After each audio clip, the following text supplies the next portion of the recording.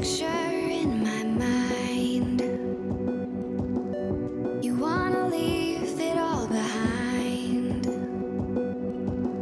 in a world that's turning all the time. Nothing could stop me longing for your eyes.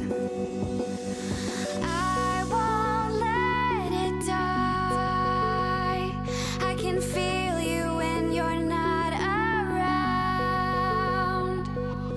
When the night gets cold, I won't be alone. We won't be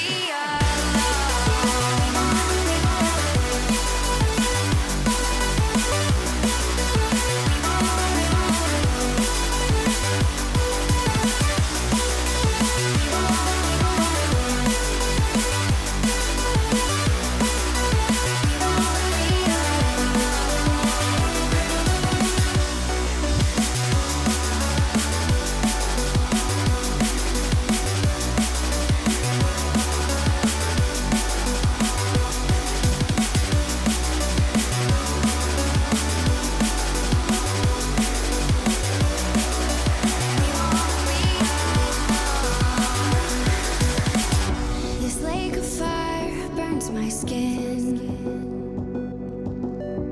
How could love wear so thin?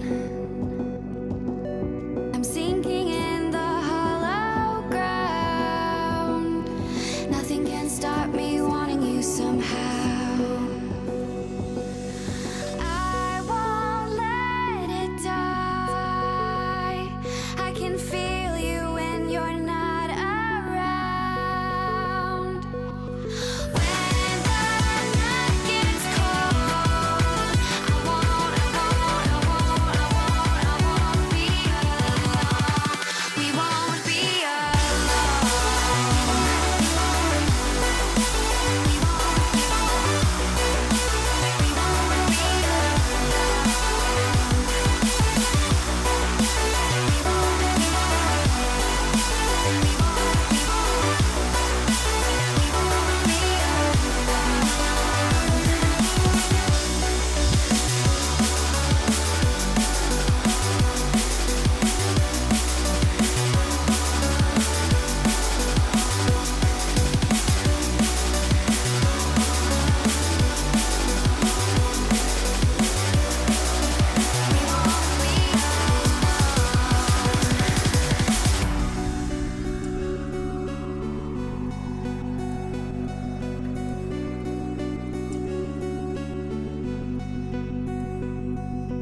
I won't let it die.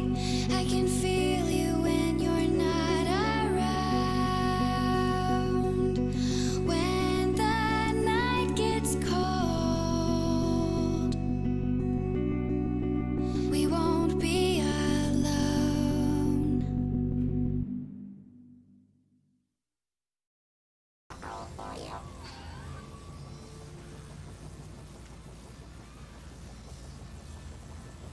Hello everybody and welcome back to a little bit of cheeky No Man's Sky. I've got lots on today, so you have to excuse me. I need to make a couple of phone calls in a little bit.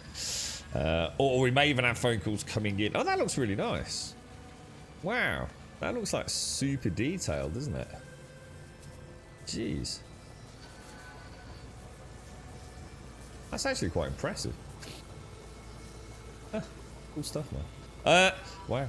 Yeah, it just goes to show, doesn't it? The intricacies and wonders of No Man's Sky. This was interesting at the end of the stream yesterday. I was quite tired by the end of the stream. That was mad. That was Pete, wasn't it? He gave us the heads up on this. Quite interesting.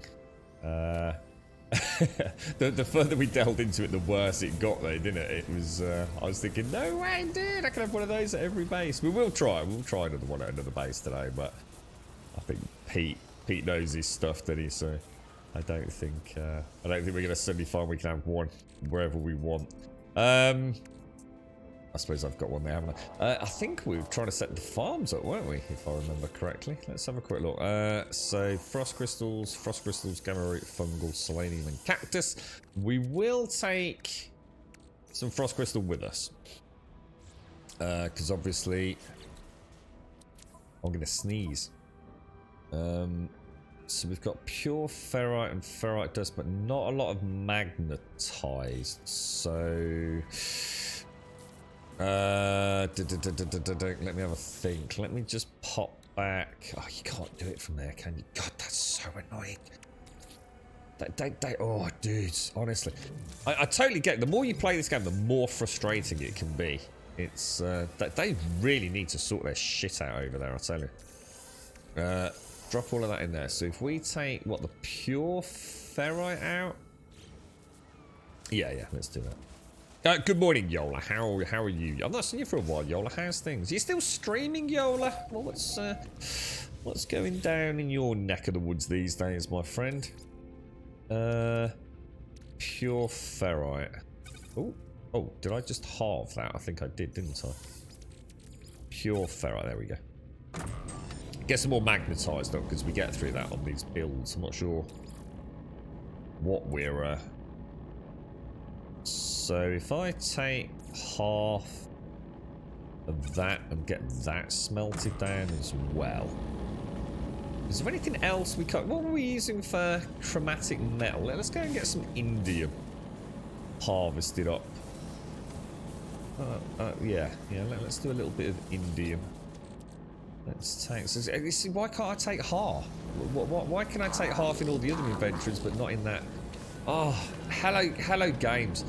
Just come and I'll come for free. Just let me come to your office for a freaking day or two and let's sort out this train wreck of a base game, guys. It is. The more you play it, the more frustrating it gets. Because what happens is you start wanting to play the game more efficiently, and you know the wonders of inventory management in a lot of games. It's the only fun you have. The games are that shit. Inventory management is the game. Whereas in this, the game's actually really good fun. So why put so many obstacles and illogical, just stupid mechanics in it? God damn you, Hello Games! You're both your own geniuses and also worst enemies, I think. You've been around last week, yeah, but not for a natter, Yola. So how's the streaming going? What's happening in the land of Yola? You up to anything? You don't stream anymore at all? For almost a year, Yola. No, I don't believe that for a minute. You're lying to me. Straight up bullshit. I'm sure I've seen you streaming, but Yola, I'm sure I have. Have you got a secret alias? I refuse to believe you haven't streamed for a whole year, my friend. That seems illogical. It seems wrong. You see, this is what happens when you have COVID twice, Yola. The whole basis of reality just completely shatters. I swear, honestly, Yola, I kind of knew you'd taken a bit of a break. But wow, if that's a year ago, then that is actually really scary, mate. Time is a fickle and wonderful thing, isn't it? You're right, Rich. Good morning. Morning, Glyndus. Morning, Fleur. Morning, Archie. Archie Badgie. Morning, Caskell. Oh, God, I've got sniffles. It's chucking it down here, by the way. So honestly, is that seriously? Is that how long it's been, Yola? Honestly, mate, it seems just like a few months. You know, I was saying a few streams about Yola. You probably know a few of them, to be honest. That you know, that sort of whole era of like that particular zombie game. You know, a lot of us popped up. We were enjoying it. We got to know one another. You know, a little bit of cross community, chinwag and all the rest of it. But yeah, I think including one. Was it the weekend before the previous bank holiday weekends? Probably 2+ weeks back. Yeah, about 4 or 5 people all kind of simultaneously announced. Yeah, and not because they were liaising with one another, Yola. You know, it just seemed to be like this little flurry over about 3 to 4 weeks in total. Just a lot of people just stopping streaming, mate. And not because of politics on Twitch and, you know, all the drama behind the scenes with the platform. Just you know, in some cases just purely personal circumstances just meant they couldn't, you know, could no longer do it, really, I guess. So yeah, it was kind of sad in a way. It's especially when it happens like that, you know. But people come and go all the time on the Twitch platform, of course they do. But it just seems to be like a little bubble over such a short space of time of folks that I've known. for quite a while. You know, it's always hard. It's kind of sad to see.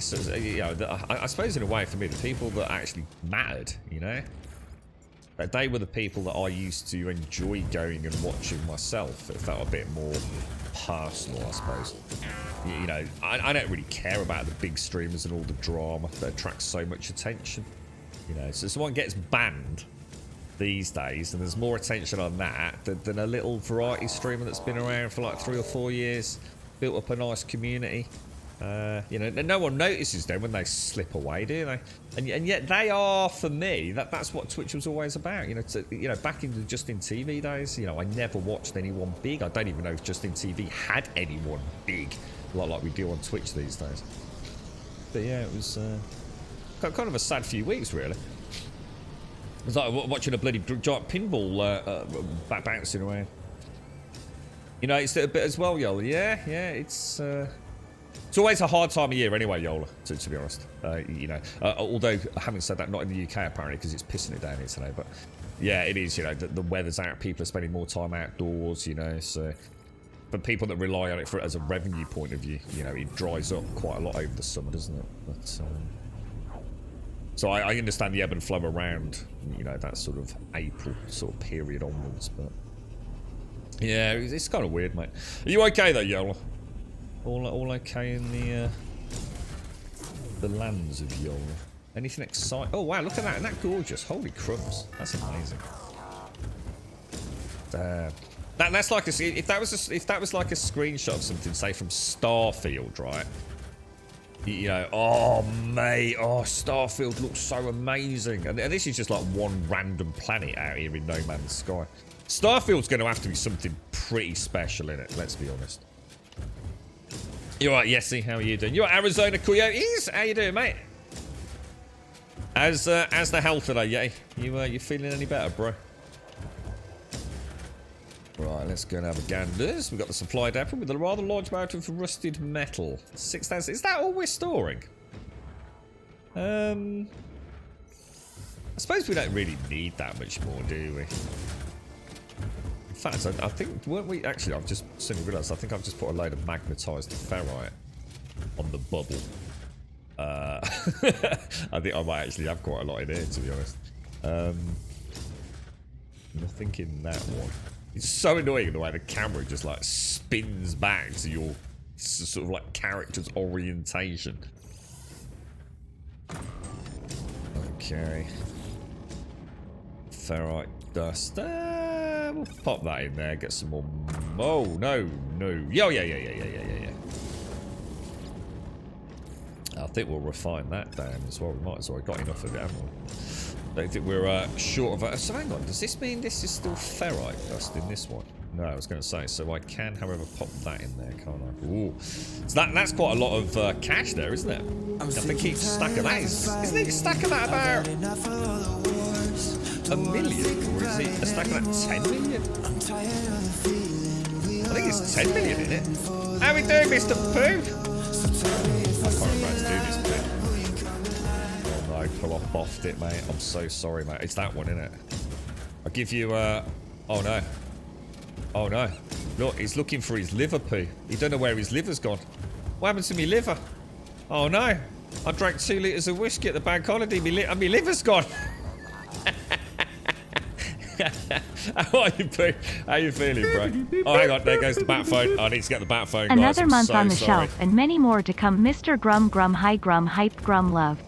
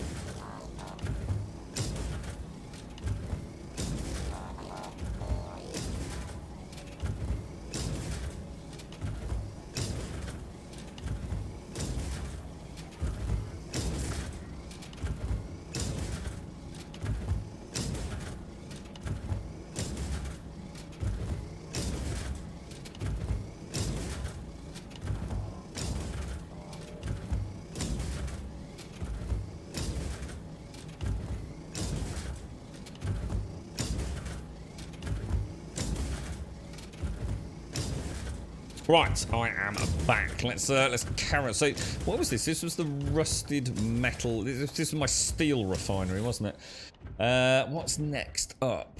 Rusted metal. Let's go to the oxygen farm as well. Sorry, Pooh. How are you, my friend? I do apologise, mate. I had to dash there. It was a very important phone call. Let me replay it, dude.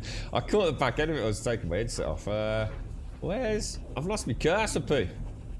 Oh no. Where's my cursor gone? There we go.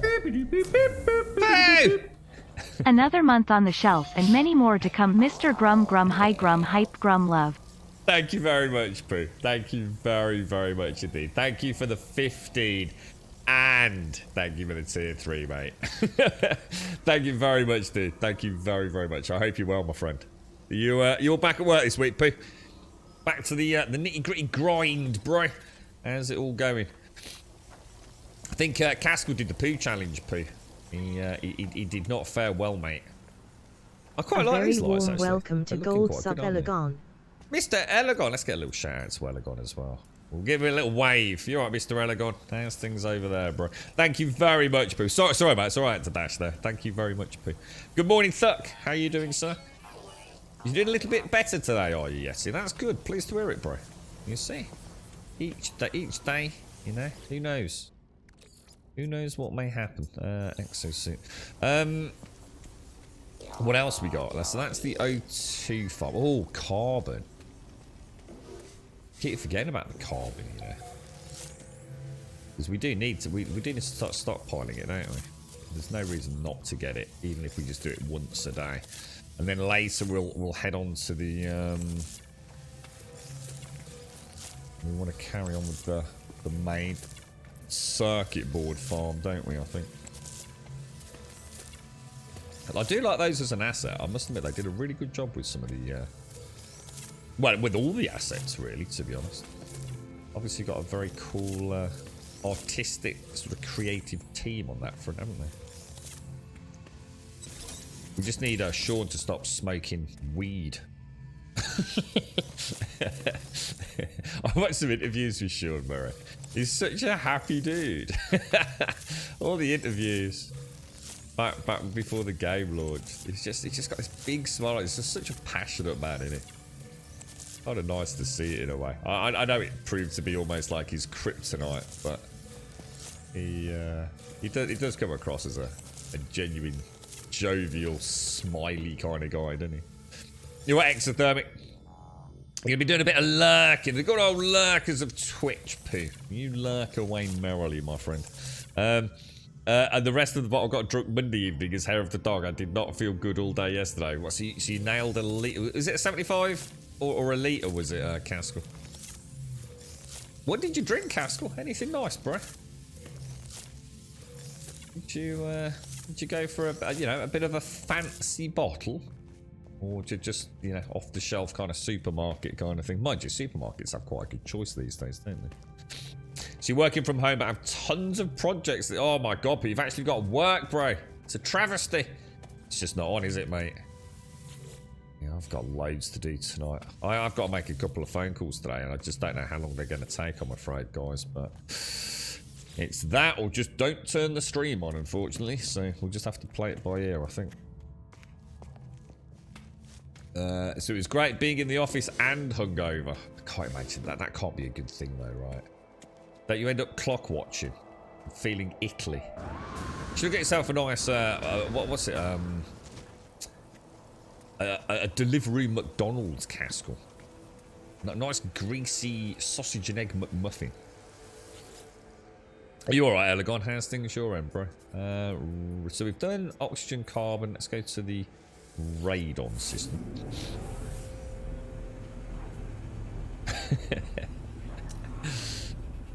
You nursing a bit of a sickly tummy and head, were you, Caskell? See, the question you have to ask yourself is, was it worth it, though? See, did you have fun whilst under the influence of said whiskey? You know, did you party hard? Did you get up to anything amusing? Did the shackles thrown away of inhibition Did they lead to merriment that otherwise may not have been experienced? Oh my gosh, really? Now why is that? That's a bit strange, isn't it? I've seen that a couple of times now. I also noticed this still hasn't had a picture come up for some reason. What the hell's this one? Salt? God, we got bases all over the place, man.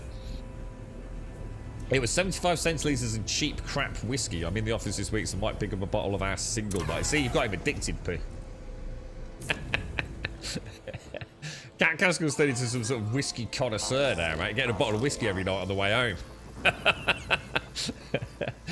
I'm having a bad time at the minute, Arizona, but pop the stream on and have a giggle. Now look, why is this powered down? There's something wrong with this. This is the only one that doesn't have power every time I get here. There's something off with this base, isn't there? 3 hours to go and the batteries are down completely. I mean, it doesn't matter. I mean, it actually, you know, the point is it makes no difference because I only harvest once a day anyway, so these are going to be full regardless. But it just seems weird that of every other base, and I did notice yesterday, didn't we, that I had wired something up incorrectly. So I wonder if we're not getting the full battery. It's that, or this is one of those planets where maybe there's a slightly shorter day-night cycle. But it just seems weird that no other planet ever in the history of my playthrough has had that issue. So I'm really not sure. I think I'm going to drink coffee and wait. You alright, Arizona? How's things your end? You're back. You just got a phone call to extend your job from not only being a driver but also teaching UP. Oh wow, Yola, nice. Is that Uber and stuff? Is it? Or? Yeah, I think that's what it is, Mook. Yeah, I might strip them all down, to be honest, dude. Start a game with the batteries because this was the one where I was trying a slightly different variety, I think. When you say not connected, though, I don't. Is that a thing? Is there such a thing as not connected? Where did you see that? Because I've never seen them say connected, to be honest. So I'm not sure where you saw not connected. But yeah, I mean, we did look at this yesterday. So if we go to wiring, look.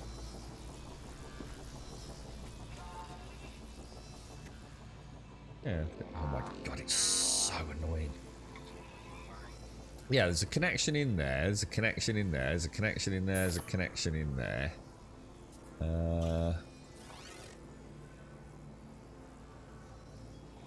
Wonder if not sure about these ones over here. Why have we got a connection going all the way? I don't like it anyway, so let's go back. Let's delete that. And delete whatever the hell that is there. And let's delete... Oh, shit. Well, that's exactly what we didn't want to have happen, isn't it?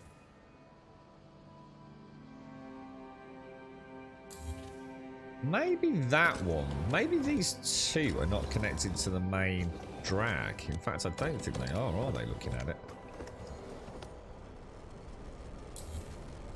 Oh no, they were.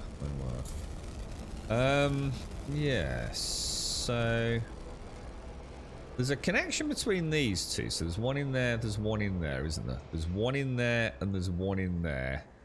And there's one in there, but not in there. So but that's because I don't think this one would let me, wasn't it? I couldn't connect that one to that one. Which is why we put it around the edge there.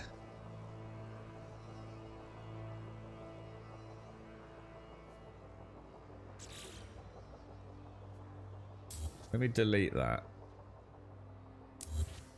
Oh my god, dude. I'm making a right old mess of this, ain't I?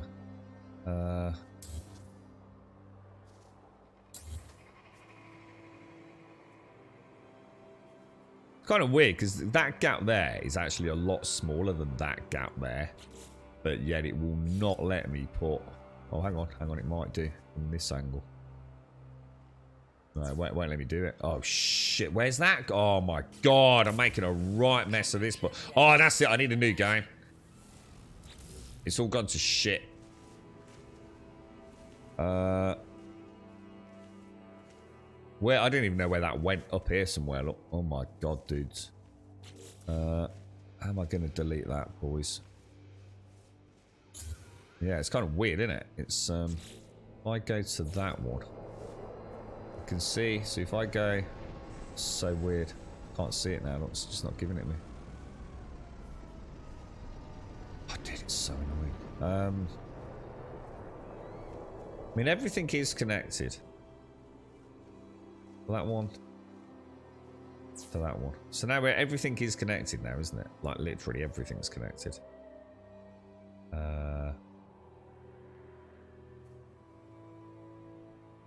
Can I get a connection in from that to that? Oh, dude. Why, oh, why? I need more coffee, boys. I need more coffee. Oh. I mean, is there a way to look at total battery cell power? If I click it and see if the numbers add up. Is there a way to see battery cell? Oh, it doesn't do anything, does it? No, they're not wires to wires. No, there's no wires to wires. I think it's more. I don't think there is. I actually starting to think there isn't a problem. I think the actual issue is the. I think this is one of those planets where we just don't get as much daytime. So if I go in here. What do I want to do? Why does it not let me go to the build menu? Let me pop my solar panels back. So if I come down, yeah, I haven't fixed anything. Everything's exactly as it was. To be honest, there's no difference. Everything was connected fine. But that's not the right way, or is it? So I need to turn that this. Do I need to turn it that way or?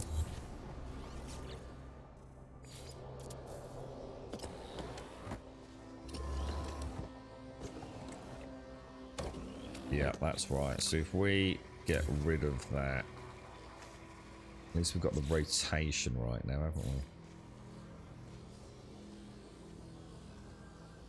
Pop you. Oh, this is weird, isn't it? Because of this is what I didn't like about this build. Because everything ends up like off. Now, how did I do it? Did I center it up or not? I think I must have done. It's a horrible build. It really is. I should never have done this one. I knew from the minute we started this was going to get messy. Yeah, so sometimes it looks like you've gone wire to wire. Because the connections, if I did that one to that one, and then from that one to that one, it looks like they're connected, but it's not. To there, that to there.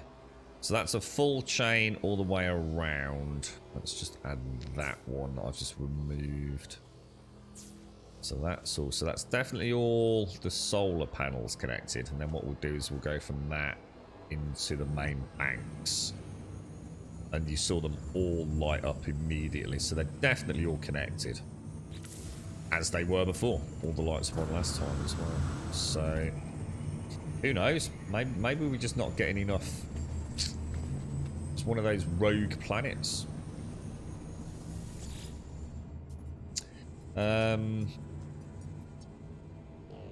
It's almost like it's using more power than it should be. I notice. Seems to be a lot of use there, doesn't it?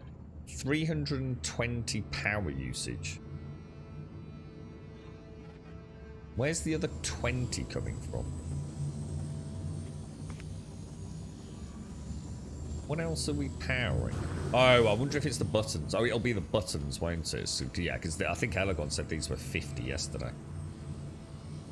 So we're not... I think we're just a little bit underpowered. Did I actually get all the gas out or not? Yeah, and everything was connected, right, Russ? Yeah, it's just one of those There's no issues with it. We actually did it again yesterday, so I was reasonably confident. In fact, we did overkill yesterday. We actually added multiple extra connectors in, so I think it's just one of those planets where we don't get as much light, perhaps, but... Yeah, that's what I'm saying, Althmos. Yeah, it's just one of those. Unfortunately, just one. All my other planets, I think I've just been really lucky on. Let's go to the nitrogen one.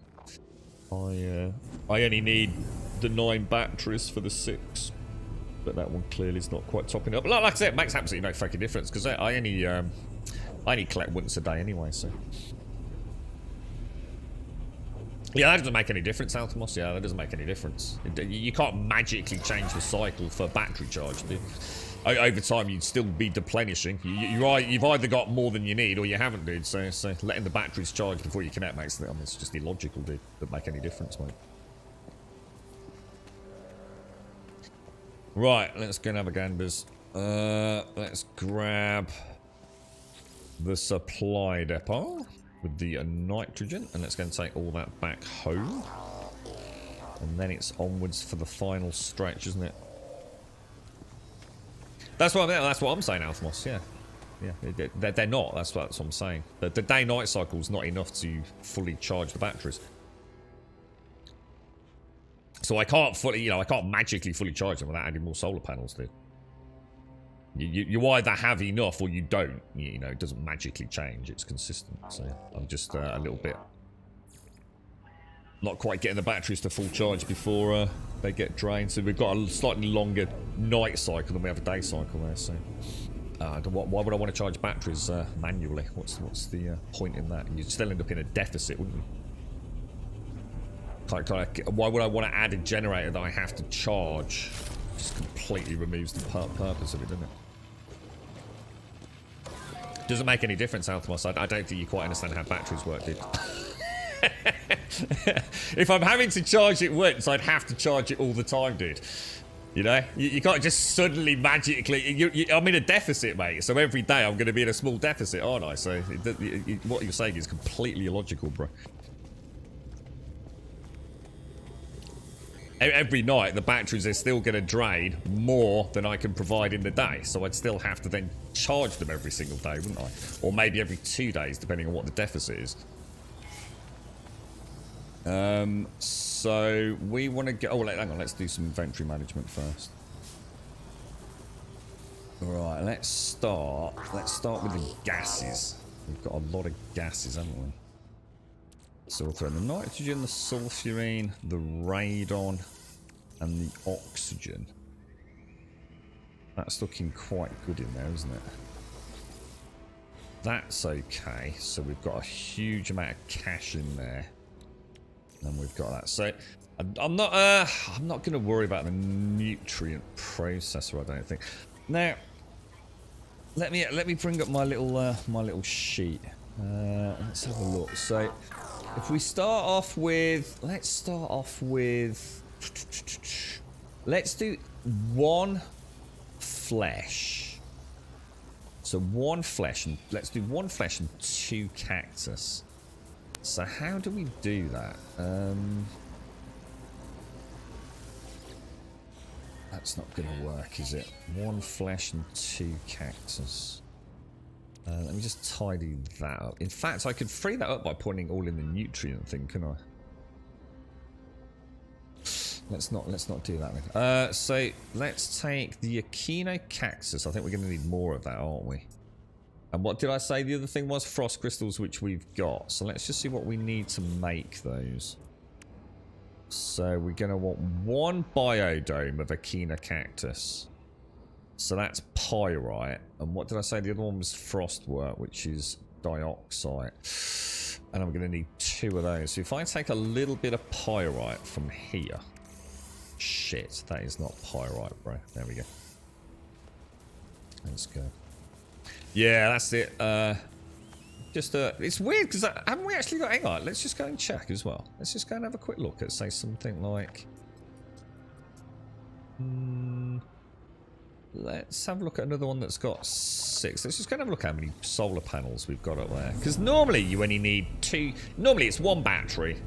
Well, it's not normally. It's pretty much set in stone. 1 battery and 2 solar panels per extractor. Obviously, you do have to take into account if you've got a lot of buttons or, you know, my carbon plants. Let's just go and see if we just simply, because of the way I've built it, I've ended up with significantly less solar panels than we normally would. Oh, hang on. This is the one that's powered by... That was a bad one to choose. That's the magnetized one, isn't it? Where's another one? Sulfurine, maybe? That's the one that's not working the way we want it to. The indium's just on a much bigger scale. Radon one's probably a good one. No, radon one's totally off. Because that's the mega roof one, isn't it? Just go and see. Let's go and see what the ratio is. If we haven't got 12 solar panels, that's why. Maybe we haven't.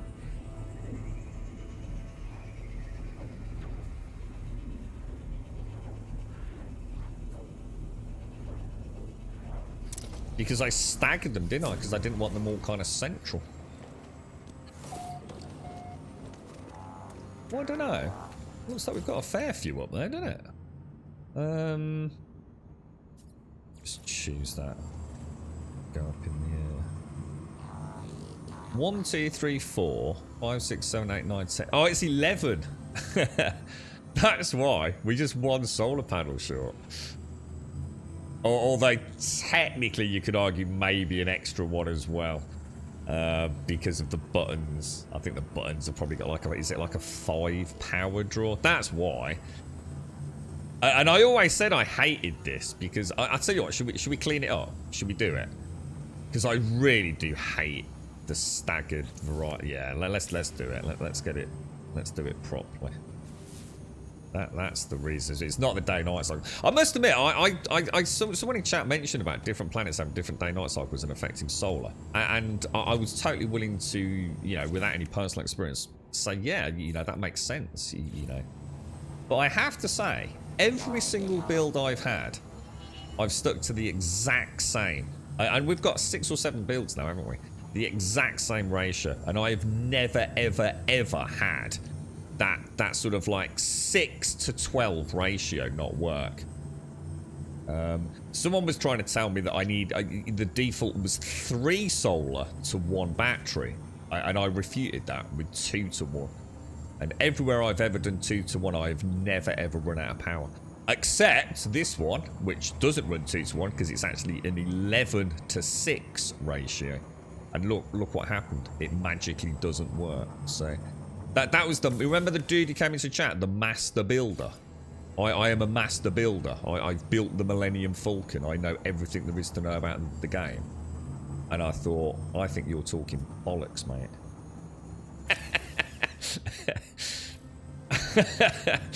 Yeah, I think... I'm starting to think that there is no such thing as differing daylight almost, or if there is, it really doesn't matter if you're working on a 2 to 1 ratio with a battery.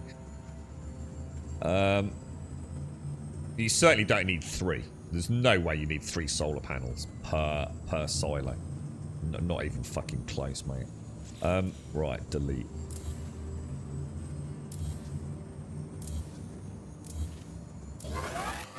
The masturbator.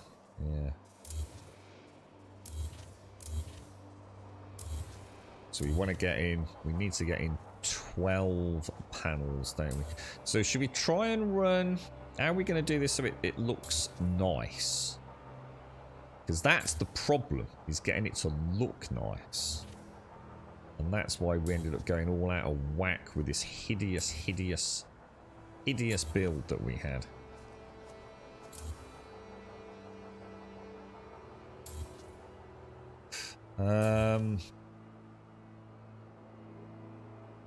Trying really hard not to delete a ceiling, because if I delete a ceiling we might have a real problem on our hands. And last time I deleted one that if you delete a ceiling that's got something on it, it can be almost impossible to snap it back in. So if I go for 4, 5, 6, 7, 8, 9, 10, that's what we 3, 4, 5, 6, 7, 8, 9, 10, that's going to give me my 11. So if I go for, instead of 4, if I go for 5, 10, 11, 12, and then maybe even just throw an extra one in for the aesthetics. So let's go solar panel. Let's start off bang in the middle. We'll bring it just a little bit further out to the edge, I think. See which way that's going. Don't really like it that way. So let's delete that. And let's rotate you, say, that way.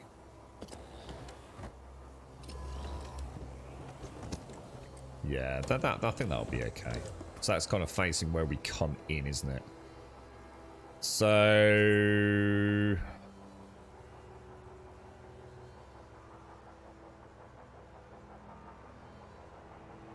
I mean... Oh, I don't know. It's really tricky, isn't it? I think what we'll do... Go for another one there. And another one there. And then what we'll do is we'll just try and keep. I don't think I'm going to get the other one on the edge without it. So I'll try and pop one in there.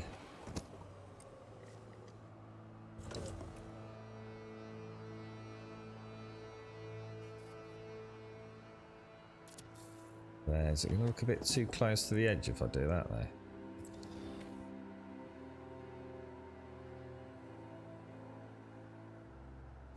I think I can live with that. I think I can live with that.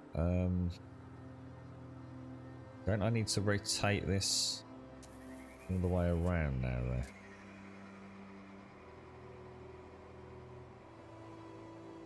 See, even that battery's not quite in the middle, is it?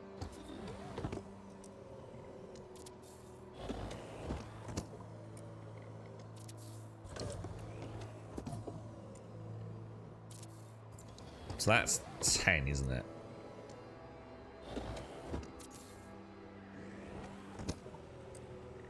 Then if I pop in...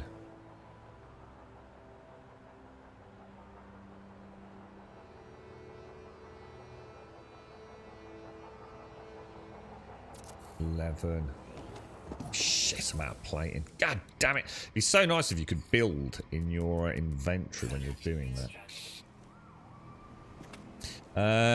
Was he actually a master build? Oh, he came into chat. He was giving it large, mate. Apparently, I don't know how to play the game because I don't glitch build. Which apparently upset him that I don't glitch build. So he's built the Millennium Falcon, and he knows everything there is to know, and he's a wonderful person. and stuff. Get rid of that. Yeah. Solar panel. So that's the middle point there, isn't it? So I need it halfway between. So if I use like that as a gauge, maybe. I'd want them a little bit more separated though. Look, they're not quite touching. That's terrible, bro. That's just terrible, bro.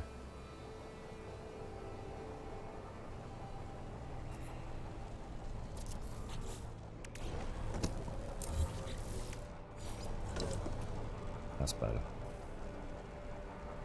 That's better. That's better. I can live with that. I can live with that. Is it... do I need... I think we should wait until this gets found out, because I think I'm going to have these rotated the wrong way. It's going to drive me mad, isn't it? Hide the panels over the hill. You amateur. What sort of amateur builder are you, Retro? What a heathen peasant builder you would be. If I wanted to do that, I'd just use the fucking... What is it, bro? I could drink some coffee. The magnetic ones and run cables over. Oh, Moog had a nice idea yesterday, though, about making it so they almost were like overhead cables for the magnetic power. Or whatever they call it, the radiation power things, and like running overhead electrical cables. I like the idea of that. Brand new to Merman's Guy, any tips? Don't listen to all the bullshit in Twitch chat is my best advice, Sork. Everyone thinks it's that the best way to play the game is to glitch everything, or dupe everything, or load and reload the game over and over and over and over to get things. Just literally just play the game, Sork. Do the quests. Stick with the, especially the base quests, bro. It'll teach you everything you really need to know about the game without throwing too much at you too quickly. And just let the game sort of guide you, really. But yeah, try not to take the easy route, dude. The game has a lot of ways to really, really easily get things. And there's a very definite path of least resistance through the game. The problem with taking that path is once you're on the slippery slope, mate, you might as well just start using a save game editor at some point, dude, and just turn it off and just log in once in a while to go, oh, look at my wonderful character. It's so easy to bypass core and fun content, dude. You know, if you want to get something, how about making a farm to get it instead of just, you know, shooting rocks with a spaceship, you know? If you only need a little bit, then you know you use your tool, don't you? But if you want a large amount of it, the game literally gives you all the building pieces to, you know, put up extraction farms, and they don't even take that long to build either, dude. So that would be my best advice: is don't try and cheat your way through the game, because once you've done one dupe glitch or one build glitch or whatever it's going to be, mate. You worry about that later on, dude. You know, maybe to bypass the one or two things that you really hate about the game, but don't get in bad habits from early on, because you'll end up skipping content, dude. I did unknowingly, for example. So I saw the exocraft and I went to the anomaly and I thought, oh, I've got to get one of these roamers and see what it looks like. So I did, and then later on, it meant there was literally no point in me doing the exocraft NPC quests. That they just basically auto-completed on me. So I missed out on a bit of content that way. The stream was going so smooth until I touched my phone and then it goes, hey, how come out? What's that? Is that because of signal manticore or? Yes, chucking it down here, Retro. Like proper chucking it down. Yeah, it's the heavens opened at about 4 o'clock this morning and it hasn't stopped, dude. And it's like that really big droplet rain as well. That's it. I should glitch build, turn the camera up. And what else can we do, Casco? Oh yeah, and we'll also play like that because control is shit, right?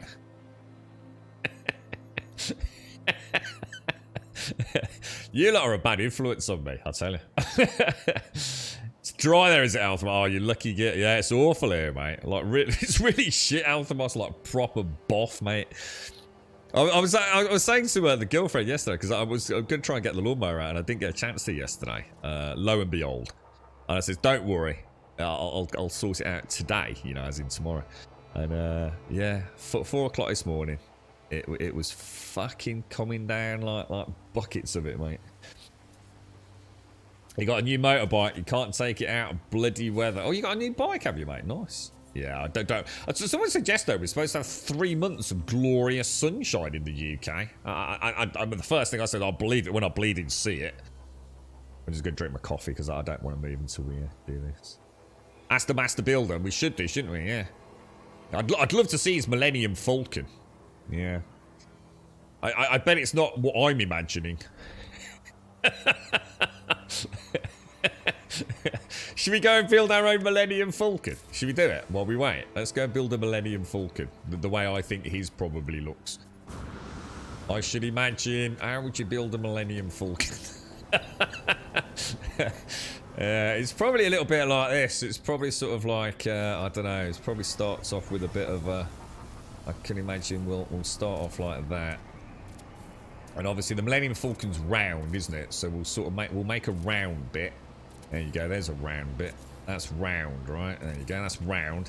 And then obviously it's got like the side of the Millennium Falcon's got one of them knobbly bits on it, hasn't it? We'll put a plant down. There you go. That'll be the knobbly bit on the side. And we'll put some landing gear on it, obviously. So we'll have like 4 feet on it. And we'll go tripod. I'm not sure how the Millennium. So there you go. There's that part. And then we're going to want like a cockpit, aren't we? So obviously we'll put like a planter sort of like going that way aerodynamically. So that'll be like, there you go, that's the cockpit. So what we'll do, we'll get a bit crazy. We'll put we'll go for a slightly modified Millennium Falcon. And I think what we'll do is we'll, well apparently I can't do that. Oh, I don't know. We'll put like a little wing bit on it like that, look. There you go. Yeah, oh, no, we'll add a bit more of a pointy front to it as well. There you go. Oh, what about a couple of engines on the back? We'll put a couple of engines on the back. So, like yeah, like that, look. Like, yeah, it's like an engine. Look. There you go. That's an engine. Sort of. There you go. There you go. That's it. And then obviously we'll just delete that. Delete that. Oh god, I nearly deleted. I'd have been pissed. There you go. Millennium fucking Falcon, mate. That's fucking bish bash bosh. That isn't it? Fucking beautiful, mate. I bet it's better than his fucking Millennium Falcon. Look at that. I mean, you can literally just imagine a fucking Wookiee getting in there, couldn't you? And just like taking off. It's that fucking. It's like a masterpiece. It's like a work of art. I should take a screenshot. Send my mum of that.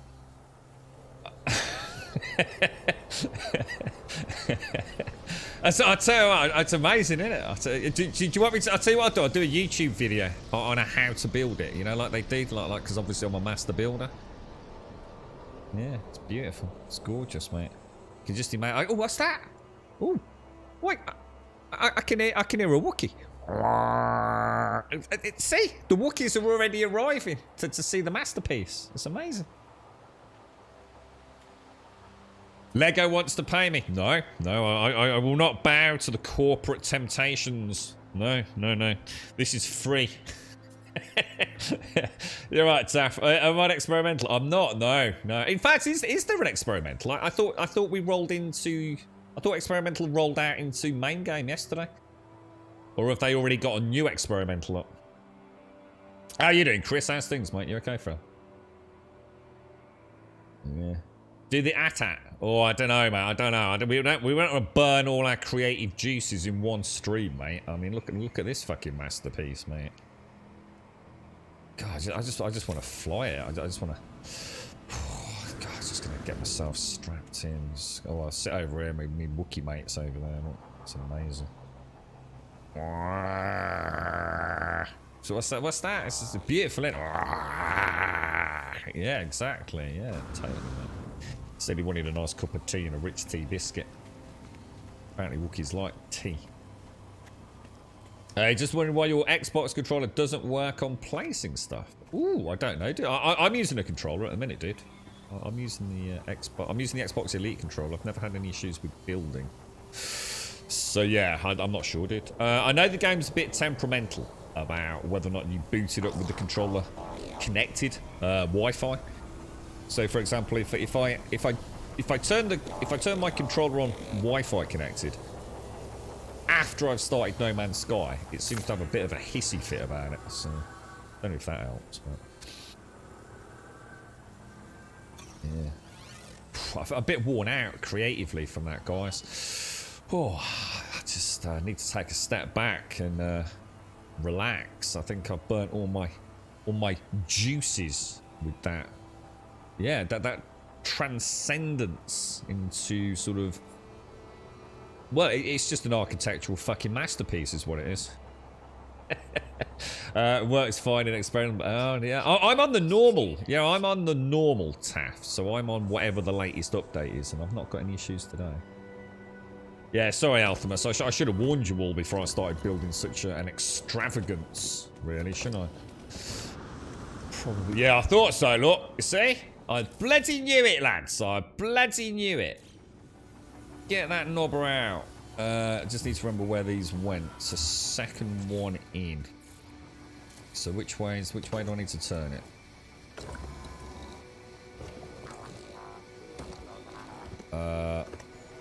Alright. So if I switch work, so if I do that, is that in the right place?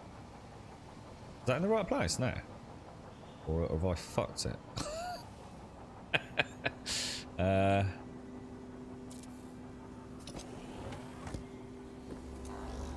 that's right. Probably should have moved it in a little bit closer,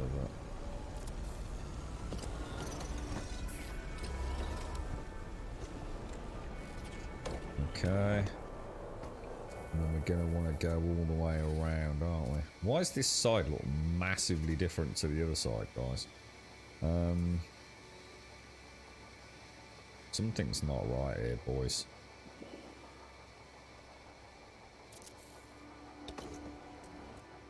Is it? What's going on? What? I hate this build. I hate it. I hate everything about this particular rooftop. I will never go down this route again. It truly is a hideous construction of non-conformity and lack of symmetry and just all the things that make me want to punch baby dolphins. Can you get baby dolphins? What does a baby dolphin look like? Is it just like a little dolphin? Anyway, I want to punch one, whatever it is. Right in its little fucking snouty bit. Oh dear me. Okay, we'll pop that right there. Get rid of that. Do you see what Sean's turned me into? He's turned me into a fucking monster, boys. Something's off. Something's just wrong with this whole thing. It's not behaving. There is a lack of symmetry, the likes of which I'm struggling to understand.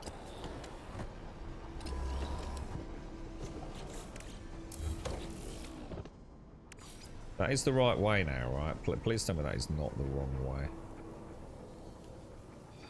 There we go. That's what we want. That's it, boys. 1, 2, 3, 4, 5. That's 10, 11. So I've got 14 solar panels there, yeah? Oh my god, it's the wrong way. Oh no, it's not. It's not. Alright, that's it. Job done. Mission accomplished. So this base is now fully operational. And it comes with a Millennium Falcon. How cool is that? I think we should retire, don't you? I think we should. I'll tell you what, we'll all go and see Chris in London. And have a day off. I think we deserve it.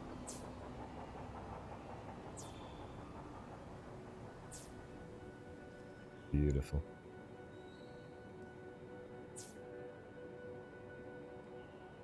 I just didn't realise I'm really hungry today, you know? Like, really hunger-pangy hungry. And that can then just connect to that. And just for a bit of symmetry, we'll do that. There we go. 10.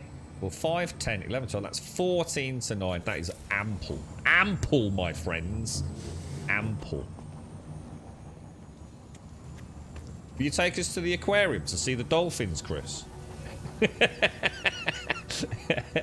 Grum's a bit feisty today. Sounds like we want to discover the smallest misplacement possible, yeah. It actually looks quite nice. It's gone from being my most hated thing to my most... I quite like that now. That looks really cool. Yeah, I quite like that. Anyone up for the pub? Oh, I tell you what, pint of lager and a packet of pork scratchings and I'm there, bro. Yeah, why not?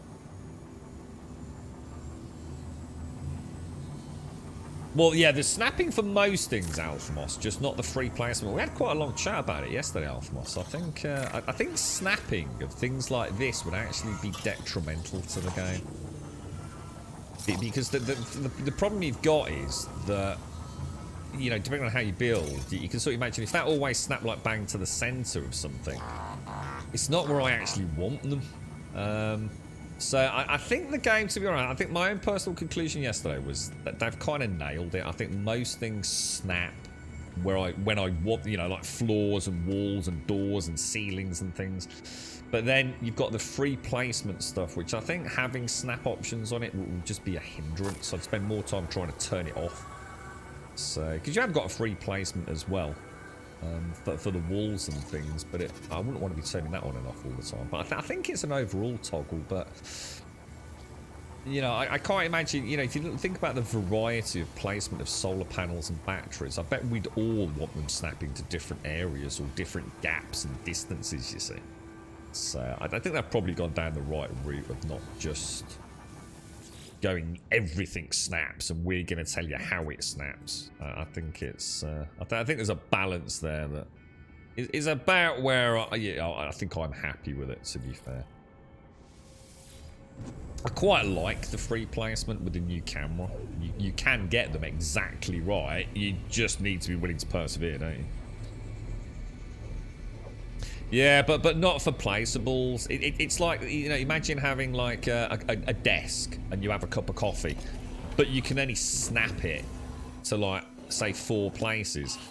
And if you don't want it snapped into those places, you've now got to go into free place. And it's just, I think, well, why? Therefore, why even have the snap on the cup of coffee? You know, why go to the trouble of allocating 4 snap locations? There's just no need for it. It's just miscellaneous dev time. I think what they've got here is a good mix. We've got primary snaps for primary builds and free placement with a really good up, down, left, right camera. So I think they've nailed it, personally. You'd rather have a barbecue and a beer in the gorgeous weather. We do that down the pub, though. That's what we do down the pub.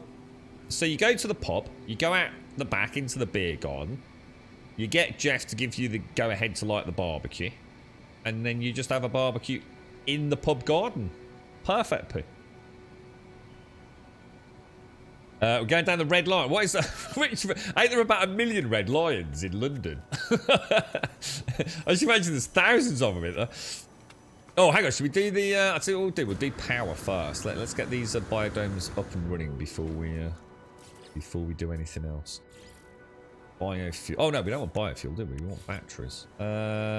Which is only magnetized. All right, okay. Let me get some coffee down, you guys.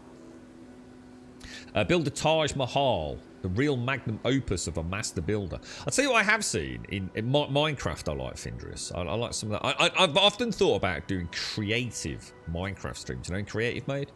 I think I'd have a lot of fun with it, but I also know it will probably kill the game forever for me. Then I'll probably never go back to it after that.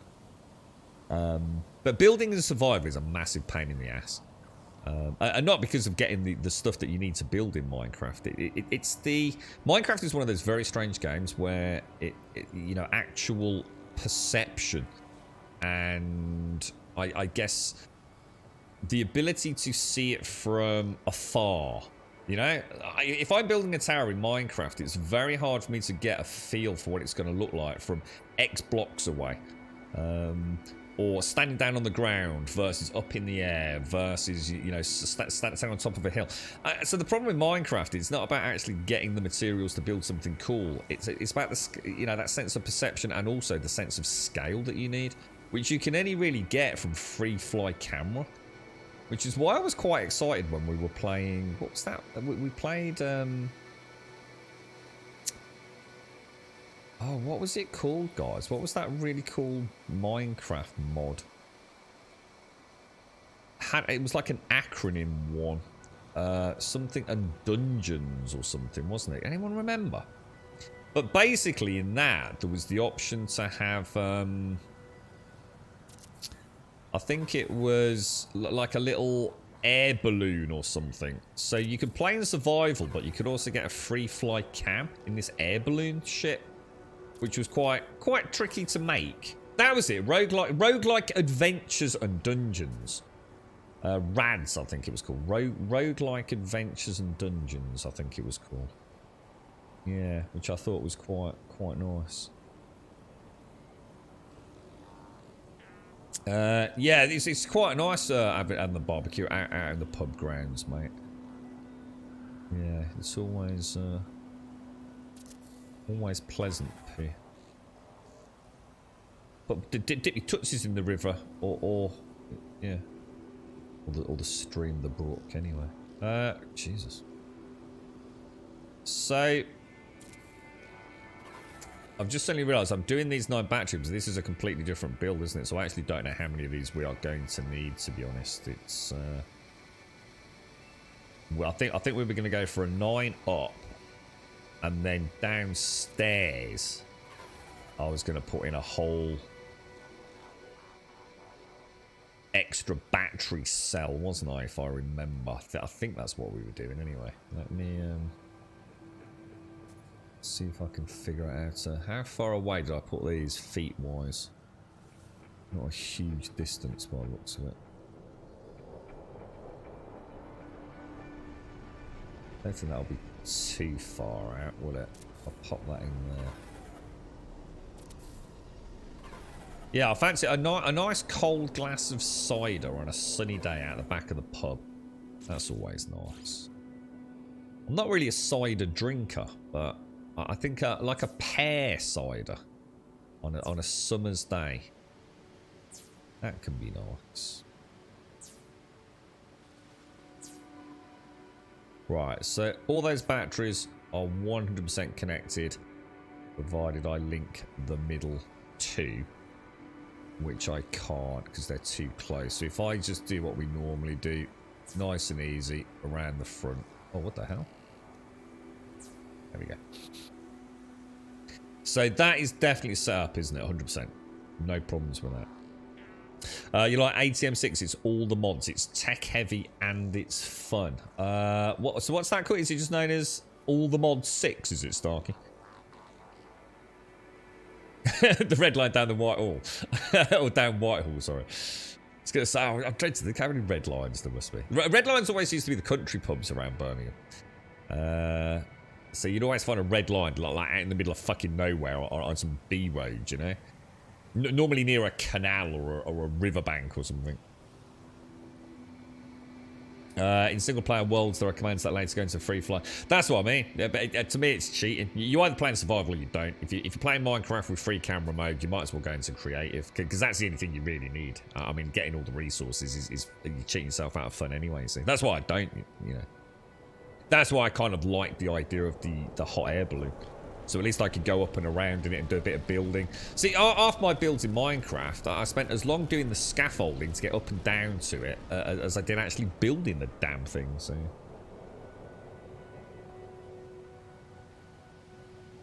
got a lot of automation in it as well. Yeah, a lot of people love that in Minecraft, don't they? Automations. Did you play a lot of what's it called, dude? We've had a natter about it a few times now. Do you play much Satisfactory? So Satisfactory is kind of a bit of an enigma to me. I don't know. I think the problem is with Satisfactory, I think it's going to end up being like Minecraft. And that's going to sound a bit weird to anyone listening, but I'm going to have to wait till morning because I don't know which way that's facing. God damn it. I just don't... To me, Satisfactory just seems like automation. That there's no other adventure. At least unless you can tell me there is. But every time I've asked this, everyone's kind of confirmed my own worries. Is that Satisfactory is just about building something that's big and automated. But there's no threat, there's no attacks, there's no real exploration.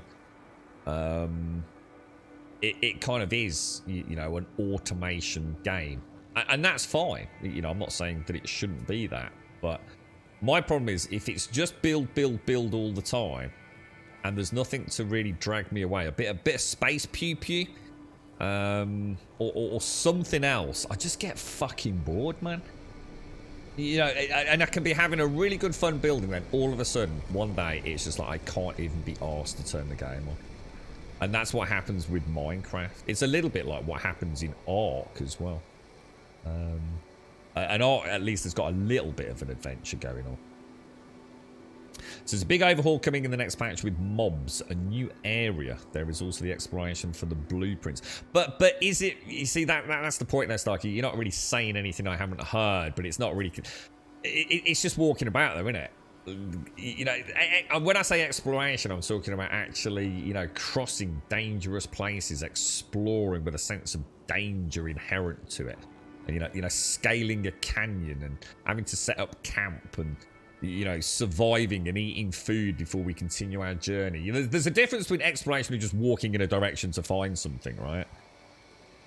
I never do any building in creative mode, be it Minecraft, City Skylines, the game whose name can't be told. I found it more fun to do everything in survival right now. Yeah, and that's my worry. I think if I ever did do Minecraft creative, I'd probably end up falling in love with it, probably, and But I couldn't do that on the stream, you see. I just get so bored. But yeah, I'll keep an eye on Satisfactory. I know the game's still very much... I was reading an interesting article about Icarus yesterday. About how Icarus actually was and never has been a completed game. That it was one of the biggest fucking scams ever. That really... And I like Icarus, you know, but I do see the person's point of view. Is that Icarus was never a finished game.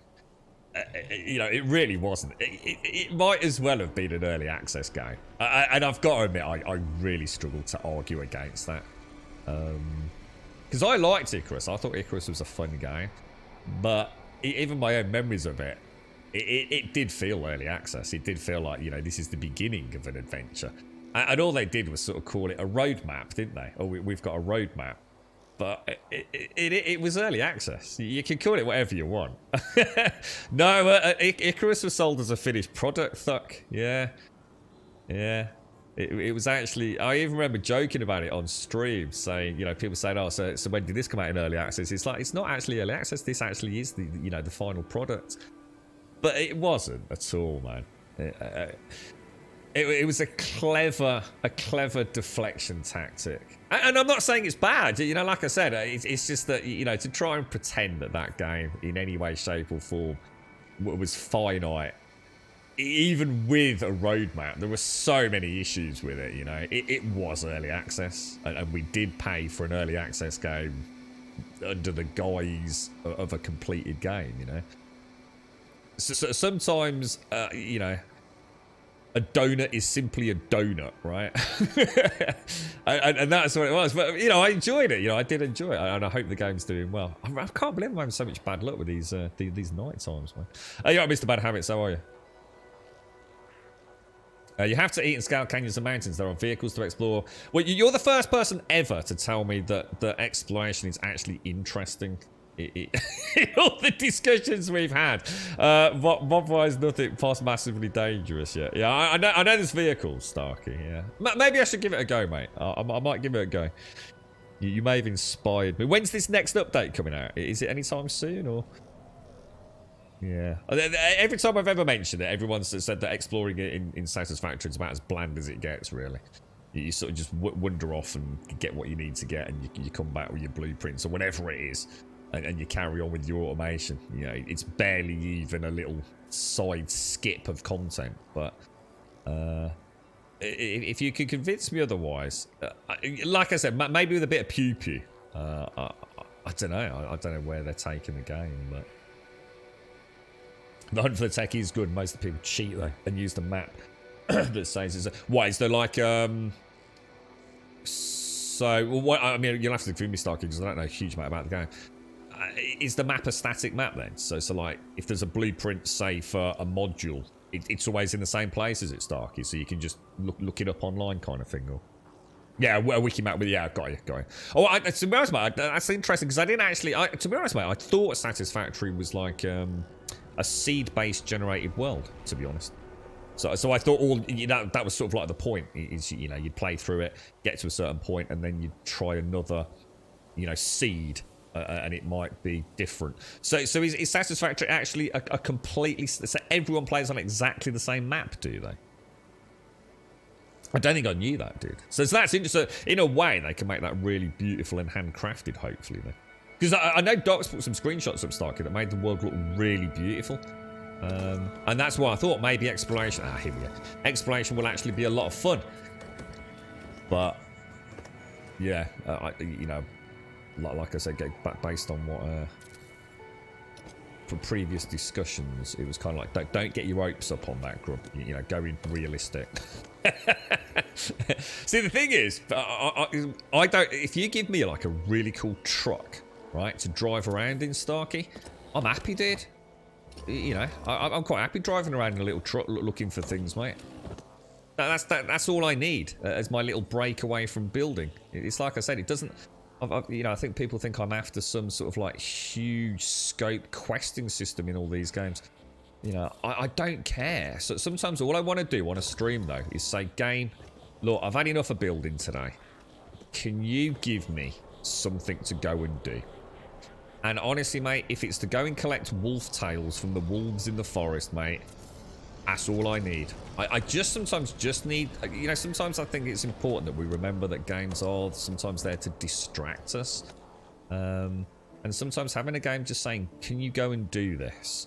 And we'll give you a little reward for it is really nice in a game that is so hell-bent on, you know, just building things, you know? And especially if you're building for really no purpose, you know, other than to make cooler and bigger and better things. There's a big difference between that and like building something that is, you know, like a tower defense game where you're, I suppose, building something to defend all the things that you've built. Otherwise, it's all going to get destroyed, you know? So, yeah, I don't mind, you know. Like I said, it doesn't have to be some massive PvE narrative adventure. Going and getting a blueprint in a cool vehicle, I think I'd be alright with it, to be honest, bro. I'd love the Explorer buggy in Satisfactory. Do you think so, Ryan? Yeah, yeah. I love vehicles in games, and especially anything that is airborne.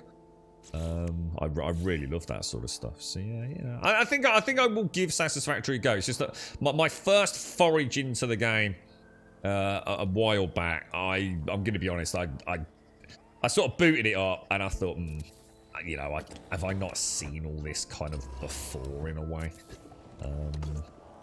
You know, big open world, some grass and some tools to work with. But I think the one thing that put me off from having read reviews, so I don't know how you guys have found this because I don't know how big you've built, but especially for the folks that have clearly put a lot of hours into the game, they say that performance just falls off a fucking cliff in it.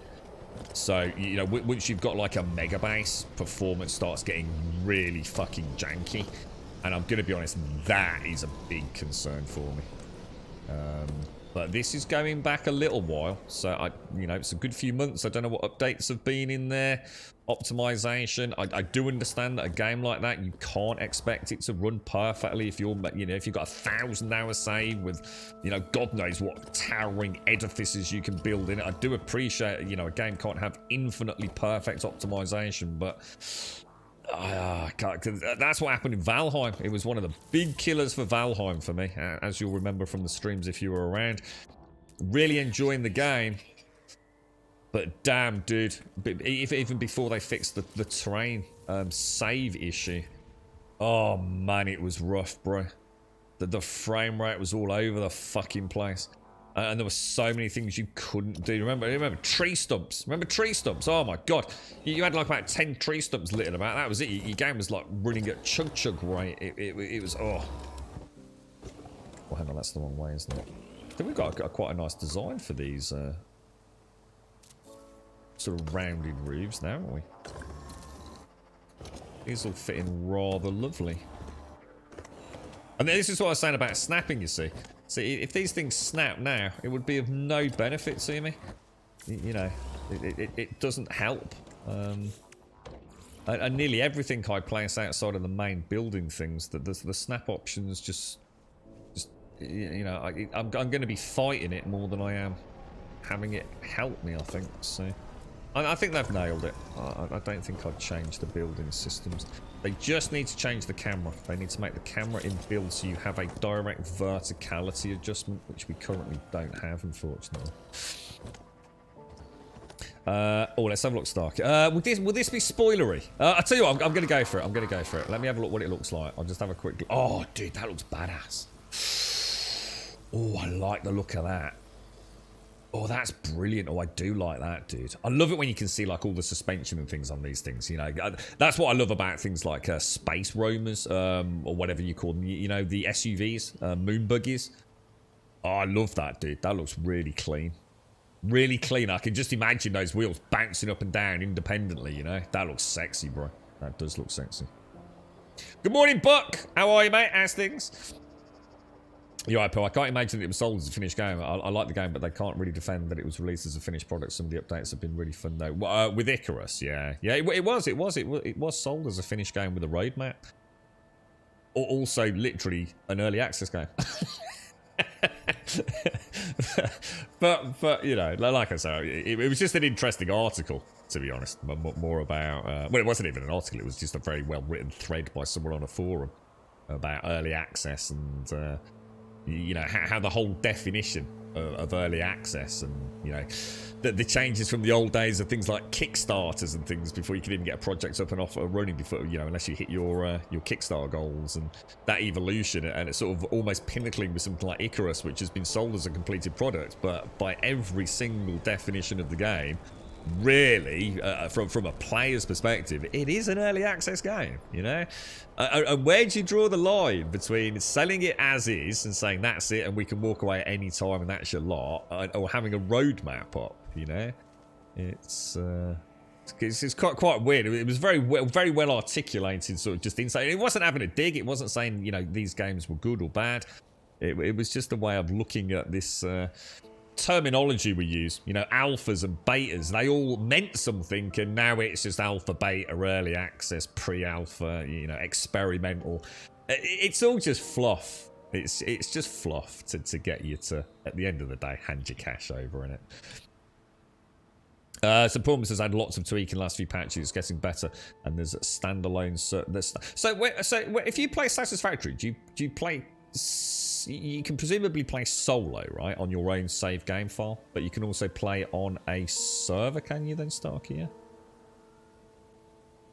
You think you get bored of it after you've advanced enough to unlock the buggy? Don't be wrong, I love Satisfactory, but that's just you and your preferred topic. Yeah, and I think that tends to be what I get when we discuss. Yeah, I think it's like I said, it's not a criticism of the game. You got to bear in mind when you're playing a game for 7 hours a day, 7 days a week, right?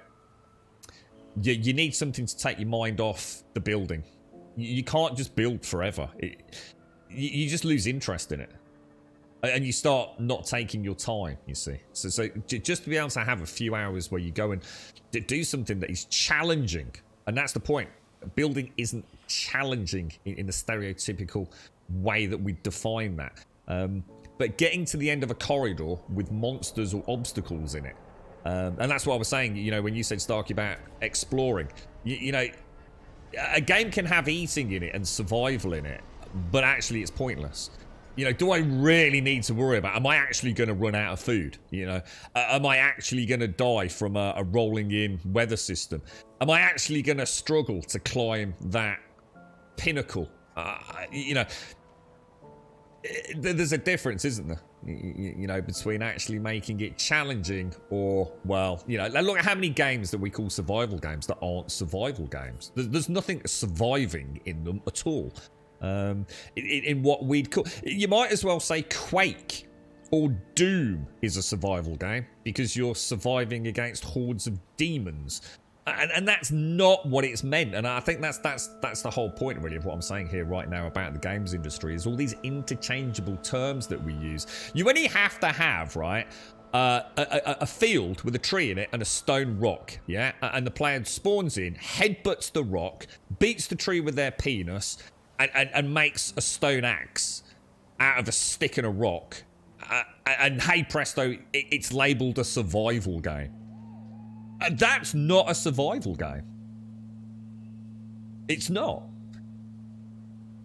That is a crafting progression game. There's nothing to do with survival. Good thing about snapping is that at least they would all face the same direction. But I wish it was an automated thing for the panels to follow the main star orientation. I don't know what you mean. The panels follow the main star orientation. Don't even know what that means, bro. How you doing, Lizard? You okay, bro? You alright, chickers? Morning, Buck. You can play solo or host or rent a server. You can die from the toxic areas and the radiation area. There are mobs. I did get attacked, dude. Seriously, I'm setting the Steam controller up, Starkey, right? I've been in Satisfactory for like no more than 10 minutes, right? And this weird, I don't even know how to describe it. I mean, it looks shit, I'm going to be honest. It was a terrible asset. But this, like, I don't know, hippopotamus dog thing just like pretty much one-shotted me, and then his mate joined in. Well, I think I must have respawned, if I vaguely remember. It was ever so weird, dude. God knows what was going on. Right, let's go down and drop in. So if I drop in on the middle of that, what are we building? This is the mega farm. Well, not the mega farm, because it's not going to be a big one, but this is just a small-ish Where's the main route? This is like a smallish circuit board farm. We'll probably get about 20 circuit boards out of it, dude. So that's what I'm working on today. Not nice and chill day. I've had no sleep nearly for 3 days, man. I'm fucking exhausted. So, oh, and if we pop that in, let's pop that in there. In fact, yeah, this is day 3 actually. Now I think about it. So if I throw that in, if I throw that in there, that should then power everything, shouldn't it? So let's drop one in there to there, and then from there, let's go on the left-hand side. But if I also drop one, we can power this permanently now, can't we? If I drop in you there, then I think I'll pop you in there. Let's just go and remove that and remove that. Let's throw in another. I don't think I'm going to put it at an angle. I'm not sure I like it. I might put. I don't know whether to try and put it here and then like, I don't know. Let's leave it as is for now. Clip in a small amount at the back.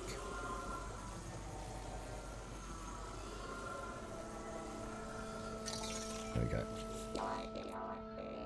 Right, let's wind you up to you up to you over there. And then all I need to do, now did that connect on this side or that side? It looks like that side, so let's connect you.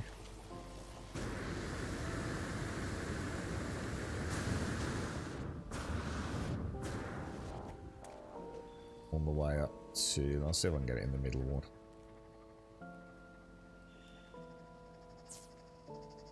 Okay. And then all I need to do is connect you to you. And we should be good to go, shouldn't we? I think it's easier to do this by foot, to be honest. Okay, the biodomes and things should start coming online. And well, I think Alagon said a biodome was 50 draw. So a biodome's going to need 2 solar panels and 1 battery per, isn't it? But obviously we do want a buffer on that. But this should at least get us started. And then we've got a decision as to whether we put the additional solar panels on the trunking between the biodomes, so the connecting corridors. I will need to map them back to the main grid, but we can do that with buttons. But you can only have 10 buttons per build, so we want to be a little bit cautious with that. Okay, there we go. So what have we got going on here? We've got 20 kilos, so we've got 1,150 available. So let's go and connect the main. Let's go and connect it up. So if we go, I'm going to guess from there, right?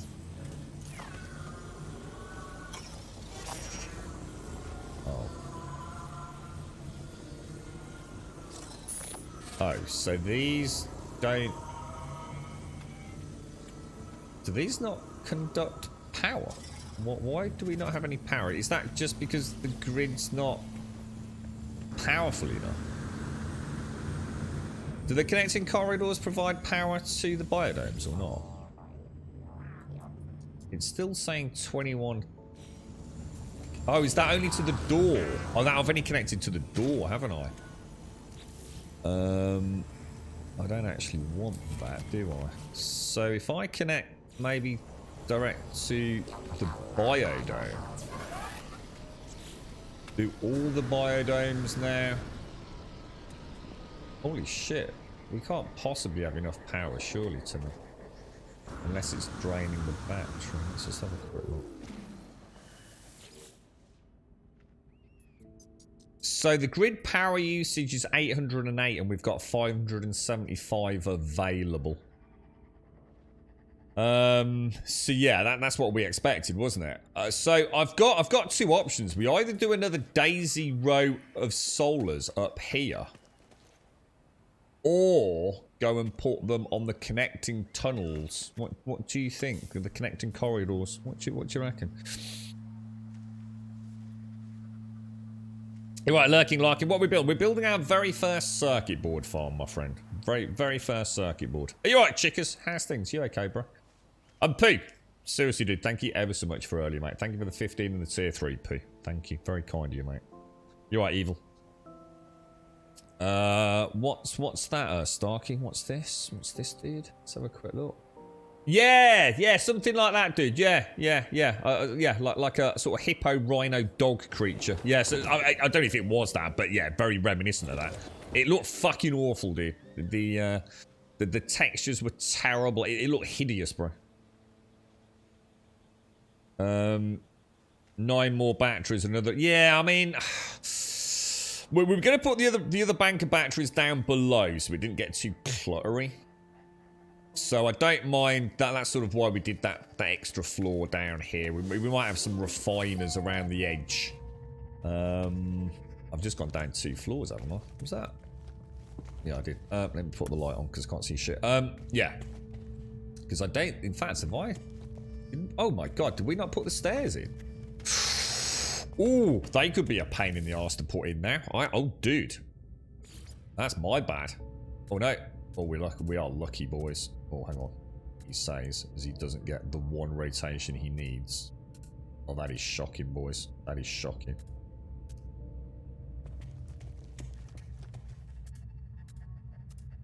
Oh, man. What the hell, dude? The 1 rotation I want, and it won't give it me. Are you being an absolute asshole? It's been an absolute asshole, boys. Someone get short on the phone. Oh, that is shocking, bro. Can go that way, can go that way, and I can go that way. But I want it going to the door. Is it? Shall I take the door out and see what happens?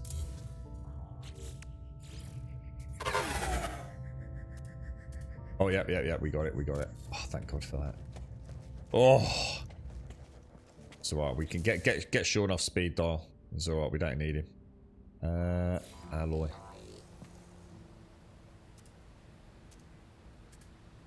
Have I got the wrong alloy? Yeah, I have. I want extruded alloy. There we go. Oh, thank God for that. Yeah, so in here, I'm thinking about having another bank of 9 in the middle, just out of the way, because that's 18 batteries then.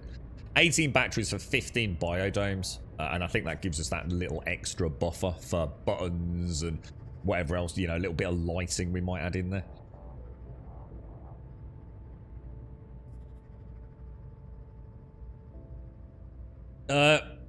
Been really busy with the project, but you're nearly done now, are you, chickers? Good, mate. Good. All going well then, bro, yeah? What does that mean at the end of project? Is it a bit of time off, is it, or? Let's get these put in then, and then we're kind of done. I think we have them going. Do we have them going that way? How are we running these up top? No, we have them going that way.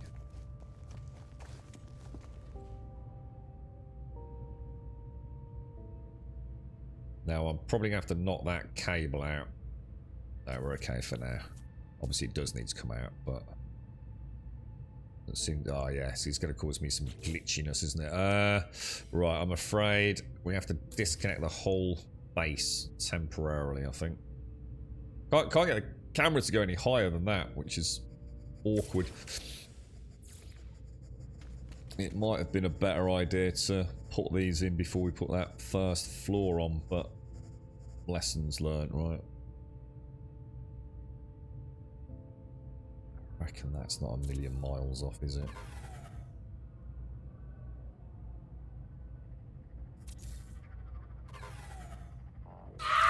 Oh! What the hell happened then? Why does it keep snapping me out of my build menu? It's really annoying.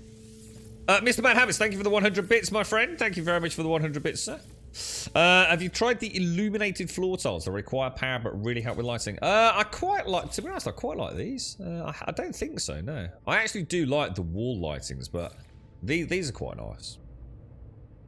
These give a nice bit of light, and they sort of fit in okay-ish. It's just a shame you can't colour them. But, yeah, I'm not too worried about lighting, to be honest, TQ. And that's kind of like the aesthetic stuff that I want to play about with. I haven't bought all the decorative stuff yet. So, I'm not too worried about what it looks like in terms of light and clutter density. I've done a little bit of work on the carbon oxygen farm, TQ. Just playing about with the flags and one of the canopies and things, and doing a little bit of colouring of the... What the fuck? Why does it keep doing that? There's no reason for it to be doing that. It keeps snapping me out of my build for some reason. Pooh, thank you very much for the gifted sub going over to Rain, sitting on the 13, Rain. Thank you very much, my friend, and thank you very much, Pooh. This is a nightmare, guys. I just can't, I can't get the height to see where... Oh my god!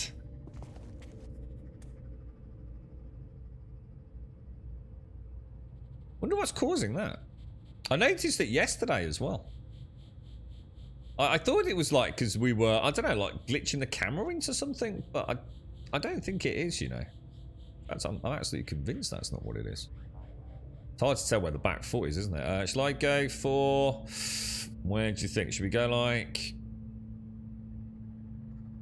I don't know. What do you reckon? It's going to be really hard to tell, isn't it?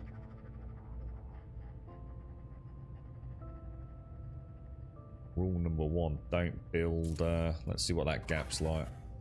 I'll risk it for a biscuit. Doesn't seem to have clipped me back out this time, does it? And I don't think I've done anything different, have I?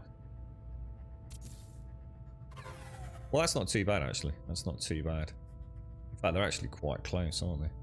Oh, it's going to be even harder here because of the stair, look. Oh Jesus!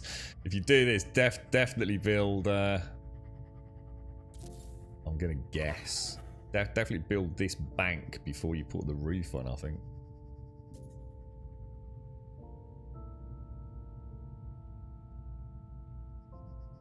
Over to Hopper.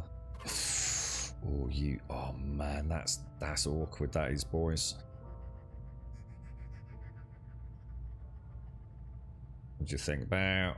I don't think that's a million miles off. It might not be perfect, but I don't think it's too bad, is it? And it looks like we're actually getting... In fact, weirdly enough, that's probably the best we've made. They're done. Because I think... Oh, no. No, I'm not. I'm not going to get the connectors here, look. They're a little bit too close here, look.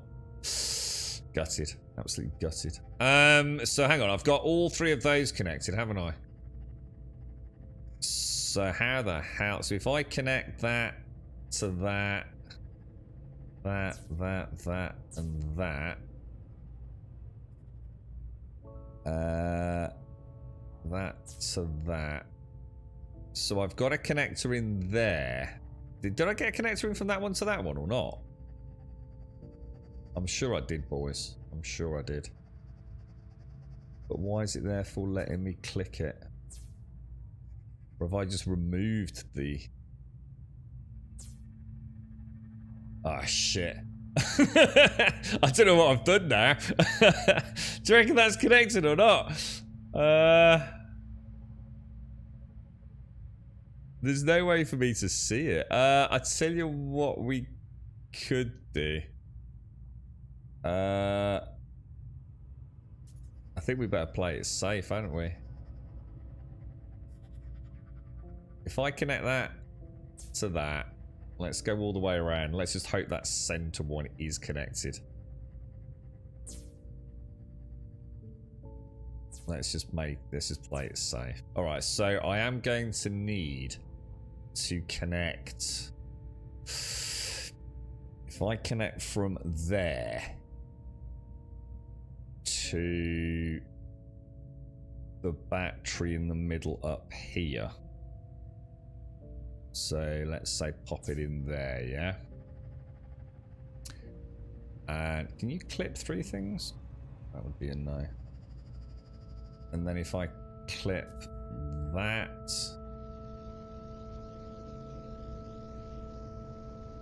to... Well, let me go through... I was going to say, can I go through doors? That's not so bad. That to...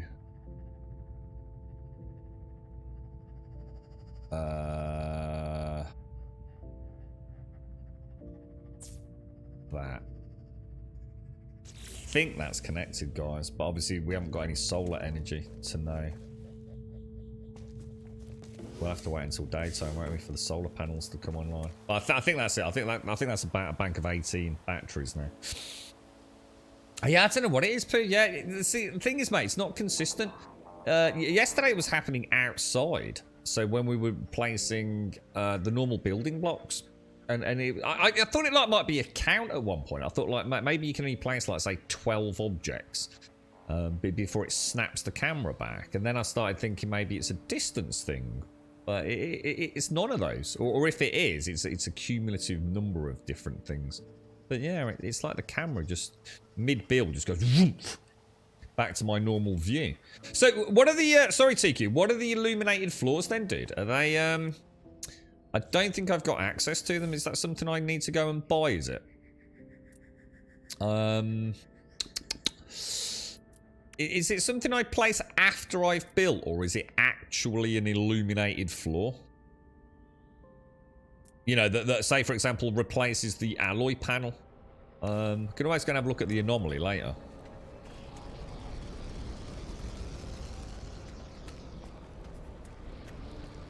But I'd like to have a play with some of the coloured, some of these is something I'm quite looking for, because I like lighting in video games. I quite like the look of some of the, where would they be? Yeah, these coloured ones. There's like blue. I've only got the blue and white ones at the minute.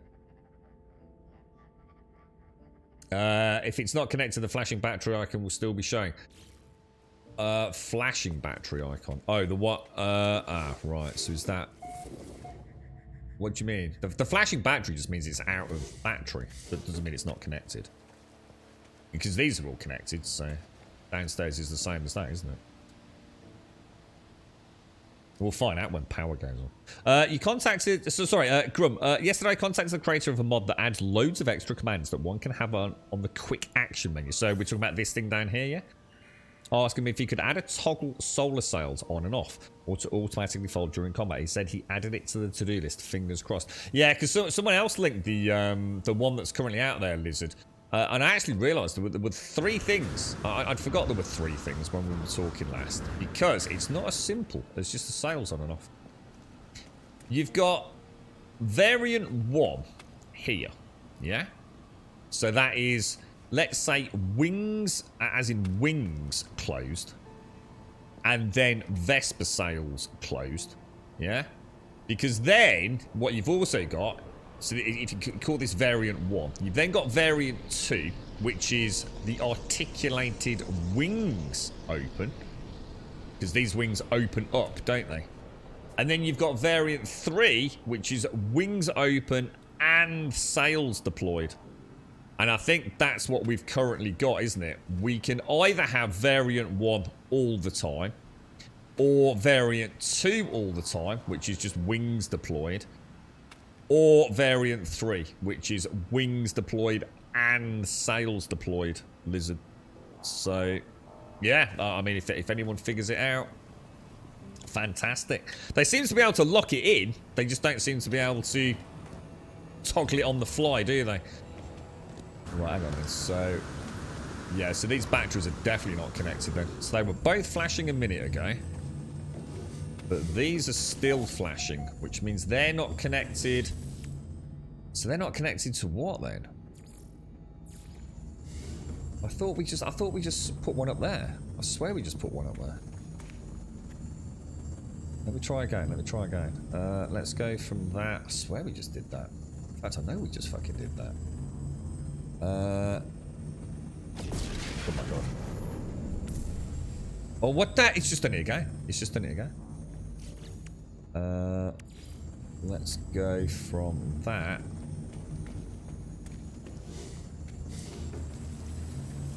to... I swear we just did this, boys. Does that mean it's not working? Or... Yeah, now they're not flashing like you said. Who was that? Was that evil?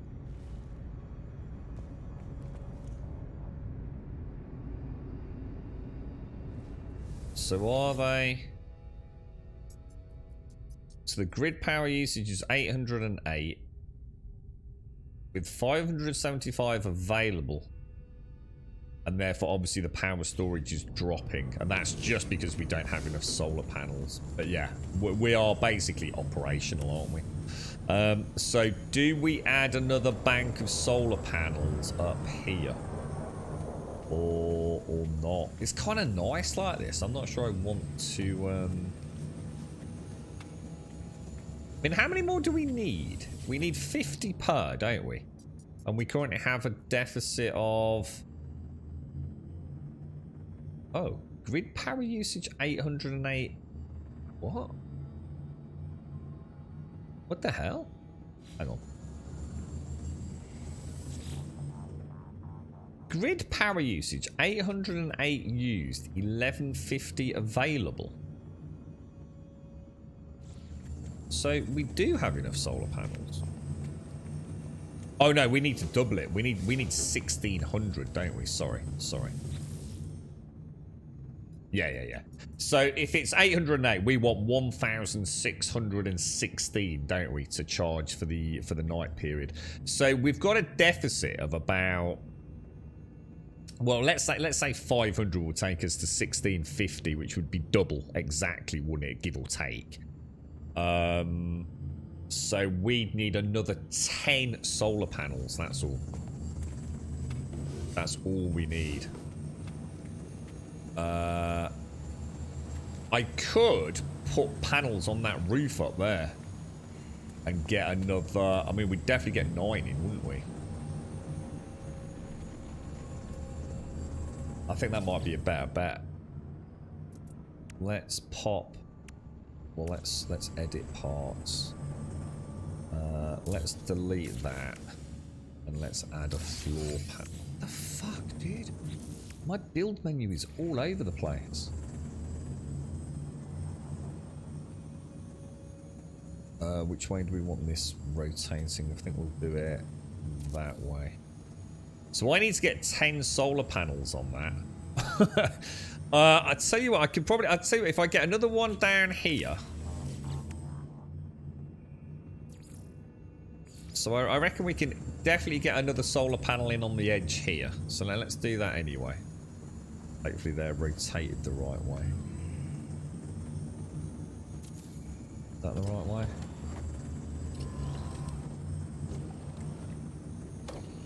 Yeah, that's good. So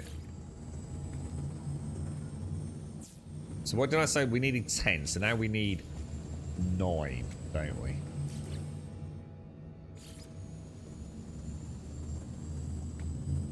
Have to go into build menu. Oh, dudes, I don't know why that's doing that all day today, man. That is starting to really fucking grate my fucking chain, bro.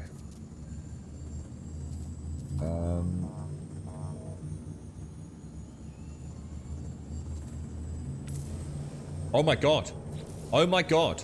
Does anyone know why that's happening? Shall I turn it on and off again? There's got to be a reason why it's doing that, right? It's never done that as aggressively before. There's got to be something going on. So it's almost like I could almost imagine like a button stuck somewhere, like on my keyboard, you know? But there isn't. Oh my god! Don't add solar panels, Grim. Your charge rate is super fast. You would need more batteries to store the energy. No. We've got no. That's not right. It's one battery per biodome for the evening. So I've got 18 batteries, but I don't have enough solar panels to get those batteries fully charged for the evening period. I mean, we've probably got enough as it stands, but we don't have enough batteries to charge the 18 batteries for the evening period. So we might have a little deficit of power in the early morning hours. We've actually got 3 more batteries than we need for the biodomes. But each battery needs 2 solar power, so technically I'd need 36 solar panels. But we'll be well quidsing with that. Yeah, you know what? You know what was really weird about that last one? That's why you probably heard me shriek. I literally, I was thinking. I thought, shall I? I literally wasn't pressing a damn thing on that one. You're right, be viral. Be real, is that? What's the energy used for? Well, the energy to power the biodomes over there, so we can grow plants over there. Right, let's just see which way they're facing. Right, so that's the correct way. I reckon if we put, we can definitely get 9 panels up here. A very warm welcome to Gold Sub Dick. Dick! How you doing, Dick? How's it going, bro? Let's get the ones on. I'm gonna have to turn around, aren't I? My character's moving. Look, my character's moving. Now it. Oh my!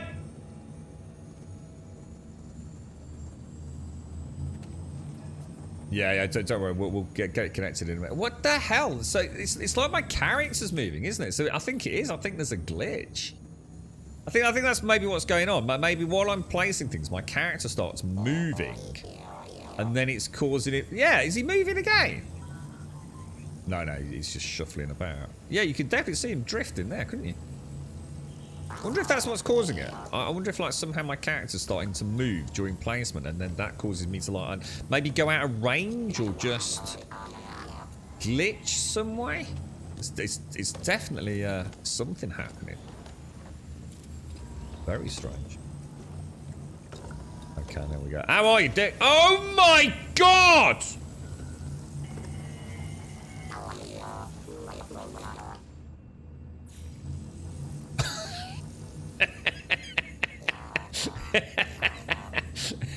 Someone get me a dolphin. What the hell, bro?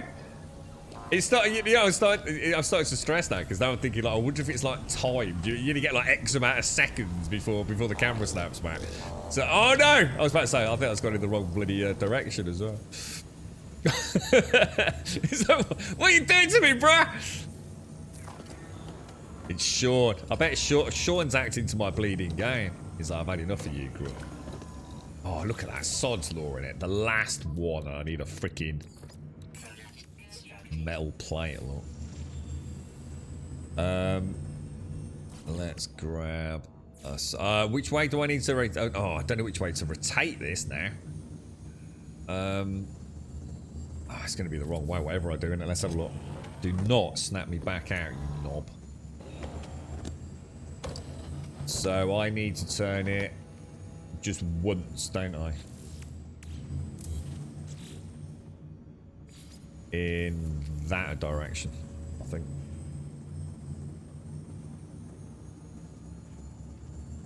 There we go. Then we can get these all cabled up, can't we? Is that right? So we'll go 1, 2, 1, 2, 1, 2, 1, 2, 1, 2, 1, 2. Let's see if we can actually just do this neatly. 1, 2, 3. And then I just need to. So where's the one I didn't connect? So if I wrong one actually. And I could take it up. It's probably better to go from that one though, isn't it? Up and then into. Let's go for the central one. So that gives me, let's have a count. 1, 2, 3, 4, 5, 6, 7, 8, 9, 10, 11, 12, 13, 14, 15, 16, 17, 18, 19, 20, 21, 22, 23, 24, 25. Plus 9. So that's 34. So we're too short to hang on, how many did I say? Hang on, how many did I say? Was it 29? How many did I say was around the edge? 1, 2, 3, 4, 5, 6, 7, 8, 9, 10, 11, 12, 13, 14, 15, 16, 17, 18, 19, 20, 21, 22, 23, 24. Oh no, so 25. 26, 27, 28, 29, 30, 31, 32, 33, 34.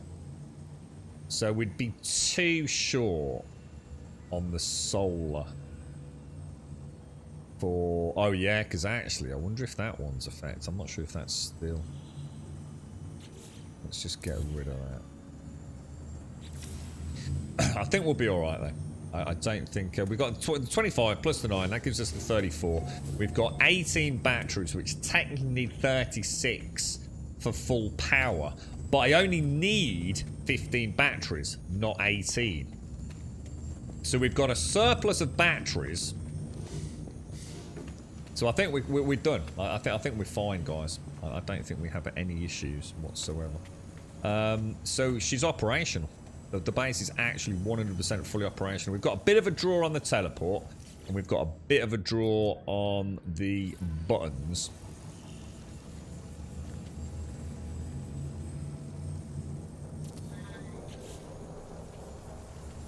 But I think we're good to start planting, aren't we? It's not taking too long, actually. Have you installed an electromagnetic? I did on the one farm. I really don't like them, dude. Yeah, I'm not a fan of electromagnetic. One, I think it takes away a lot of the fun of building. I think these bases look so much better like this, with a little bit of complexity. And it's the way the cable works, going up and down like a yo-yo. In fact, the only person that's ever suggested something that's made me think I'll ever do electromagnetic power again was Moog. And that's why we placed these, believe it or not. So rather than just having, like, you know, the electromagnetic source over there with wires all over the place, up and down on terrain, what I might do on the next base is use these, because these have a cable that go down into the ground, look. So I might use these as a placement for an overhead wiring system from the electromagnetic source to the base. So you sort of see it like pylons, like in a nice straight line.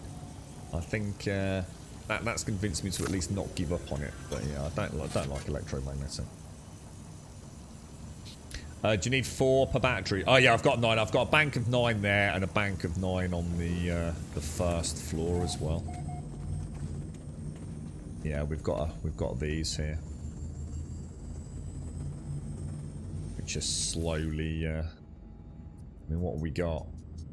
Grid power storage almost at 500,000. We've got another, so it's 50%. 7 minutes to go. We've got a massive 892 charge rate.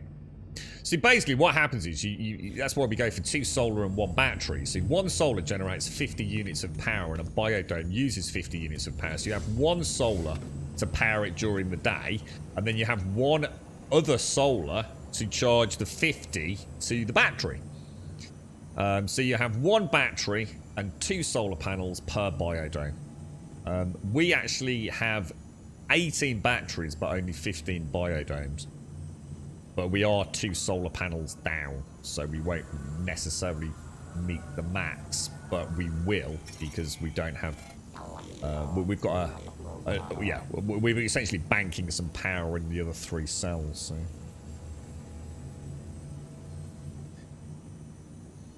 How are you, Dick? How's things? Good morning, Dick. Sorry, bro. Try the sticks moving the character to lose. I don't know what it is. Yeah, I don't know why the character was moving. Because you can't control the character. When you're in build mode, you can't control your character. So, as we definitely... I mean, unless it was me, but I 100% was in the build menu like this, wasn't I? Like that. And placing something, and my character was moving. Now, I know he moves, but I mean as in he was actually moving, wasn't he? Not a, you know, a relaxed frame animation, you know, a static animation here like we've got with him, you know, stretching his arms and legs. He was actually drifting, wasn't he? So I wonder if that's what, I wonder if there is something going on there. Put a pagoda over the top batteries. No one likes wet batteries if it rains. I don't think these batteries... I don't think we need to worry about weather here. I don't think... Have we ever had any bad weather here? This is a... What is it? It's a mellow weather planet. But I don't think I've seen any weather yet. So no rain, no anything. I don't think, anyway. Oh, Lost Ark server maintenance, is it? Is that because that's every week at this time, is it? Well, how many is that? That's 3 down there, isn't it? So I'm going to go... What did we say? Let me have a quick look at my sheet. What are we going for here? We want 1 with cactus and 2 with frost crystal, don't we? So, Echino cactus we want.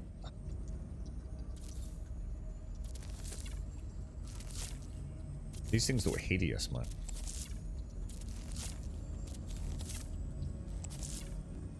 Why?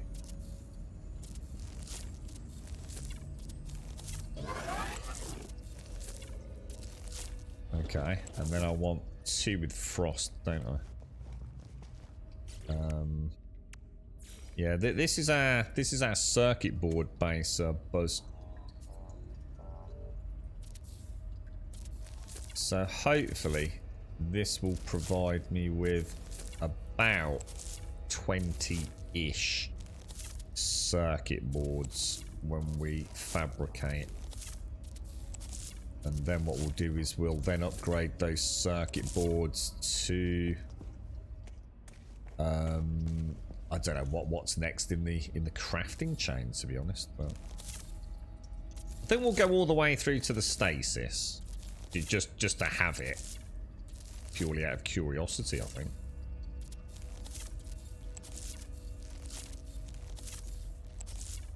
Ooh. There we go. So that's the beginnings. How long does it take for the plants to be fully grown? Depends on which one it is. The worst case, I think, is it the Echino cactus at 16 hours? So yeah, we'll get 1 harvest a day.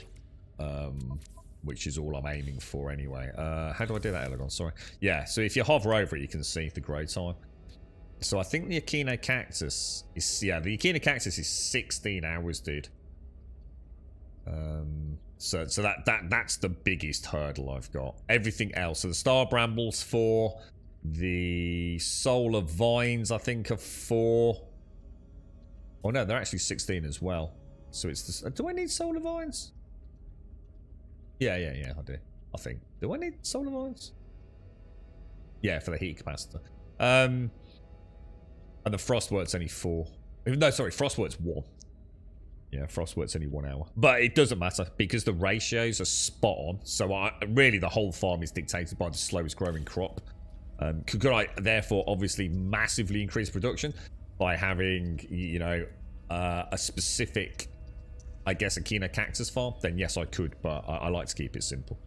Yeah, I don't want to spend all day, Elegon, you know, harvesting. So 16 hours gives me plenty of buffer. You know, I don't need to worry about doing it right at the start of the stream or at the end of the stream. You know, I've got an 8-hour window there, haven't I?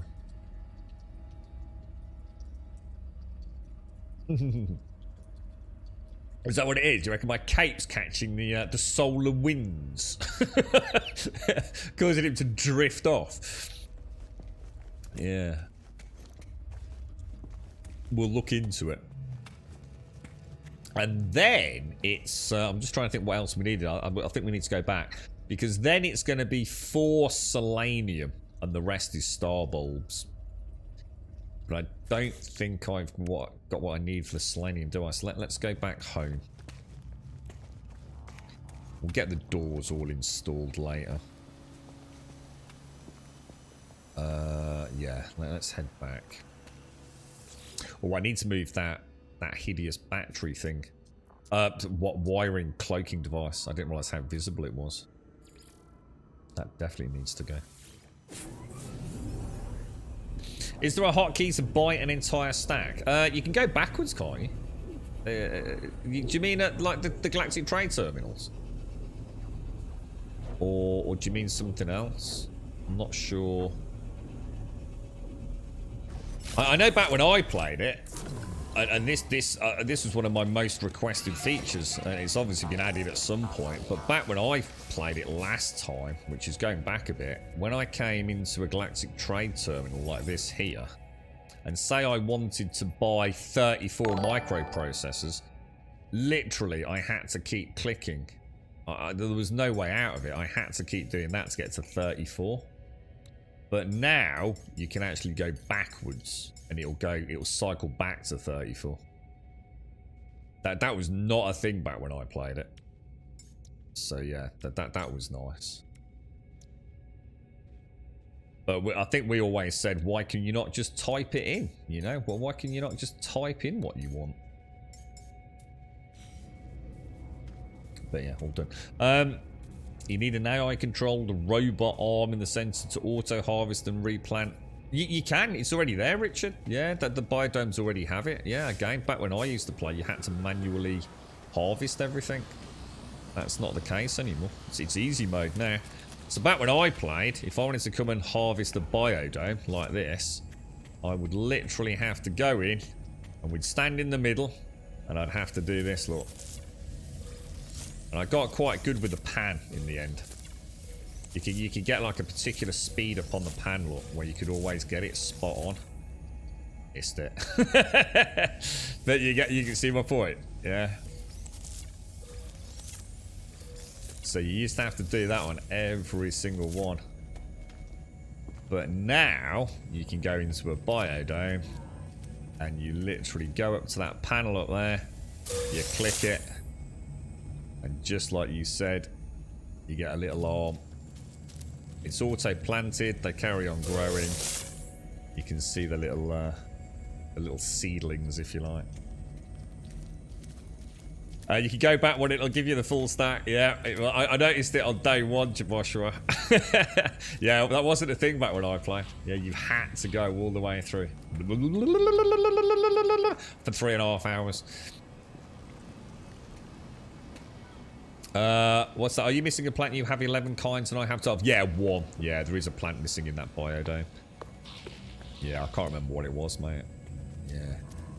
Because I went double on most things. But yeah, there's something I need to add in there. I can't remember what it is, dude. Yeah, I think I might even have 2 missing, to be honest, dude. But this was just like a one of everything biodome. But unfortunately, it's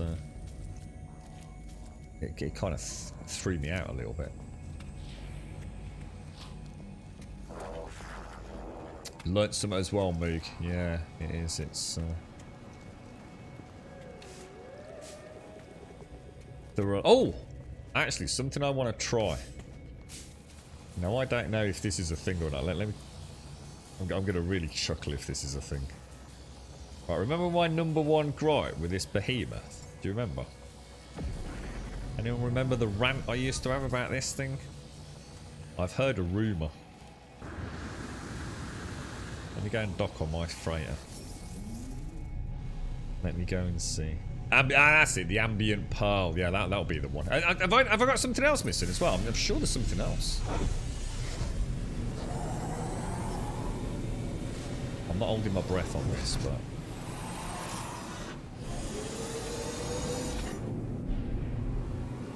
No, I don't think it's going to make any difference. Oh well.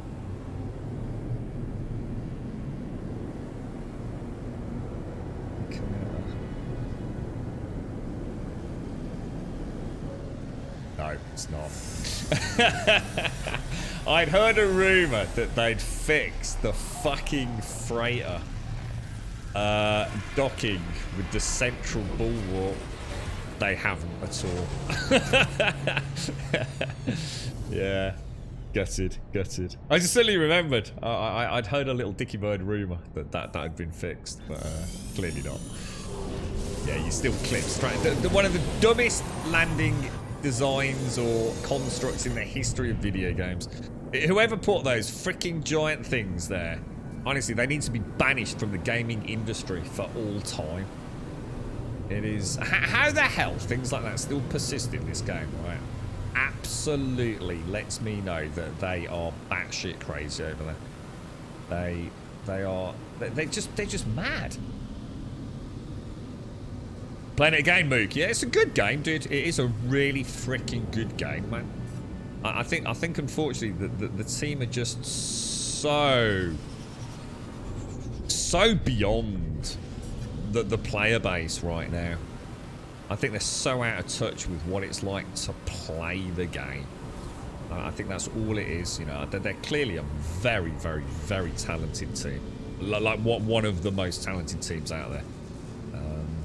You know, to think of how they brought this. You know, this game is still doing things I've never seen anywhere else. It still amazes. You know, it's really easy to take it for granted. It's like at the very start of today's stream when I walked out of that teleport and we got that wonderful sort of like chromatic aberration effect and lens flare. And I even said if that was a screenshot right there, a teaser for Starfield, we'd all be going, fucking hell, that looks amazing, dude. And that is just some random ass planet that I just happened to build a base on in that particular area, right? It is really easy to forget, you know, while you're playing this, what a technological fucking masterpiece it is. But it is a nerd programming team. They are nerds, man. They are the nerdiest of all the nerds at Hello Games. And I mean that in the most lovely way that I can. But they just don't know what the game is like to actually play. They know the code. You know, I bet the whole team are sort of like, what's his name from The Matrix? That's all they see is just lines of code flashing around on the screen. But having hands-on experience with it, there's too many things that don't add up, too many frustrating, stupid things. And it's not like one or two, it's 1,000, the death by 1,000 cuts. And they just need to stop developing. They need to stop developing and take a month out and go and play the game and keep a big notepad and a big whiteboard behind fucking Sean's desk of all the things that are batshit stupid. The quality of life things that just need to be added, the things that are illogical, the inconsistencies. And they literally have a game that you can't fault. It will be as close to a gaming masterpiece as you can get. But right now, it's like they seem so hell-bent on proving something. They've got nothing left to prove, man. They really haven't. But they've knocked it out of the park. So it's time to turn off the forward progression. Go back and iron out the kinks. And they'll be laughing. And sorry, Simpson. Good morning. How are you, Simpson? How's things? You okay, mate? Are you off today, mate? Well, obviously, but everything all right? The tower. Yeah, things like those towers, Caskell. You know, there's a list of 100 things like that. Landing pads. Seriously, how can we still, in this game, have floating ships on landing pads? How is that still a thing? Like literally fucking open Blender, right? And fix that shit. There's just no reason for it. There's no reason to have floating fucking ships. It's just mad. It is. And like I said, you know, I'm having a laugh with it because I think that's the beauty of it. You know, we're not sitting here saying, oh, it's broken, it doesn't work. It's just these little things, you know, these silly little inconsequential things that is all that's really left to solve, you know. I hope they do. You know, I really hope they do. Wait till you get knocked off your balcony in your base by one of those freighters dropping into the atmosphere. Quite the surprise. Could that happen, can it, Al? I have seen a couple of the frigates, you know, the smaller ones, spawning in under the planet's surface and like coming out. I've seen that a few times. That's quite amusing. Pooh, thank you very much, my friend. Headless Harriet, thank you for the follow. And Pooh, thank you so much for the gifted sub going out to Moog. And I hope you enjoy it, Moog. It is. It's a really good game, dude. It is. I'm really enjoying the playthrough, to be honest, mate. You know, of course, like any game, there's little things. And it is said, you know, largely in jest. I did have a bit of a wobble yesterday. Where we did get stuck inside a Sentinel frigate, I think, or freighter. Or battleship, whatever it was, which kind of set us back a little bit. That was unfortunate. But to be honest, it's the only time it's ever happened, mate. It's the only actual time I've lost game progression. And it was fairly inconsequential, as it turned out. But yeah, it's the game plays really well and looks great, which is, you know, in this day and age, how many games have you all played that just underperform? You know, performance is shit, optimization is shit, because you've got a developer that just doesn't know how to essentially make a game with some balance. You know, any good developer can go out there and make a beautiful game. But can you play it? I mean, look at Starfield. You know, it's one of the most gorgeous rendered worlds that I think we'll ever see. You know, every nut, bolt, and rivet on those spaceships is handcrafted in gorgeous multi-polygon perfection. But the frame rate means you can barely play the game at the moment. You know, it's everything in balance, isn't it? And I think Hello Games have nailed it with this, to be honest. Thank you, Pooh. Thank you very, very much for the 1,408 gifted subs in the channel. Thank you very much. Thank you very, very much, Pooh. Thank you so much, Geezer. And thank you for the tier 3 earlier as well. You're studying for a few electrical exams is that this week of the exams, are they, Starkey? I had to take the day today off. Noble work. Has you anything exciting happening in Simpsons? Did you beat up aliens in the end, mate? Thank you very much, Pooh. Thank you. You're not doing well today with pain. Wouldn't let me take annual leave, so I had to take a sick day. Oh, mate. Oh. You just... Oh, I'm sorry to hear that. So just really having a bad one, are you, mate? I'm sorry to hear that, fella. Well, don't mean fella, but... I like to mix it up, you see. It keeps people on their toes, you see. Don't have to worry about all that pronoun stuff, mate. Just mix it up. It's like a mixed bag, like a licorice all sorts bag. You alright, mate? I'm sorry to hear that, Susu. I hope it sorts itself out, or you can get a little semblance of balance with it. The frigate's out. Yeah. I know what you mean, mate. Yeah. It's an area of the game I haven't even touched. I have done nothing with the freighter, really. Not you know, all jokes aside, I know the freighter up there is a little bit glitchy. We know that, you know, even my very limited experience of building on it. But I'm not sure whether to keep it, because I really hate the docking. Those towers just ruin the whole docking experience for me. So I'm not sure if I'm going to stick with that thing anyway, even though it's by far my favourite of all the freighters so far. I don't like the Star Wars ones. And I haven't really seen any of this playthrough at the minute, so that's you know, it's my perfect freighter. It is an A class, not an S class, but I really don't care about that. But yeah, I haven't even unlocked like all the cargo, and I've got loads of cargo pods. In fact, we've probably got enough to finish it off. Let me have a quick look. Bulkheads, aren't there? Yeah, I've got 9 cargo bulkheads, and I think I've got another 3 in the Roma or somewhere. I'm sure we're getting close to 15. It's either 3 or 4 I've got kicking about somewhere else. They shouldn't actually be in there, should they?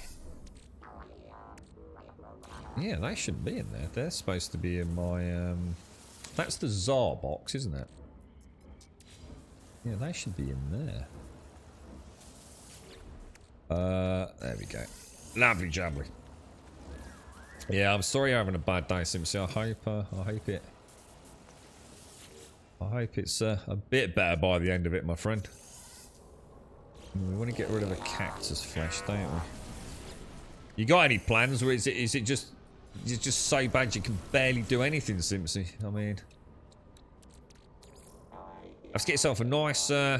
You know, I nearly went and got one. You know, I really thought about it because I've seen a friend at the weekend. You know, I really fancied yesterday, and I haven't had this urge for a long time. A glass of wine, a glass of red wine. I don't know why it just washed over me. Ooh, a glass of red wine. Where did that come from? I can't remember the last time I even had a glass of wine. It's been so long. I used to have a glass with my mom. My mom's always liked wine. But I suppose with the pandemic and not really seeing very often, and certainly not in that, you know, outdoor barbecue garden environment, I've not had a glass of wine for a long, many years, in fact, to be honest. Now, we want the selenium, don't we? But I did, so I had this, like, ooh, a nice big glass of red wine would go down a treat. Star bulbs. Now, what else do we need for the selenium? Build mode. Selenium. Phosphorus. That could be a problem. And paraffinium. Oh, we've got a problem. We don't have any paraffinium, and we don't have any phosphorus. Let me just double check. Oh, wow. Okay, we actually don't have any. Oh, hang on. Phosphorus. I bet I've got some in my cargo, right? I've got 1,918 phosphorus. But we don't have any paraffinium. I find that really hard to believe. We had loads of paraffinium at some point. I might have been confusing it with pugnium. Right, we need some paraffinium. Let's go and get some. Yeah, I had to rush for a bus yesterday, Simpsy, and I think that made some things worse. He woke up hurting so much I couldn't face. Oh, Jesus, it's really bad then, Simpsy. So it is like crippling pain then, mate. Jesus Christ. Do you think that's all an impact with the long COVID and things? Do you think it's all, you know, just constantly adding up? Oh my God, what is that up there? Is that a ship? Oh yeah. Yeah, just like a plethora of symptoms. Just adding up over time, Simpsy. You need a break, don't you, mate? You really do. Fingers crossed for you. We're after paraffinium, aren't we? So let's go and drop. I suppose on a positive, we get to see you, Simpsy. So I obviously I wouldn't wish you to be in any pain ever, my friend. But it's nice to see you.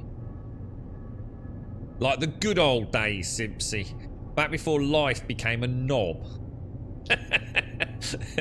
Paraphilia, that's the one. I always struggle with paraphilia because I'm always looking for something purple, you see. And it's sort of like silvery coloured in there, isn't it? So let's have a look at the galaxy map. I can't imagine there isn't paraffinium in bucket loads where we are, to be honest. It's a fairly common resource, isn't it? Is it just a normally mined node? What about on my home planet? Magnetized ferrite, etc. Let's go and have a look at that over there.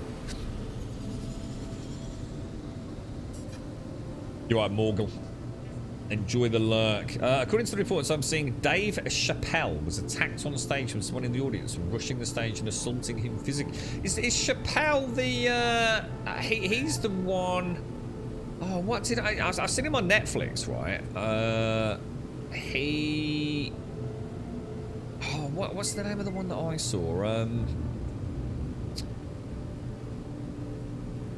I've not seen a lot of him, but I sort of fell in love with... Is it Bill Burr? Bill Burr? Sort of like a little sort of gingery fellow. I think he was in The Mandalorian. I seem to remember around the same time, Netflix had got a load of Chappelle. And because Chappelle's like really fucking doesn't give a fuck, does he? If he's got something to say, he's fucking there saying it, innit? He just does not give a shit. And to be honest, that's the same with Bill Burr, to be honest. If that's his name. Yeah, I can't. I wasn't such a big fan of Chappelle, to be honest. But I haven't really seen a lot. You know, so sometimes they don't have the best routine, do they? And then another time it can be brilliant. But I don't think I've ever not laughed out loud with Bill Burr, like genuine laughed out loud. There's something about he's just got that sort of face that seems to work really well with his style of comedy. Look, there's no paraffinium here either. So I must be missing something. Unless paraffinium doesn't show up on, like... Isn't there a little moon somewhere as well? I'm gonna have a look at that, see if there's a paraffinium. No, scrap. Nothing on there. So, and this is where I start having my doubts about No Man's Sky, you see. Is it me doing it wrong? Or is it... Or should I say misunderstanding how it works? See, none of the planets here have got paraffinium, or at least they're not showing on the sensor scans. Which means, if I've looked up in the discovery mode for paraffinium and there isn't anything in my current system, it should be giving me an icon, right? To tell me a system where there is paraffinium. So maybe I've missed it on the galaxy map. If not, I'm back to being confused about No Man's Sky.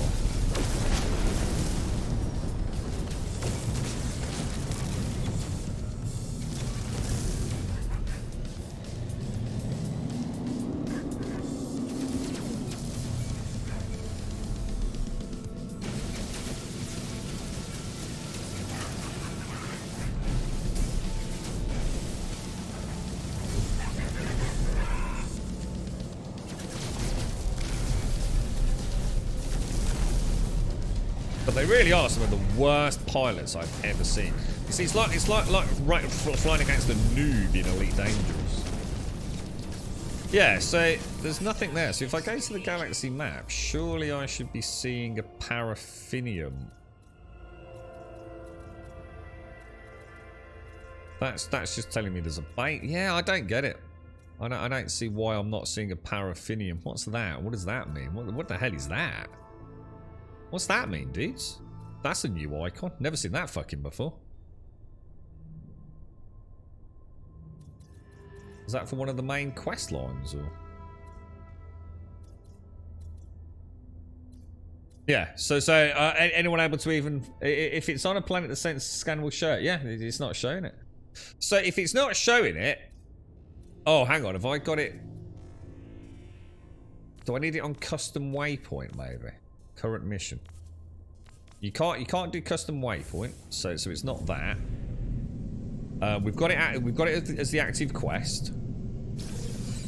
That's what I'm doing, Josh. That's exactly what I'm doing. So you go to the discoveries and you look at paraffinium, and then you go to the galaxy map, and it should tell you the system that it's in. Now the game is a fucking twat.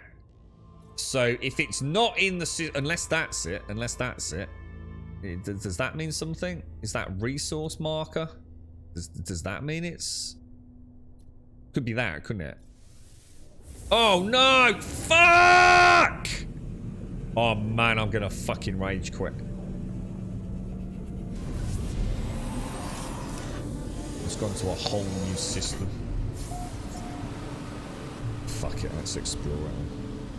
The swirly icon means black hole. Oh, is that what it is, Darth? Ah, is that what that is? So, maybe that's why I've not really seen it before. Your quest log, when I select the settlement quest, it flickers permanently. I feel like I'm going to have a seizure. Oh, Jesus. I wonder if that little node icon was the paraffinium icon. It could have been, couldn't it? They need to add an abort when you accidentally click a system. So you know you can abort the pulse before you get forced into travelling. It's very annoying, that.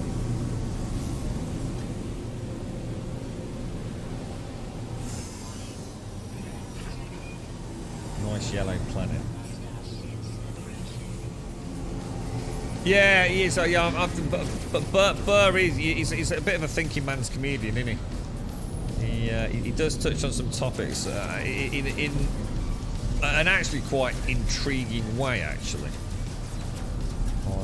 Wow, I can't see shit. Yeah, I definitely like Bill Burr. There's no doubt about it. I definitely watch more of him. Chappelle, I'm going to be honest. I think I only watched. I think there's only one thing on Netflix when I was watching it. It was all right, you know.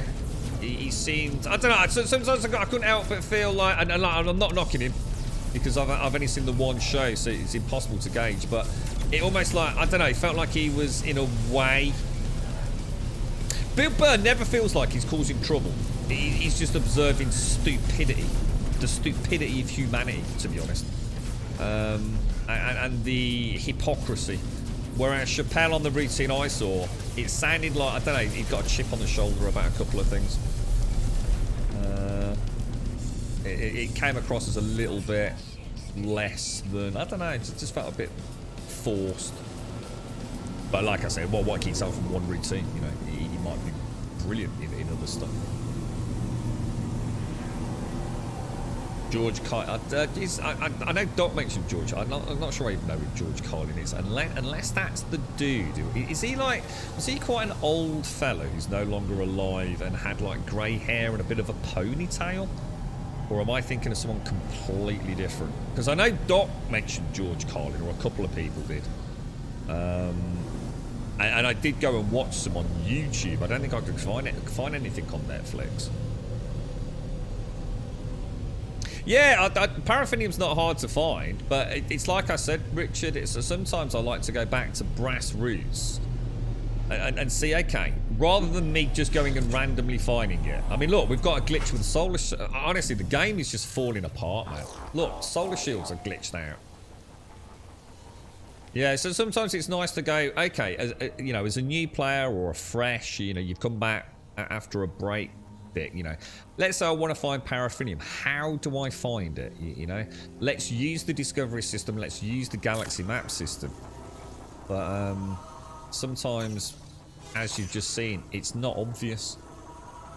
If that icon that I saw is the paraffinium, there's not even, unless someone can tell me there is, I'll check it in a minute. I don't think there's even a legend for the galaxy map to know what the different icons are.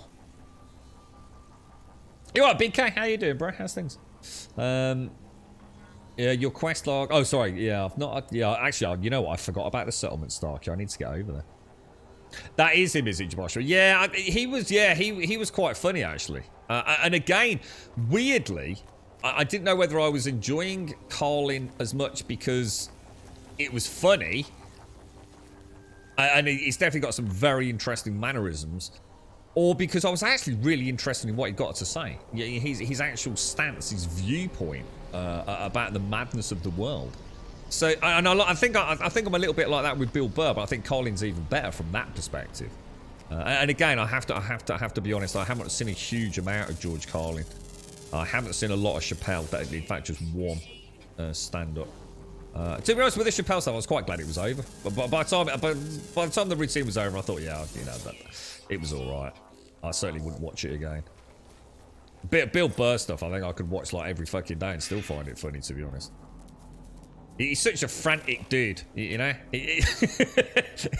just looks like a man who's just born in the wrong time, the wrong era. He's just a confused and lost man, but in a cool way, because a lot of the stuff he says I think does resonate with people that are just tired of the bullshit hypocrisy of the world. Fucking say it as it is. Stop fucking around, for God's sake.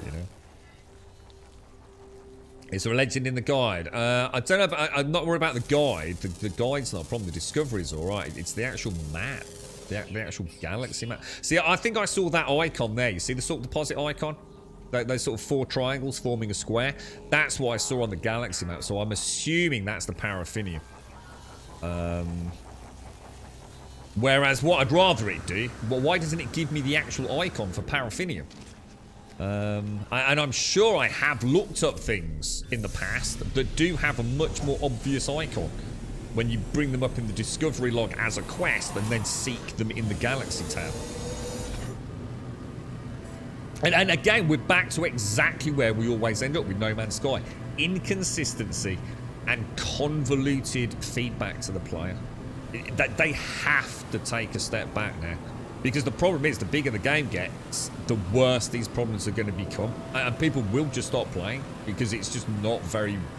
It's just sometimes not a nice quality life experience, and they've got too good a game. I'm the sort of person that will happily persevere, if I'm enjoying the game. But not everyone's like that, man. You're going to start losing people if you don't get the brass, or the grassroots, should I say, cleaned up a little bit. The game's getting bigger and the convolution's getting worse and worse all the time. A little bit of consistency would go a long way with them. It's the only issue they have, in my opinion. The bugs and things are annoying. It's going to drive you mad. But a lot of games have bugs, and I'm sure they work on that consistently, but there are some things that just need to be solved now. Otherwise, people are just going to start getting pissed off, I think.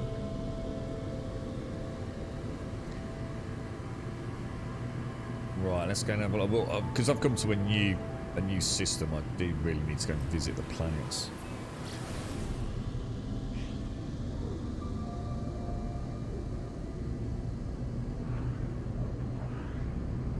Yeah, I have to have a look, see if there's any more Bill Burr around. I think I've seen most of his stuff. Assuming a lot of... Because I've definitely... the thing that surprised me was when I was on Netflix with... or looking for Bill Burr stuff and watching it, how young he was in some of the stand-up routines. So I've obviously seen quite a range of his material over the years. Because, I mean, the one I watched him in, he was wearing, you know, quite a nice shirt and quite smartly dressed. And he'd got hair. And he did look a lot younger, you know. It was like, holy shit, is that Bill Burr? Look at that, man. The one I just watched, he was like completely shaved head, basically, you know. Very different looking. So, yeah, I must have seen quite a range of his stand-up over time on Netflix. I don't know if there's anything else I could dig out elsewhere, but this looks like an almost pure water planet, doesn't it? This could be a nice one for our water base. Yeah. Should we have a little look, see how deep it is? Yeah, I don't worry too much because we're going to land on it anyway. So, clouds of fire. Well, clouds of fire won't matter if you're underwater, will it? Let's see how deep it is. Ooh, that's quite deep. Ooh, and that's like a tool. This could be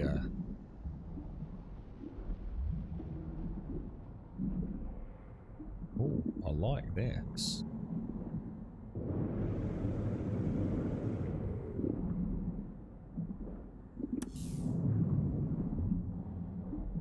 Oh, that's cool, man. That is neat.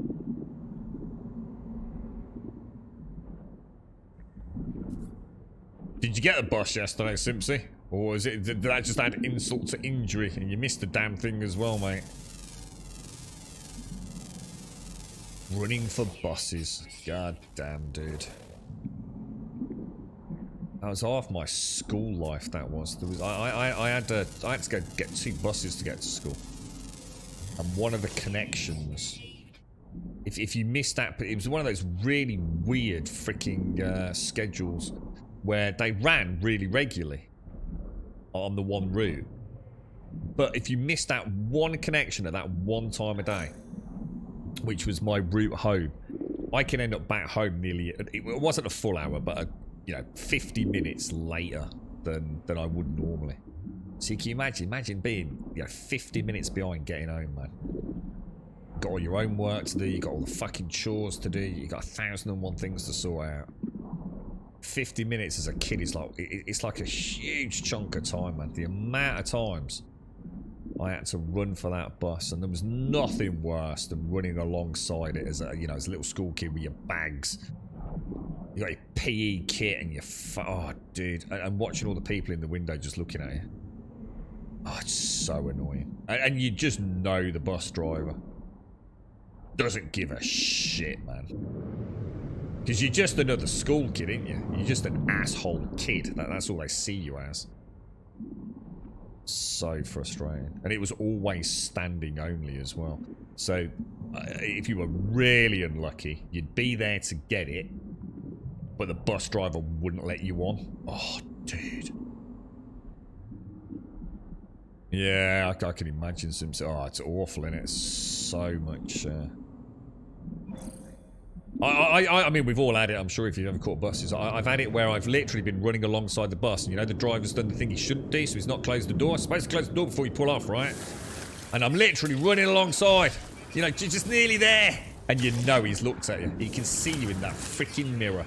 And the asshole just keeps his foot on the accelerator. He's barely even started moving, really. And he can see you in that wing mirror. Coming alongside, and the bastards, honestly, they're fucking evil, some of them. You had a job with that. You had that with your job in Ireland, wasting up to 2 hours sometimes on top of the regular time. Yeah, it's honestly missing a connection on a bus like that. Oh, it's so frustrating. It's like a little piece of you dies inside, isn't it? And in a way, it is, because now you're stuck. You know, you're literally stuck at a bus stop for 50 freaking minutes. You know, there's nothing you can do. There's nowhere you can go. You know, it's pissing it down with rain. You got some asshole smoking a cigarette. You know, he doesn't give a fuck about you. You can have fucking lung cancer as well, mate. Oh, dude, it's awful.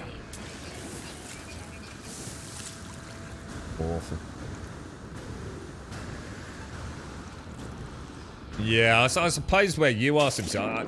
The thing is, it's a lot smaller, so it's a bit harder to get away with it, isn't it? You know, you piss someone off over there, the chances are, you know, you might bump into in the pub at the weekend, get a fistful of knuckles, mate. Yeah, I remember you fucker, pulling off when it's pissing down rain. Yeah, I guess over here, because they all work different routes all the time, the chances of seeing that driver again is not particularly likely, but yeah, it is. It's very annoying. I mean, I understand, you know, there are times, you know, I totally appreciate they can't just put the brakes on. You know, they have to stop at allocated stops and things. But you definitely know sometimes that they have seen you and they are not waiting 10 seconds. You know, literally just 10 seconds, dude. And the thing is, sometimes it's like a few people, because it was a connecting bus. It's not like they're waiting just to let one person on, and I know the 10 seconds add up, and now you've got a minute, and now you're running 2 minutes behind, and they've got a schedule to keep. So again, I do appreciate that. You know, when you've got a connecting link, and you know the next one's 50 minutes away, because they know the schedules as well as anyone, don't they? And you've got like, you know, 15, 20, you know, a mix of school kids and people coming out of a city centre on their way home. You know, not to just wait 10 or 15 seconds to let people get on. That's just taking a piss, man. Especially when it's raining.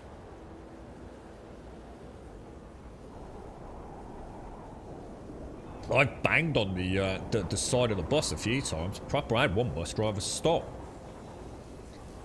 He had a go at me for banging on the window. I says, well, ain't my problem, you're a fucking... And I called him the C word. You fucking knew I was there, dude. And he wouldn't let me on. So I says, what are you going to do about it? And I got on the bus. I literally stood there on the fucking bus. This is what you going to do, mate. There's my fucking money. What are you going to do? And I did feel like an asshole. It wasn't my proudest moment, but he fucking annoyed me. And he got up in my face. Just because I banged on the window. So I was running alongside the bus and I went whack, whack, whack with the side of my fist. Trying to get his attention. So he stopped. Gap of 64. And he came In the out. time I have been subbed, I have started getting gray hairs. Knob. Vagina. It's gotta be Zar. Yeah. Zar, thank you for the 64, mate. Thank you for the 64 in the prime. Morgul, thank you for the follow. Zar, thank you for the 64, man. How are you, mate? How's things? You doing alright, bro? Yeah, I'd banged on the fucking window. Like, you fucking wanker. The thing is, there was no traffic coming, right? So this was essentially on a dual carriageway. So he's pulled up, he's let all these people on, right? And there's no traffic at all. It's completely quiet, right? And he's not moved. I've seen the last person get on, right? So to give you full context here, I've seen the last person get on. And I'm still running for the bus. So I'm, you know, a good chunk down the road, basically. And that person would have had plenty of time to obviously pay, swipe the card, whatever it would have been, and go and sit down, and he would have pulled off. So I thought he's waiting for me. Oh, thanks, dude. He's waiting for me because there was such a huge delay, and it just started pulling off. Literally, as I've just got to the arse end of the bus, so I put a sprint on, and I whack, whack, whack on the fucking window. And he stops the fucking bus. So I'm sort of like, you know, carried on. I would sort of run to the door. And he opened the fucking driver's, you know, the driver's part. So I've got like one fucking foot onto the bus coming up. And he opens the door. And I can't remember exactly what he said, to be honest. But he gave me a bit of fucking verbal about banging on the window. I was like, well, what the fuck? I'm just trying to get your attention. But he made the mistake of carrying on coming out. And because I'm down on that, you know, the step as you go onto the bus. So he loomed. He did the thing. I don't like it. He loomed over me. And he was very fucking threatening. And I'm already on the bus at this point. And he told me to get off. And I went, fucking no. You fucking C word. What are you going to do about it?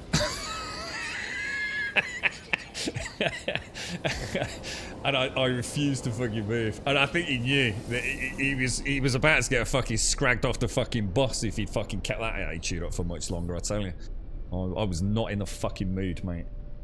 But yeah, you know, don't be a dick. No, like I said, not my proudest moment, but sometimes you've got to stand up for your rights, you know? He knew what he was doing, that fucker. Zar, thank you for the 64, my friend. Thank you very much for the 64. By chance, does anyone know how to get the Twitch drops option to pop back up on my No Man's Sky? It was there earlier. Any help would be... I don't know what you mean. The Twitch drops are over, dude. So if you've linked everything, you just need to go to the Quicksilver vendor on the Anomaly. So obviously there are no drops. They haven't been for quite some time now. So the ones you've got, as long as you've already claimed them, should be available. The big book of primes group commit. I didn't. It was annoying. He was threatening. He was very threatening. I could tell you something else, but I can't because then I'd get in trouble about who he. Yeah, I'll shut up. But yes, he was an asshole. This planet has liquid water. Hang on, it's not water. No, it's not water. Yeah. Who said anything about it being water? That's a common misconception in this game, you see. The option to get the previous ones I've gotten before, but the option has disappeared. Oh, you have to claim them in a certain time, dude. Yeah, you can't claim them all. I think once they're on Twitch, so you get the original recognition that you've got them on Twitch. If you don't claim them within a fairly small window, you can't claim them.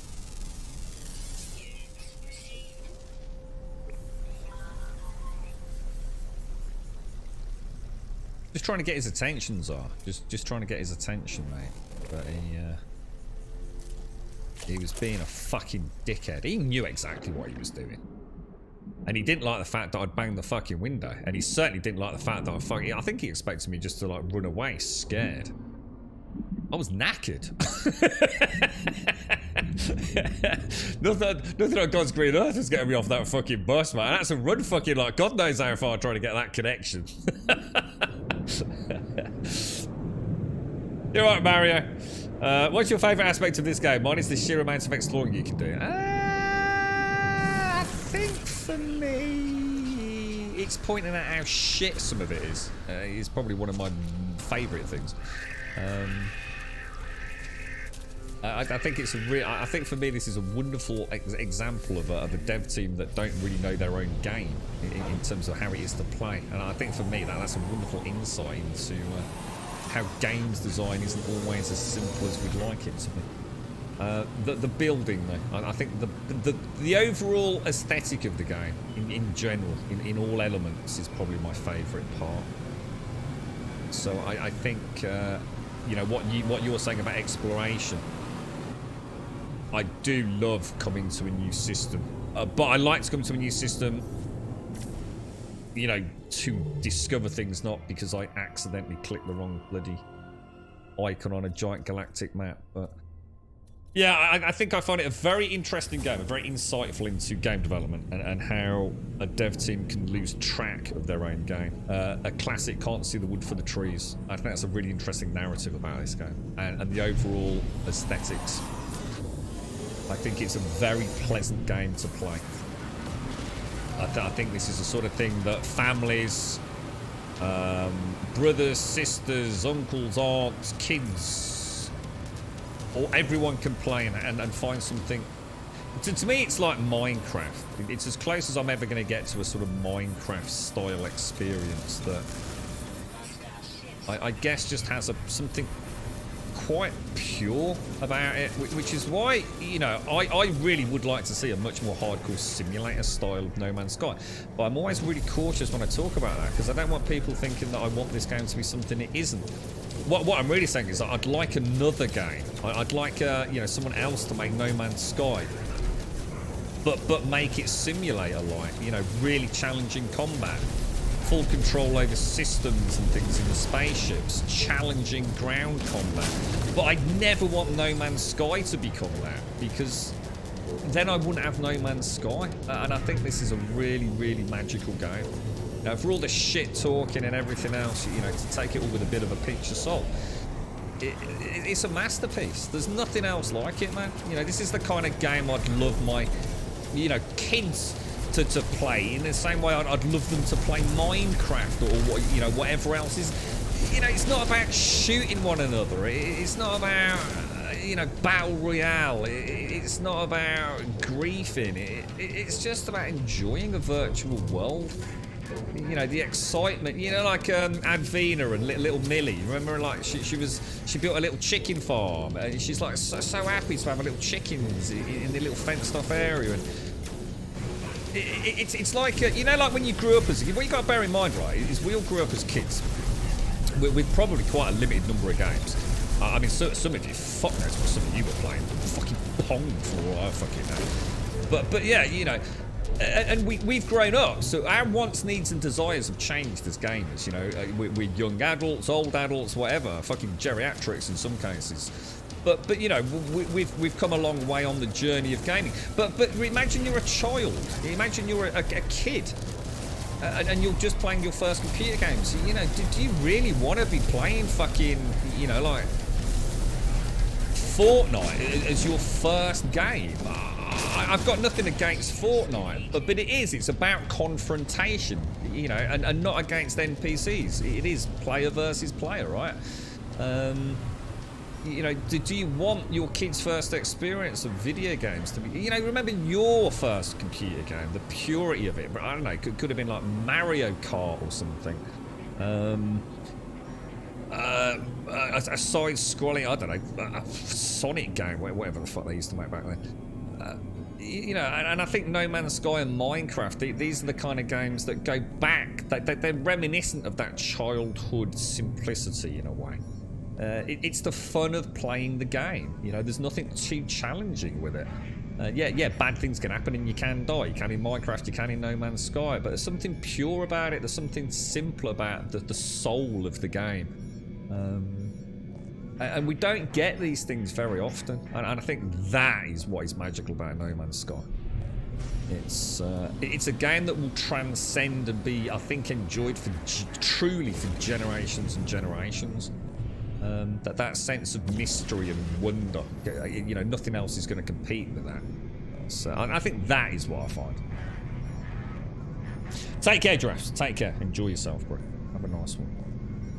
I'm fairly sure the dog racing industry in the US is dead. Yesterday on the news they said there were only 2 greyhound tracks left in the country and both in the same state, so I'm fairly sure it's going there. I mean, we used to have, what was it? I can't remember where it was. Is it a Hall Green track? Is it in Hall Green? In Birmingham? My dad used to go down there. My dad and his mates owned a racing dog, a greyhound. Can't remember the name of it. But they all chipped in to own their own greyhound. And we used to go down there all the time. I'm sure it was the All Green dog track. Or somewhere like that, anyway. Can't think where it would be in Hall Green.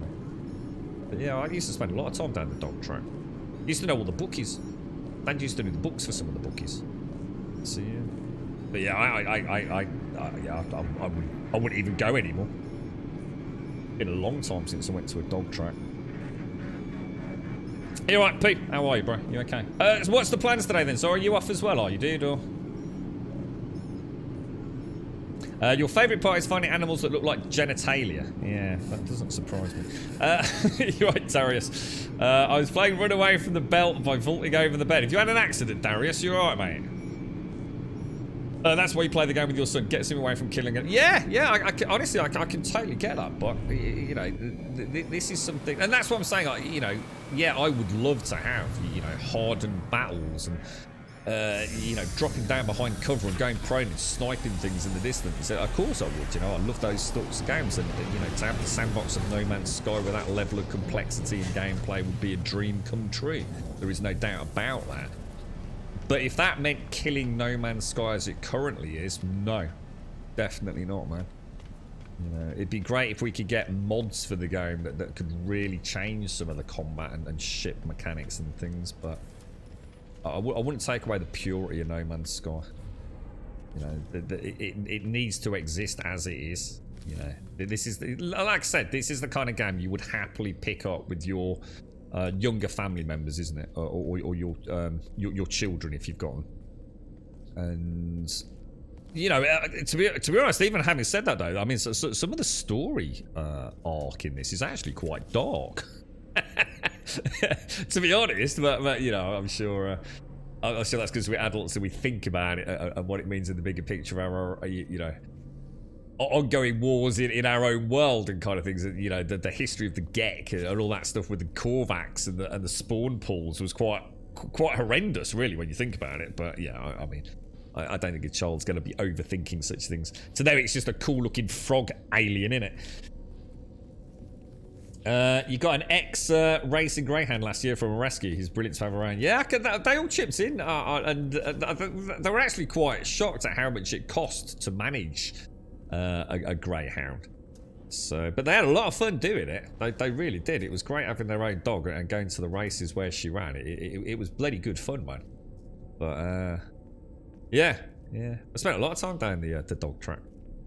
To get a Coke, I can't remember. I always used to go up like, you know, a pound and put a pound on it. Because back then I could go to the window myself. I was only a young lad.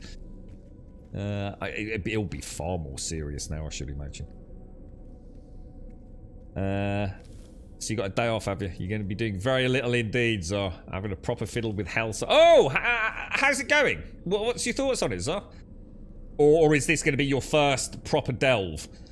Yeah, I've watched a little bit of footage of it, Zar, to just get an idea of what it is. You'd like to see the animals be a bit more aggressive. Yeah, exactly. But I mean, we did. I mean, it was quite funny actually yesterday. We were just talking about aggressive life forms and things, and I landed on a planet as we were talking about it, and yeah, lo and behold, I had sort of like a T-Rexy creature started attacking me. So. You wasn't allowed a computer when I grew up and was only allowed to watch TV for 30 minutes a day, so we got into shit outside. Yeah, we were the same, to be honest, dude. Yeah, we were kicked out of the house. In the summer, we'd come home from school and that'd be it. You'd be booted out. Don't want you in the house. All weekend, you'd get up, you'd have your Weetabix or your cornflakes, and that was it. Don't come back until either lunch or dinner, basically, mate. Get out. Right, now we're looking for paraffinium, aren't we? Not close enough for a scan, I don't think. Yeah, we were, mate. We only really played computer games. It's quite interesting because now I've never really thought about this. We were actually literally just the other day. I was talking about how you know, Twitch. You know, people go out and about. You know, not as many people watch Twitch during these months. People start going out in the gardens and you know. Doing odds and sods, don't they? But there we go, paraffinium. I quite often talk about, you know, for example, close family friends or family members and friends. Their gaming time reduces massively during the summer. They hardly game at all. You know, to them it's all getting out and about. You know, watching footy, rugby, whatever it's going to be. You know, around the year. But as soon as the sunshine comes out, very little gaming time. Very little. And it was the same when we grew up. We only really played computer games during the winter because when I get home from school, it was dark. You know, it was already very dark. So yeah, we weren't. I mean, we could still play out. I mean, don't be wrong. It's not that we weren't allowed to play out. It's just there was no point because you couldn't really do anything. It was fucking dark. So that was our gaming time, and I guess a lot of my friends and family have, you know, that routine stayed with them really. As a new patch fixed the texture issue, I noticed it mentioned textures in the notes. I think the last two have mentioned texture. They mentioned a texture memory leak or something, didn't they, Simpsy? I won't know until we've travelled a bit today. Because I am using the LOD mod, which does solve the terrain issue. But what it seems to do is bounce the issue therefore onto rocks and fauna. So if we start seeing, so far today everything's been fine, but if we start seeing rocks in particular without textures, we know that nothing's been solved. But I haven't had any terrain texture issues since I've been using the LOD mod. But I have had plants, animals and other things start having no textures. So I kind of robbed Peter to pay Paul, essentially. We'll see how we go today. And then what I'll do is if today we don't see any issues with plants and animals, tomorrow I'll turn the mod off and see if we get any terrain issues. So we'll see. So I honestly don't know. Simply too early for me to answer. You were only allowed to play games when it was bad? Yeah, there you go. Yeah, it's in the summer holidays. Yeah, same here, P, yeah. You used to play some PlayStation 1 and the first Age of Empires on Windows 95 computer before we played outside. Yeah, you know, it's easy to forget, isn't it? You know, what do kids play, you know, these days? Yeah, they, you know, if you've got kids, you can probably answer the question, you know. Well, would you rather your child's first gaming experience was something like Minecraft? Where it is about creative freedom, the idea of creating something, you know, putting a bit of work into something and creating something, or would you rather their first experience be a player versus player environment like Fortnite? Now, look, I'm not here to get into you know some sort of long debate about what Fortnite stands for and whether it's a good game or not. But common sense to me would be I'd rather they played something like Minecraft to begin with. At least it feels like, I don't know, it feels like there's something there, that there's actually a learning curve about, you know, discovering who you are. And you know, to me it's no different than Lego. I've always described Minecraft as virtual Lego, and I remember spending a lot of time, and a lot of, I guess, where I started learning my passion for things artistic and creative came from Lego.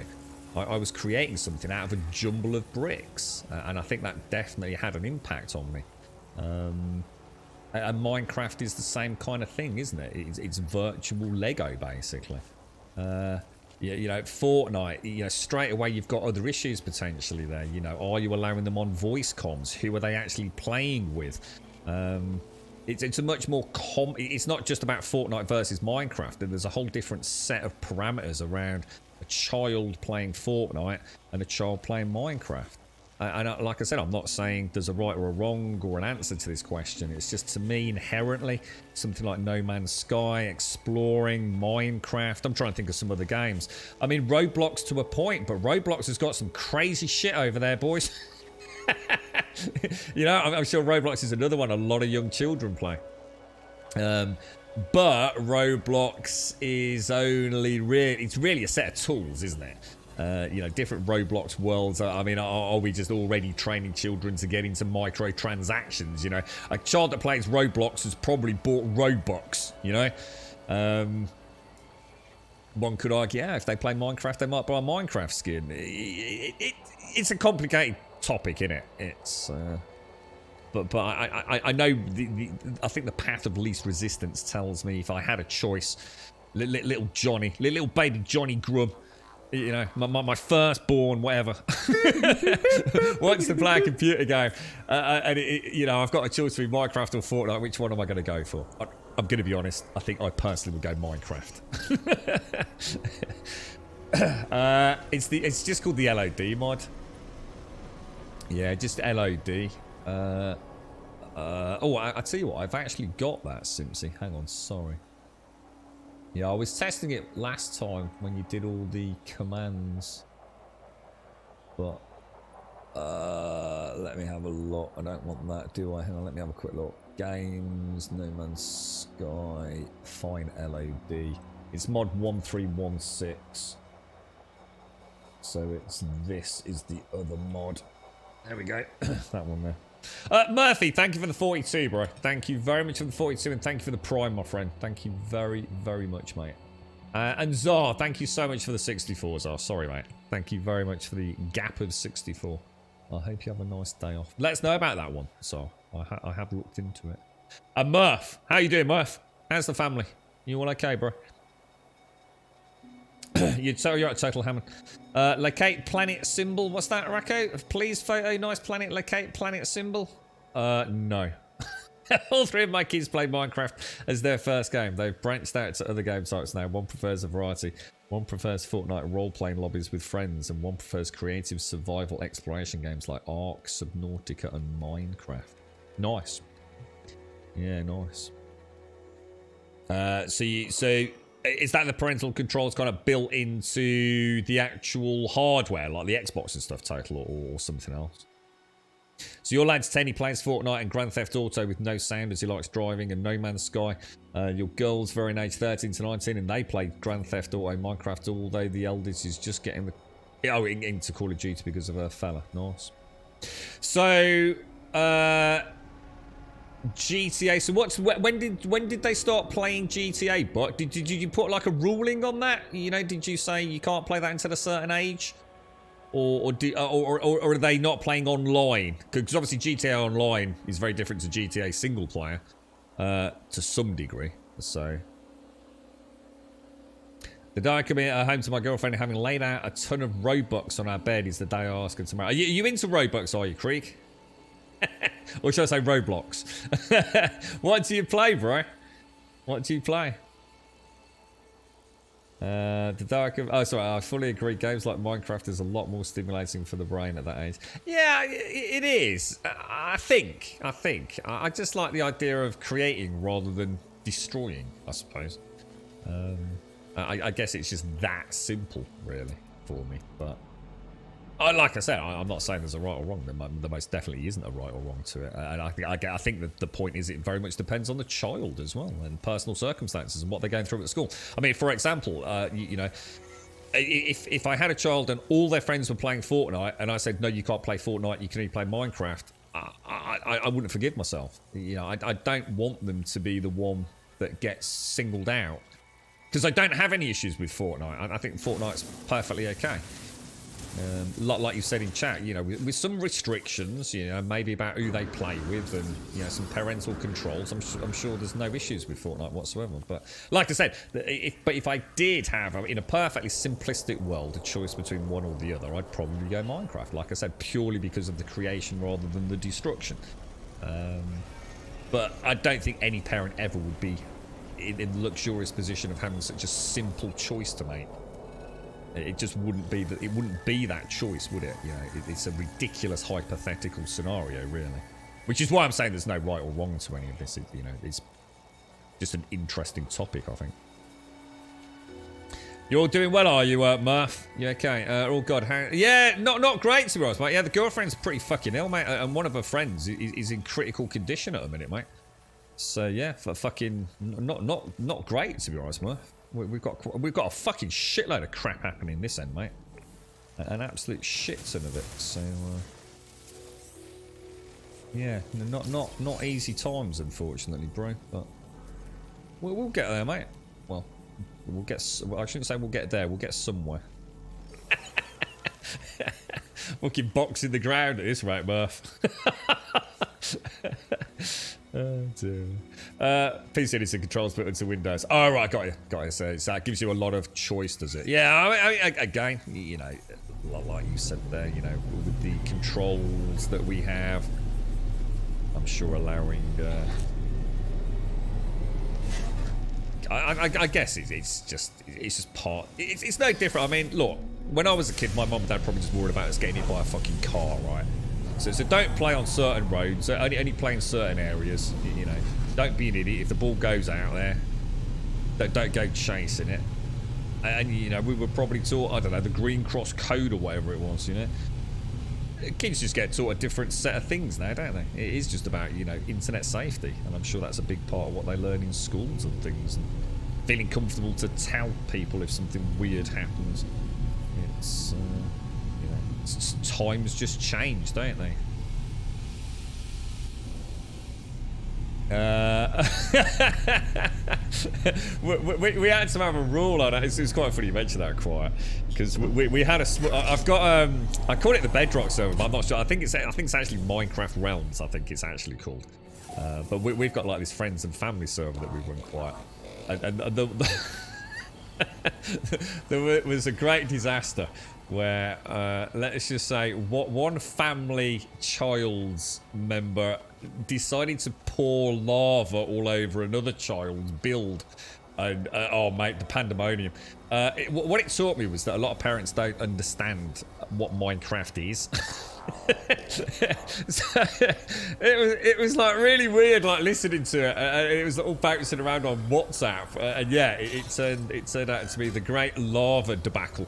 And yeah, appropriate punishments for said individual, and a lot of tears, and a lot of rebuilding, and parents logging in not knowing what the fuck's going on. But yes, we did have a mind. It's the only incident we've had. It was done maliciously though. It definitely was a malicious event. So yeah, you're right, you know. I mean, to take away the single player element of Minecraft and throw it onto a world, then yes, I should imagine the griefing and the horrors are unknown, to be honest. Yeah, yeah, it's like it's been like that for a long time, to be honest, Murph. Obviously not with a friend, but yeah, it's tough stuff at the minute, mate. There are so many third-party tools to moderate what kids can see and hear. Not sure how well that works in GTA Online, though. Yeah, I mean, GTA Online might be... I don't know.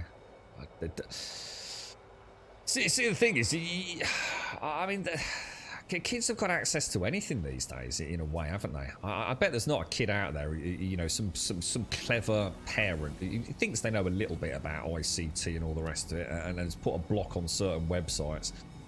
I mean, I'm pretty sure a smart kid could probably just download a fucking, you know, a couple of apps and a VPN and... to be honest, be doing whatever the fuck they want, quite frankly. And the parents will just never know, you know? I mean, kids literally have got the whole world at their fingertips, haven't they? I mean, they really have. And I'm sure a smart kid... Essentially, as a parent, you're probably going up against the hive mind of an entire education system. You know, kids have got access to other kids at school, and they probably know more about Android and Apple phones than I will ever know in the entirety of my life on this planet, you know? And they will have workaround. They probably know how to reset routers and fiddle passwords and bypass things and jump on the neighbour's Wi-Fi. And if they really want to get something, they're gonna fucking get it, aren't they? Or they're gonna get it around a mate's house at the end of the day. So, you know... Are you fighting the inevitable? I mean, I'm not saying you shouldn't be careful, but kids will be kids. I mean, I have to think about the stupid ass things I did as a kid, and that I didn't have access to the internet, you know, freely then. I did unimaginably stupid things as a child. So, you know, your kids are going to do silly things on the internet as well, aren't they? So. When sales are stuck, just some of the ship to you, or did I miss they were fixed before? It's weird. I don't know what happens, Richard. They just seem to turn on and off. I thought it was a persistent glitch the first time it happened, and it did last for the entire stream. But I think it happened yesterday, and it happened today as well. So whether or not, like you said, that's an instant fix, who knows, mate. Admiral Krull, thank you for the raid as well. You need a glow tree for your garden. Those are so... Wait, hang on, a glow tree? What, in real life, or...?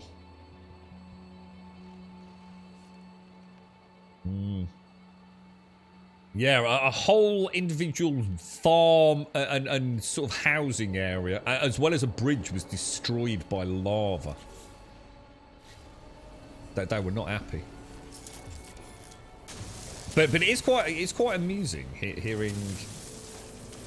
Can you imagine an irate parent who doesn't really know a lot about Minecraft? Getting on a... I'm not saying a high horse, but obviously you fight for your children. I assume it's natural instinct, right? Going on WhatsApp saying, "Your child has destroyed my child's village." The barbaric little knobber. It is one of the most, in a way, one of the most funny things I think I've ever read was the to and froing. The apologies, the misunderstandings, the what are you going to do about it? It's not like, you know, you'd nick someone's skateboard or throw their ball in the river as a kid. It's like this digital property has just been completely destroyed by a sort of like lava tsunami. Oh, dearie me. Parenting. A whole new ball game these days, isn't it? Did I read any Terry Pratchett books? I've not only read Terry, I've met Terry Pratchett. I had a whole suite of signed books by Mr. Pratchett. But they, unfortunately, many of them got destroyed when I put some of them in storage in my dad's house. And I've still got Terry Pratchett books, but I've lost a lot of my original hardbacks with his signatures. I think I've still got a few with his signature.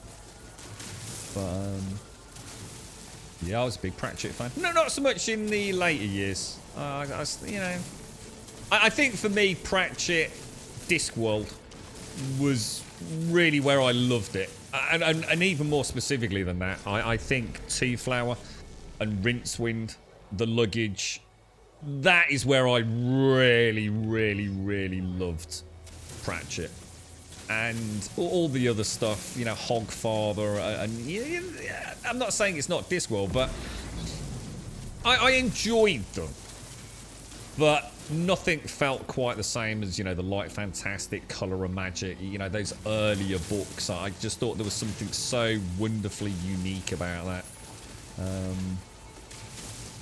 But yeah, I did. I really liked Pratchett.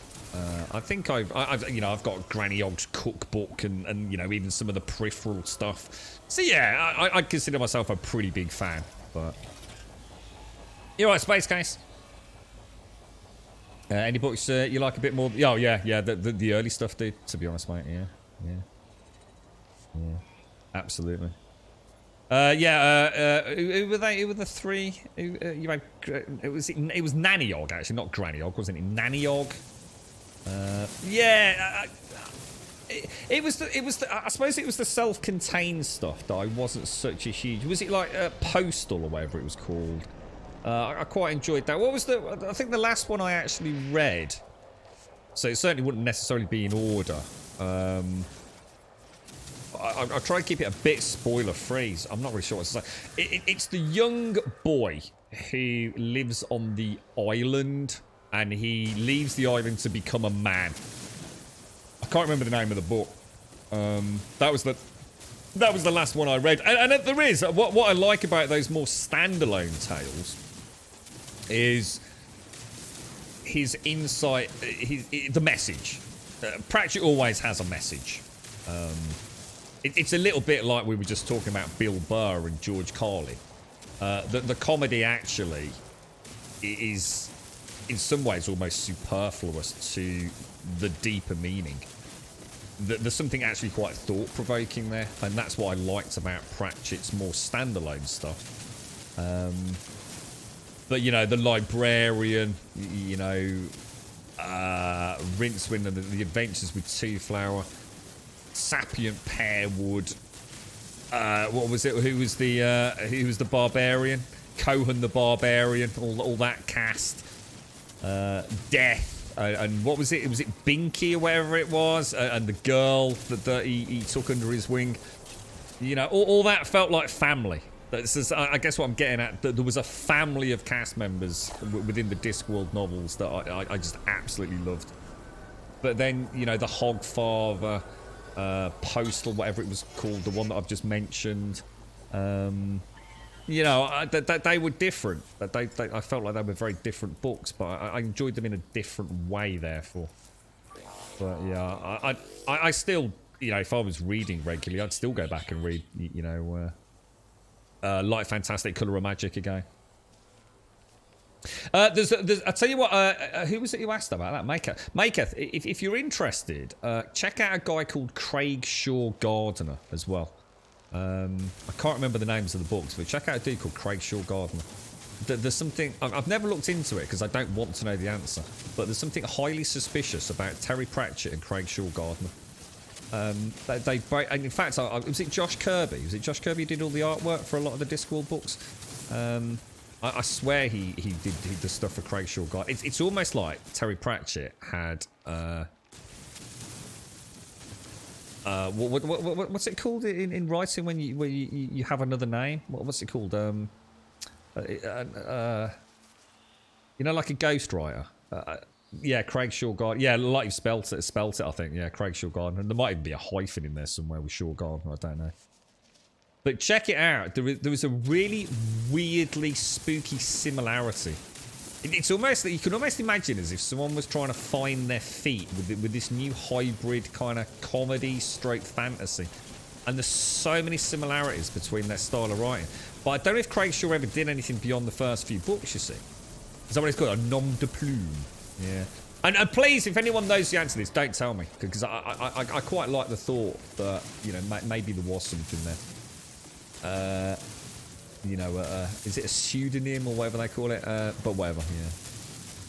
Suspiciously familiar. And I swear that the first Craig Shaw Gardner book came out at a very similar time to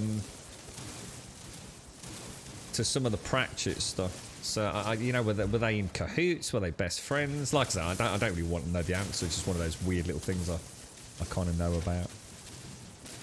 But even down to the artwork on the books themselves. The Great Turtle. Oh, a two-in. Yeah, you got the Great Turtle, a two-in, and they're trying to figure out his sex, aren't they? When they go off the edge of the planet, and a two-in's got the 4 elephants, and then the Discworld rests on the back of the 4 elements, doesn't it? Elephants. Did you ever watch the miniseries Good Omens? No, and Good Omens. I know Edwina was really into it, and I've read Good Omens, and I'm trying to think who the author, because that was wasn't that done by 2 authors? Good Omens. Can't remember now. No, I haven't. I haven't watched it. I think I watched 1 or 2 episodes, so I do need to watch that, dude. In fact, I swear I saw that pop up on Amazon Prime Video. So I do need to watch that. I've heard very good things from Edwina about that. Hang on, am I not mining with my... Oh, no, I am. I thought I was using the mining beam, not the... That was it, Neil Gaiman. Yeah, was it just Neil Gaiman? Well, wasn't it like a co-written one, Good Omens? Was it... Who was involved with it? Well, it wasn't Pratchett and Gaiman, was it?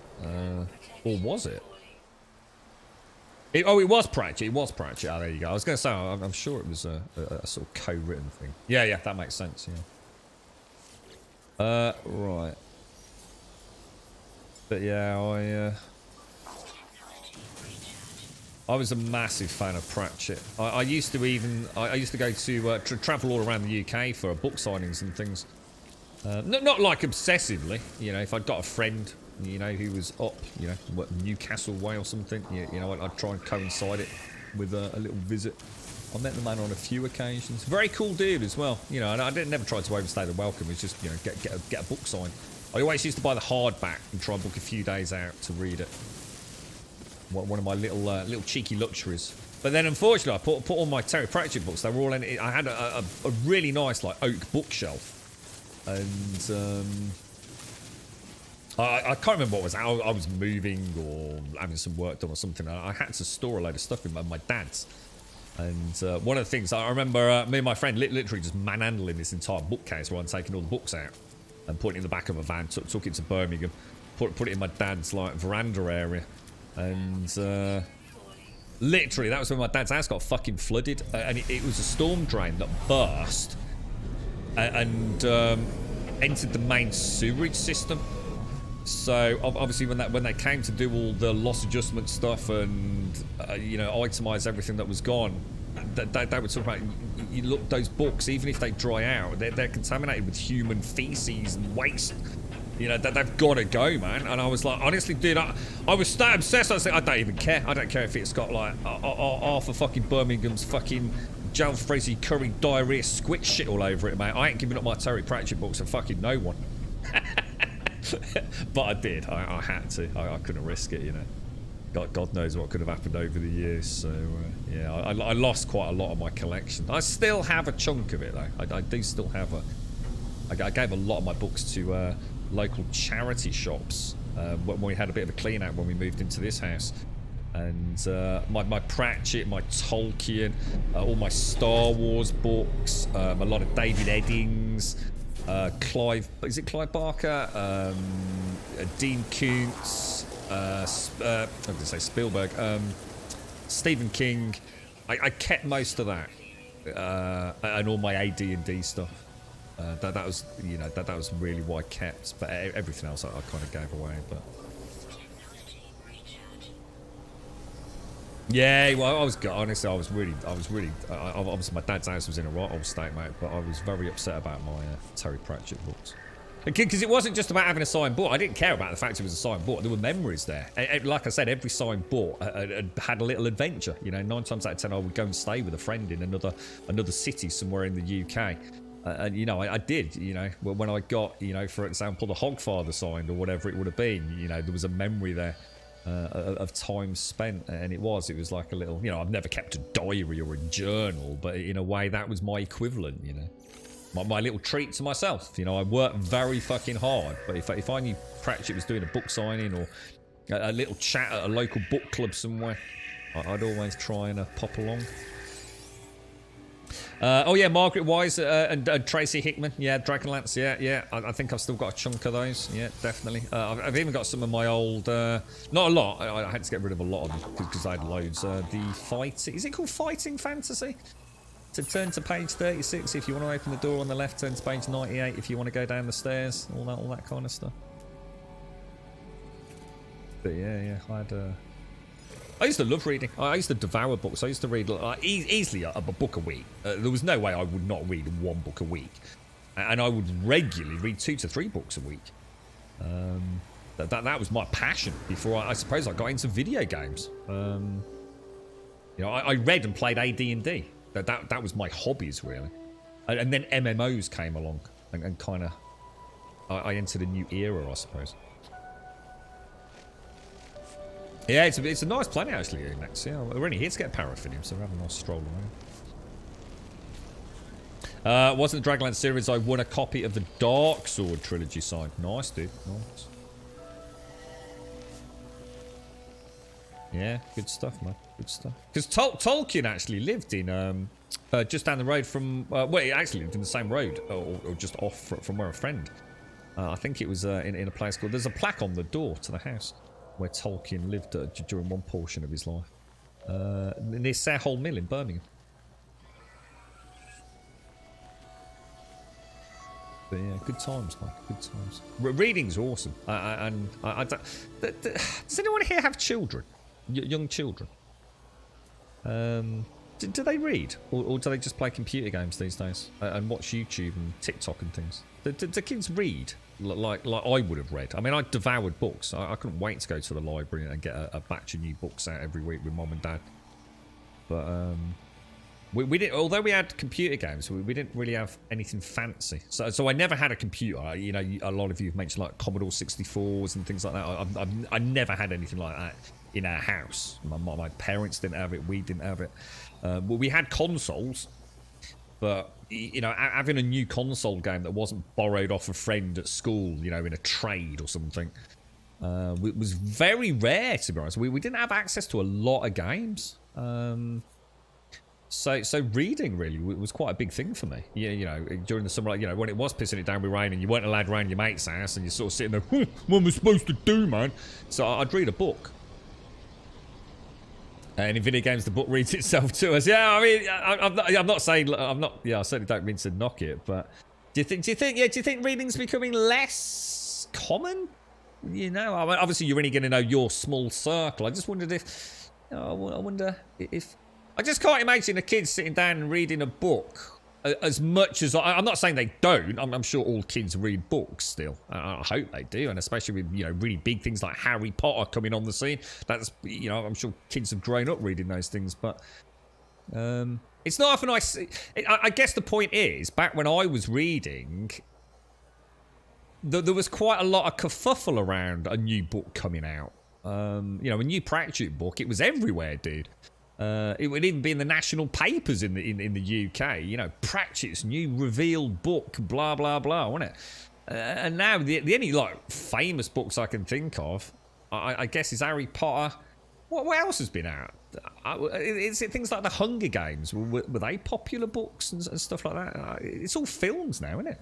And YouTube and TikTok and stuff you can do on your phone, right? You read Terry Brooks. Well, if it's a book, it counts, doesn't it? Yeah, Andrew, you've got twin 12-year-old girls who have a fairly large library in the house, and the girls are always diving into something on the shelves, so we're always buying... Oh, that's cool. So that's really cool. That's neat. So it's not just instant click a YouTube video. Do you need a beefy computer to run No Man's Sky this nice to get a sweet spot? I needed to down-res the graphics. I don't know how it scales, to be honest, SGR. So yeah, I'm sorry. I just don't know how well this scales these days. The only thing I can tell you is that it's a lot better than it used to be, mate. So performance is much more optimized, and it's a lot more consistent. So one of the things that I used to find was that I'd get everything running really nice, and then I'd go to a planet, and that planet would run like trash. Now everything seems to run quite well, you know, even with these sort of like quite dense grass planets, which used to be a bit of a killer even on a good rig. Yeah. But how well it scales, I just don't know, dude. I've only got my PC to compare it to, really. I've watched a lot of streams and YouTube in the background since I've been playing it. And I did notice performance across the board just seems to be really nice, dude. Terry Brooks, yeah, that was it. Shannara. Was it the Shannara Chronicles or something like that? Yeah, Terry Brooks definitely counts. 100%. So your daughter liked books when she was young, and your son only reads for information, not for enjoyment. I mean, the thing is, you know, I'm not saying things were different. I mean, for example, my brothers didn't read a lot. And to be honest, I probably wouldn't have read a lot if I hadn't read The Hobbit so early on. I'm sure when I read The Hobbit, I was probably didn't... That was weird. So I've just heard like a loud shout there. Admiral Crawl, thank you very much for the raid as well, bro. Yeah, I'm sure when I first read The Hobbit, I should imagine my own vocabulary was not... I mean, obviously it was written very much for his children anyway, so it was a fairly non-complex language throughout The Hobbit, but I bet the first time I read it, I didn't really understand all the nuances of the story and things, and certainly how it tied in with Lord of the Rings later on when I eventually read that. But, yeah, my brothers didn't read anywhere near as much as I used. Is that on the planet, or is there a fucking... Is something howling?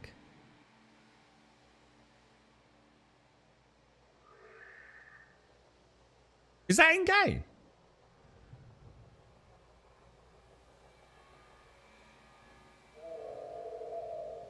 Yeah. Oh, thank fuck for that. I was going to say one of the... Got a fucking Wendigo or something. 42 months of Grum. Love, hope to have many more months.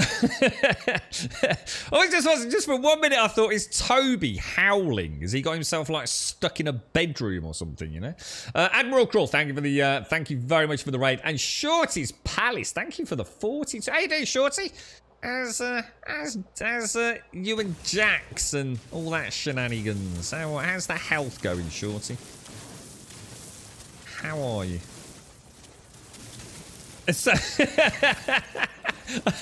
it was just one of those weird things, you know. Sometimes you're not sure because you know you're talking.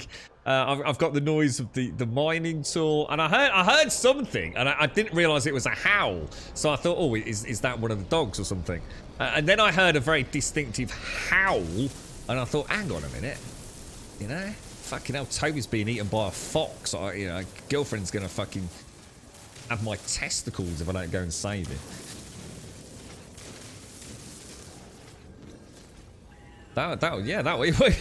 It was a good owl, wasn't it? Yeah. You want to be walking through a forest on the way from a pub and hear that, would you, tout? Fucking hell, mate. I'll be halfway at the nearest fucking elm tree, dude. I'll be sleeping up there till the morning, mate. Got that for a game of soldiers, fella. No chance. Oh, weapon depleted. Yeah, we just need to get some... once we've got this paraffinium, we can finish off the... might as well get a chunk in it. It's not going well, Shorty. Why? What's happened now, mate? I know... what was the last update? Can't remember what was happening. Jax... I can't remember what the last revelation was, to be honest, Shorty. He was very poorly again, wasn't he? He was back in hospital, I believe. What's happened now then, mate? Oh, so you went in for a scan because of a month-long fever and they found lesions on my back and hip bones. There was a list of 3 different types of bone cancers. I have to get confirmed to which one it is. Oh, what is... Oh my god, sure, that's fucking awful, mate. That's terrible.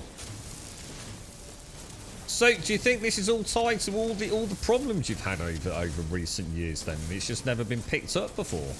So what does that mean, though? I mean, is this like doom and gloom, or you know, is this cancer, or is that the whole point? You know, you've just got to have a bit more poking and prodding and testing done. I don't know.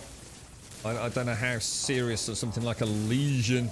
I mean, obviously, like anything, worst case scenario could be catastrophic. But I mean, hopefully there's a chance. You know, something. I don't know. I don't know how.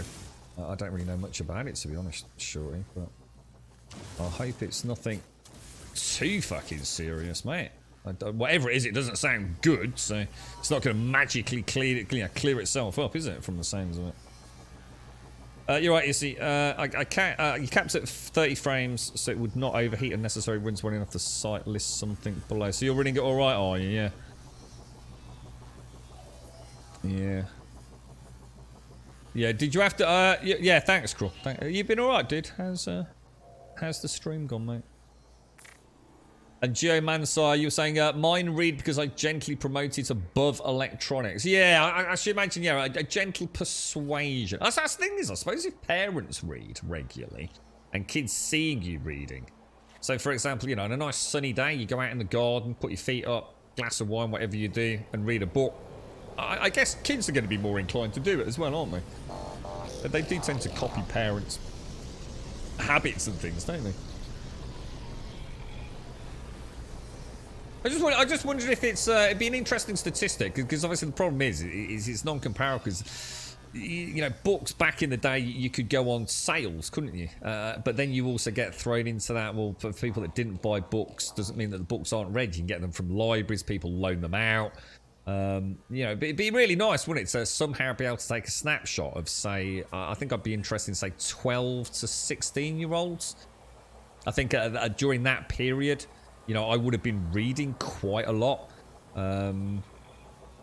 compared to your average 12 to 16-year-old now, and see whether they read more or less than they used to. Because in a way, it's more accessible, because you know, you've got you can just download books, can't you?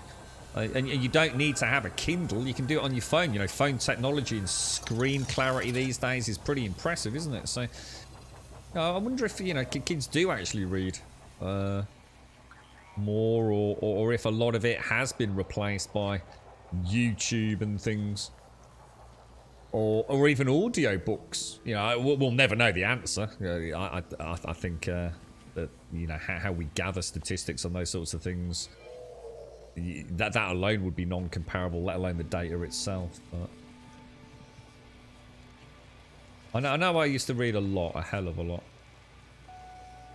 See, what's interesting is, I suppose it's just a tiny little snapshot. So, for example, if I was waiting for a bus, but back in the day, because one of the buses, I wouldn't have had any friends on that connection. So, for me, I would have sat at a bus stop and read a book. And it wasn't uncommon for me to see people on a train, or a plane, or a bus, you know, both in my young life and my adult life, reading books. I'd see people in an airport they would always be reading books on a train, very regularly reading a book. And I must admit, although throw the pandemic out of the window because God knows what's happening now, but even just a few years back when I used to commute quite a lot, all I'd see is people with mobile phones, and normally with headphones in. And you know, if you did catch a glimpse of what they were up to, it would either be social media, or watching YouTube, or even watching a film or something. So I must admit, even in my own experience, you know, I'm not saying this in any ways a statistical interest in the bigger scheme of things, but my personal experiences, I used to see a lot more books out and about than I do today, if that makes sense. You'd like to visit this. You're not going to be an asshole and come and fuck me over, though, are you? See what I'm worried about, you're quite obsessed about getting the coordinates to this planet. And when someone's that pushy, what I tend to come to the conclusion is they want to come and PvP me, you see. So, I'm getting a bit of a red alert right here, Racco. Do you know what I mean? You know, you haven't sort of said, "How you doing, mate? How's things?" You know, all you seem to be interested in is finding out where I am. And this isn't a particularly rare planet, you know. In fact, there's nothing that special about it at all. I'm just going to be honest with you, mate, because that's the sort of person I am. I've got alarm bells ringing, bro, which is why I've not shown you. I'm not ignoring you. I just have this weird niggling itch in the back of my head. I've seen it happen before, and something's off.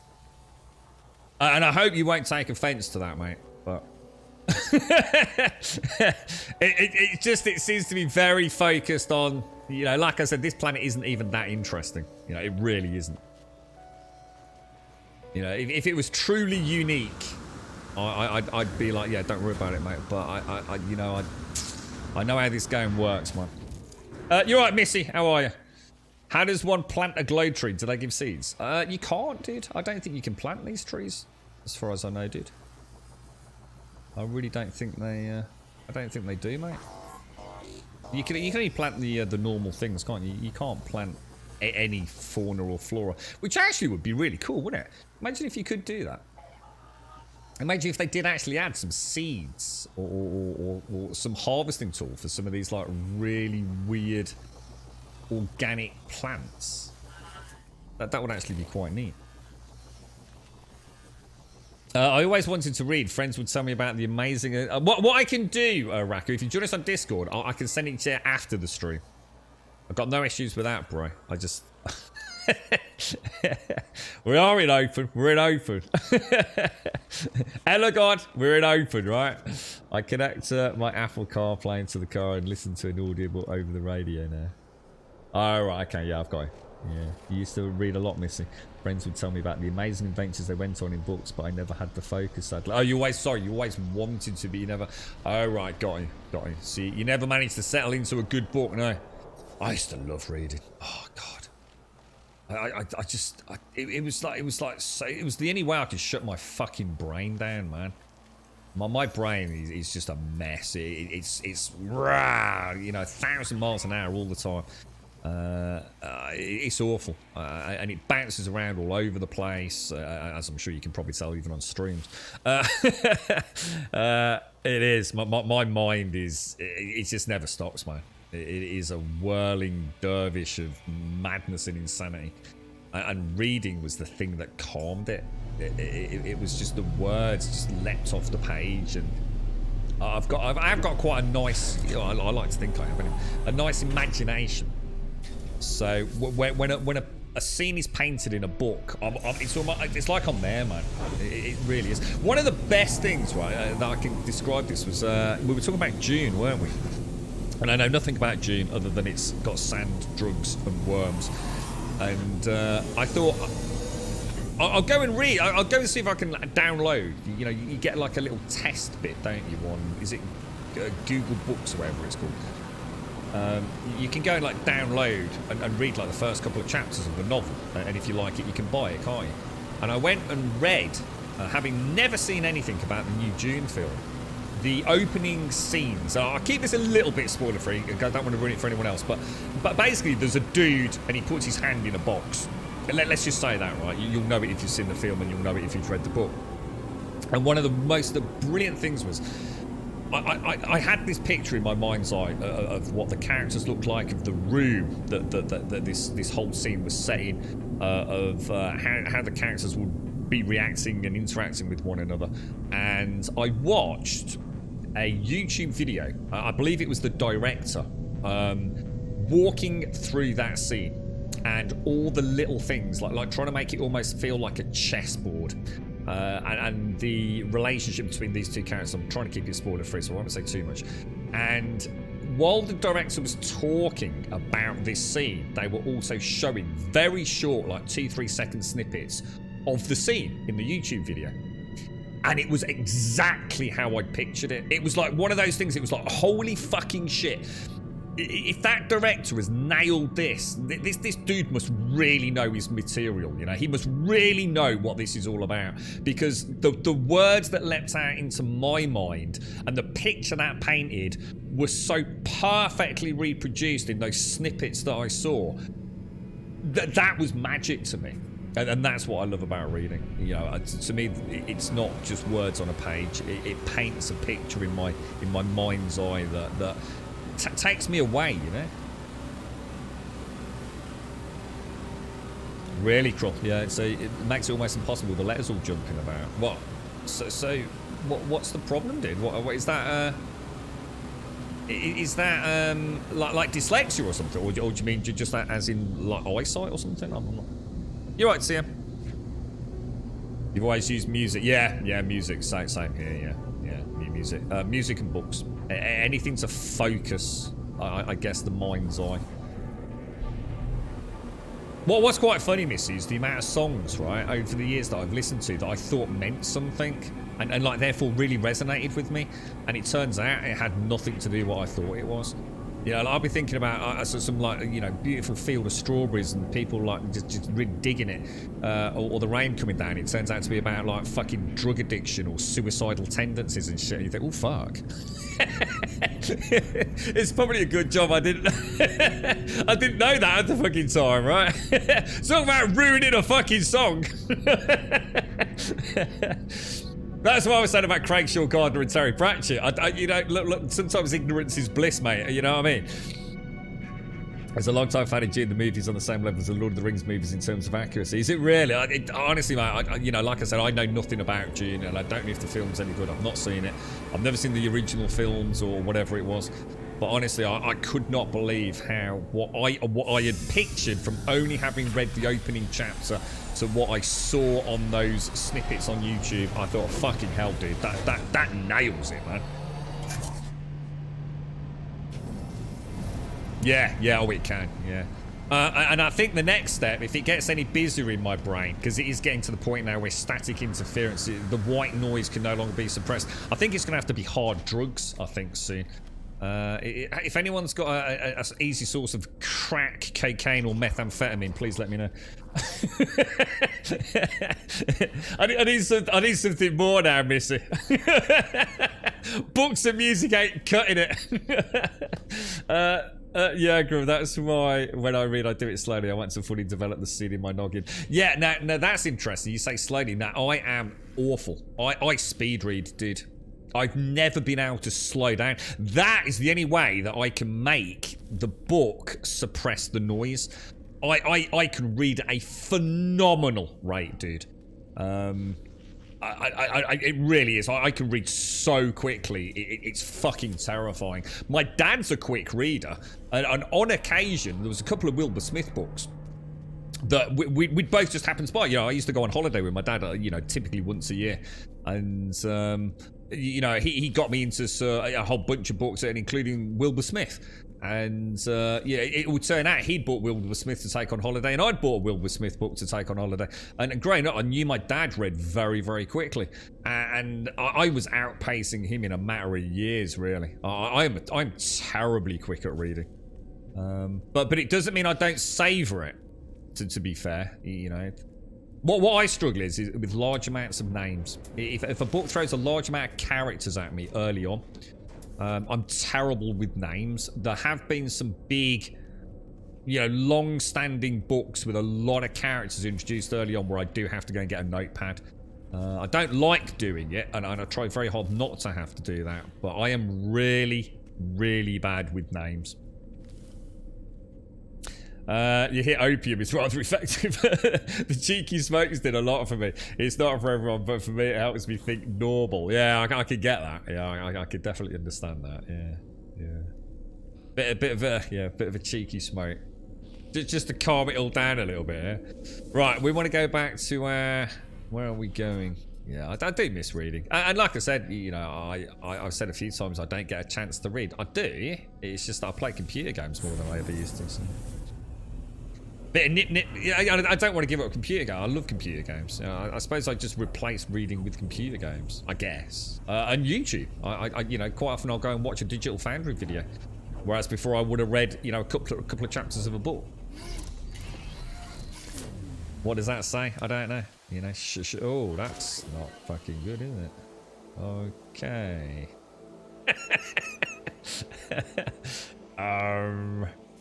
Okay. I was about to say, where's the fucking bass gone? I don't mind being booted out, but you know, don't tell me the bass has been completely destroyed. Oh my lord. Yeah, well, there's a difference though, Rand. I don't mind a large cast. In fact, I have no issues with a large cast. What I can't deal with is a large number of cast members being introduced too early. I need to get an understanding of who someone is to paint a picture in order for it to stick. So if in the first chapter, and let's just say, or even just like the first few pages maybe, because I mean chapters are very, you know, it's not really a scalable element of a book, is it? But if like in the first like 10 pages, I've got like 6 character members. You know, like sometimes it starts with a group of people. You know, maybe it's a group of people sitting at a dinner table. And it's like, okay, you've got Jane and you've got Bob and you've got Dick, and it's like, fucking hell, dude, hang on, whoa. Who's who again? Hang on, who's the architect? I really struggle with that, dude. I need the characters to sort of like drip fed to me, so I can paint a picture of who they are and then build the narrative around them as it's told to me. But yeah, I've had a few books. So some of the Tom Clancy books that I've read, they quite often have like a little a sort of glossary kind of thing at the start, don't they? The name of the president and the president's first wife and a few other, you know, the head of the CIA, and I you know, that's great for me. You know, it gives me a good start. Don't look for meaning in Fleetwood Mac songs; it never ends well. I do know Fleetwood Mac, mate, but I'm going to be honest. If you ask me to name a Fleetwood Mac, I wouldn't know. It's the same with Pink Floyd, mate. Pink Floyd was just shit that we had on in the background, and I mean good shit. You know, when we were driving around, obviously I know what the classic is. It the one about a brick in a wall, just another brick in a wall, whatever it is. I don't really know. I'm sure, like if I heard the songs, I go, oh yeah, that's Pink Floyd or that's Fleetwood Mac, whatever. But I don't know them, if that makes sense. I don't know the names of the songs. Yeah, it was just background noise to me because it was on all the fucking time. But we used to listen to more.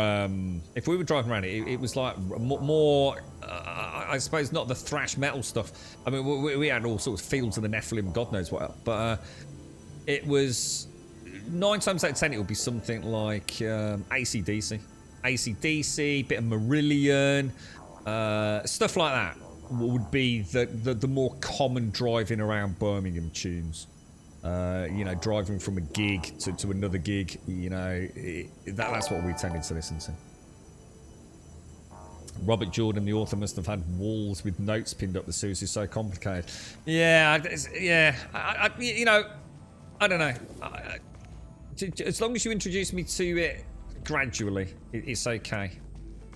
But I can get overwhelmed. But I just, like I said, I used to just have a notepad and I just make my own little brief notes and just glance at it when a new character popped up, and it just helped me enjoy the stories, I suppose. Now what did we want here, guys? We're after... We've done the frost crystals and we've done the cactus flesh, so we want selenium next, don't we? Which are these, and these are on a 16-hour growth, I think.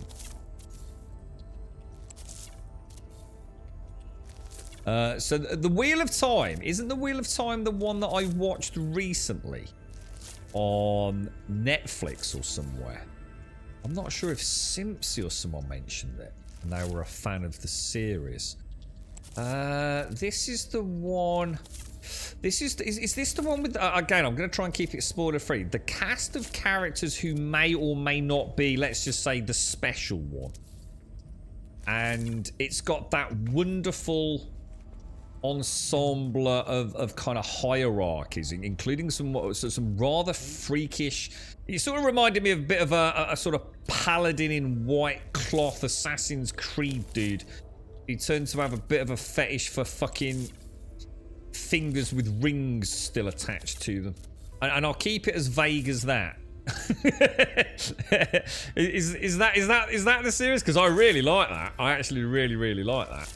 And didn't it end with quite a cool? It's something to do with ships. I just keep it vague. The season ended with some ships, and I thought, holy shit, that's just up to the ante a little bit in terms of the grandiose scale. Yeah, I'm sure a couple of you recommended it, and I gave it a bash. I very much enjoyed it. It has a massive cast by the end of the 14th novel. Oh my god, is that how many books there are? 14th novel. Over 3,500 named characters have been introduced and have at least a paragraph of dialogue from them. Oh, I need a couple of notebooks then. You're right, Rev. How are you, mate? How's things? How's Baby Sasha and how's Pixie and Fam all doing, mate? Yeah, definitely do. Yeah. Whatever is paraffinium. Yeah, that's the one. Yeah, these selenium. How many of these did I say we needed? I've done 2, haven't I? Selenium was 4, I believe. So let's go. I've done 2 at the moment, haven't I? I don't think we're gonna have enough paraffinium. I think we might be just a little shy. So that's 3 selenium, isn't it? Oh, missed. So here's a question for those of you that are big Wheels of Time fans. Oh my god, hang on. What's going on here? 1, 2, 3. So that should be 3 selenium. Oh yeah, it is. Was the source material... Did they do it justice? Because I've never read the books. And I did enjoy Wheel of Time. It wasn't mind-blowing. It wasn't, you know, it wasn't something that I thought was like 10 out of 10 absolutely fucking couldn't be improved. But I very much enjoyed it and I very much want to see more. But I know sometimes if you're a big fan of the source material, you've read 14 books, you've got to know the cast, sometimes what gets portrayed on Netflix or Amazon Prime is dog shit, right? Did they do an okay job for you hardcore fans? Because like I said, I actually enjoyed it. Yeah, it was Amazon Prime. Yeah, I thought it was. Yeah.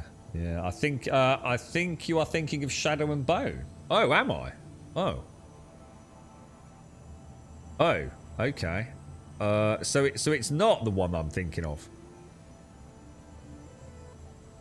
Oh, okay. So we're not even talking about the same thing then. What Shadow and... So Shadow and Bone is the one with the Assassin's Creed style faction.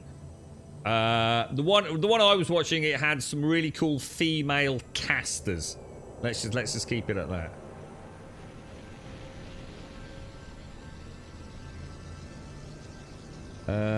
Everything's good, Grum. Thank you. 4 more weeks for the holiday. Hang on. What happens with the holiday, Rev? Is this where you're going? Where are you going, dude? You're going back to your motherland, yeah? You're right, Luke. You've not played No Man's Sky for about a year. Just getting back. Any tips for starting to play again? I don't know, because I don't know how far you got into it or what you liked about it, Luke. I mean, a fresh start never hurts, mate. You know, or come back and do the expedition, maybe. So first port of call. Maybe, so we're going to go down there, up there. The next one needs to be selenium in this hemisphere here, isn't it? Yeah, I don't know, dude. It's a tricky one, because I don't know the game that well myself, dude, but... You know, if you're new back, you know, starting up today with the expedition, wouldn't be a bad start, because it's, you know, the expedition is going to teach you some of the very basics of the game again if you're a bit rusty on it all, and then you can carry on with your old save. But I'm going to be honest, like, this time around I pretty much started again, more or less. I had got a pre-existing save, but we hadn't really done a lot with it. Oh, that's perfect. Oh, that was, hang on, that was phosphorus. So that isn't even, it was the star bramble for the paraffinium. Because then, so that should be 8, shouldn't it? Or is it? Oh, hang on, something's not right here then. Oh shit, have I fucked this? Dude, so I've messed this up. Because we should have 8 biodomes for star bramble. So where have I gone wrong here then?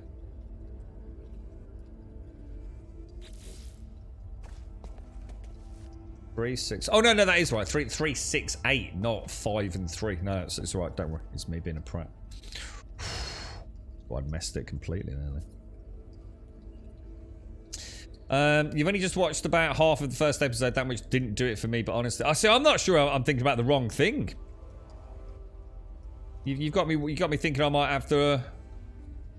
The series bastardized the source material. They shoved a lot of woke crap and Game of Thrones style nonsense that shouldn't have been in it.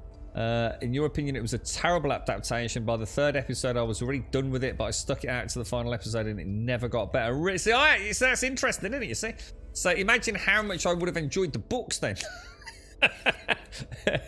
There was I wasn't a big fan of the lead. Well, I suppose he's not necessarily the lead male character. But he reminded me a little bit of whoever it was who played Anakin Skywalker as a young adult. He had that kind of obnoxious vibe to him. I wasn't a fan of the casting on that.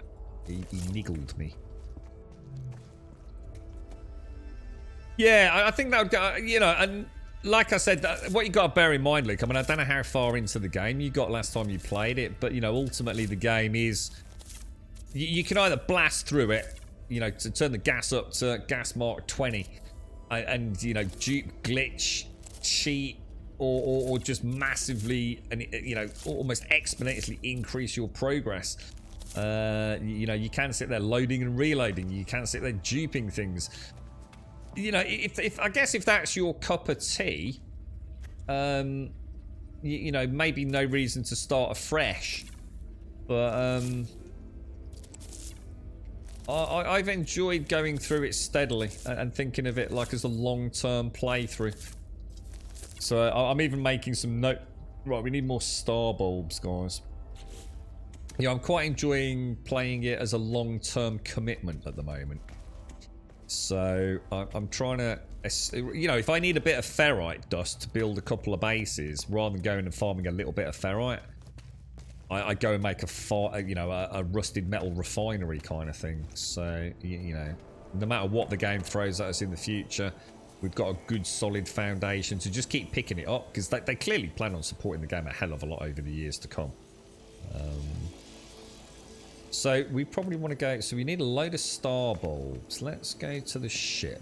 Let's. Can you You can use discovery for star bulbs, can't you?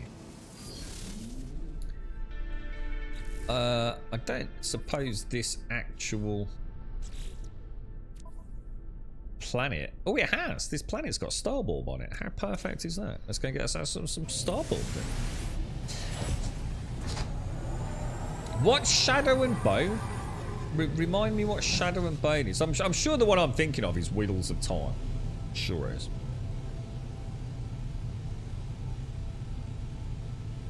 Oh, you started the settlement. Yeah, I'm a bit disappointed with the settlement. I have a real bee in my bonnet about that, because I thought the whole point of the settlement was to get like cash income.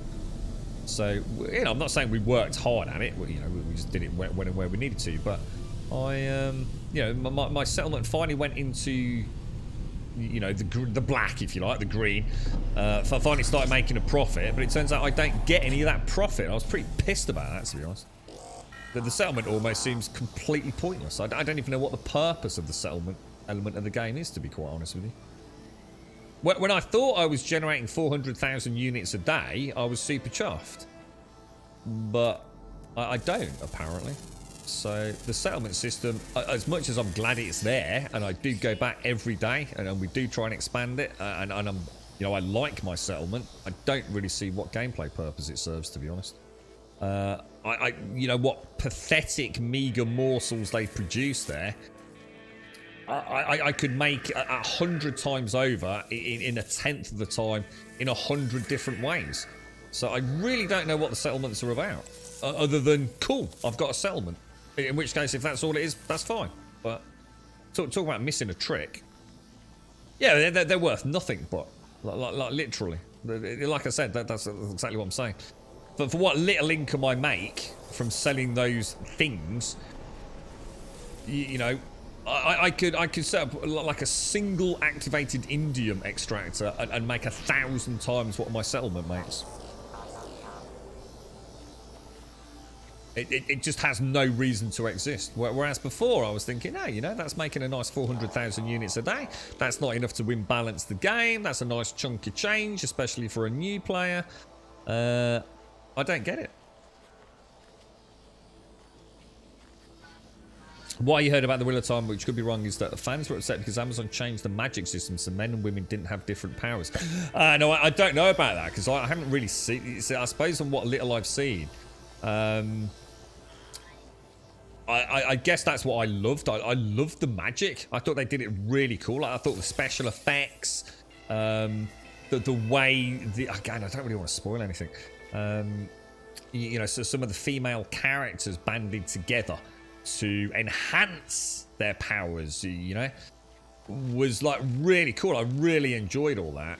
One of the things that actually I really looked forward to was the, I guess the power that the female cast held, and I can't really elaborate on that too much because again I don't want to drop a spoiler in chat, but I thought the whole concept of the magic system and the hierarchy and stuff was actually really well done and really freakish as well. And the scene, no, I can't because it's going to be spoilery. Yeah, it's crazy. Yeah, I thought it was ever so well done. Like I said, I think there was a couple of cast members that I really genuinely didn't like. I didn't think they you know, sort of met the role particularly well, but. You've got 888 million units. Yeah, and I think that's part of the problem, to be honest, Luke, is cash comes so freely in the game. And you don't really have anything to spend it on, mate. I think that's the one thing I'd like to see No Man's Sky maybe have. It is like a big sink for cash.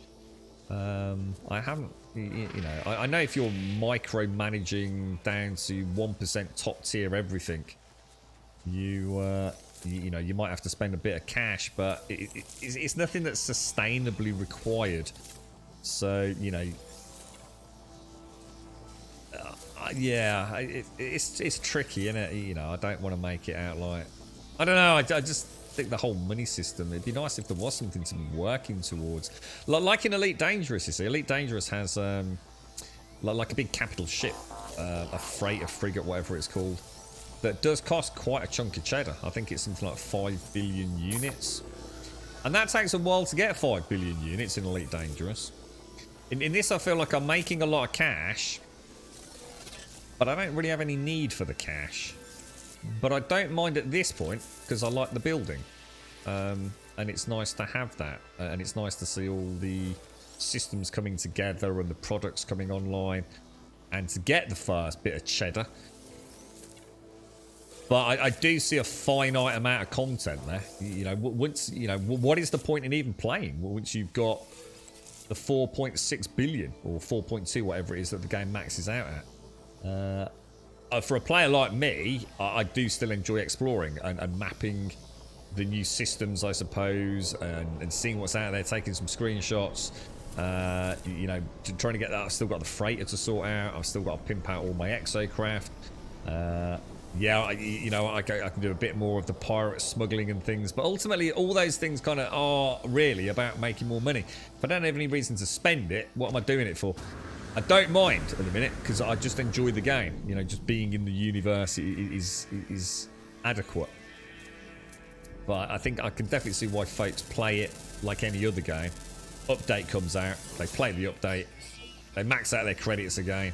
They get the new S-Class, new ship, whatever it is. You know, the settlement DLC or upgrade comes out. They get the settlement, they get it up and running.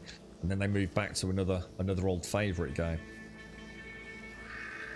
But yeah, it's a classic. We were talking about comparing it to, in a way, to Minecraft earlier, weren't we?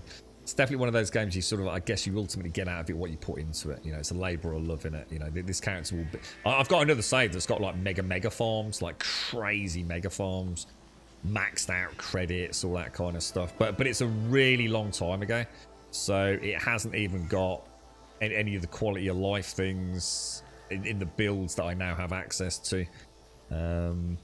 So that save's long forgotten now. I'll never go back to it. So this feels like a nice fresh start. You can dance in the saloon, Wyvern. It is. The whole settlement system almost sums up No Man's Sky. It's great, you know, on the surface, but you even scratch beneath the surface, and there's not really anything there. In a way, that's the beauty of No Man's Sky. So you know, it's not a derogatory comment. That the game just has so many systems, but they are all quite shallow.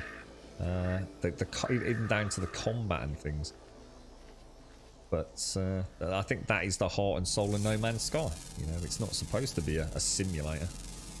It's supposed to be a pickup, highly accessible, and at times, you know, a bit mathematical, I guess.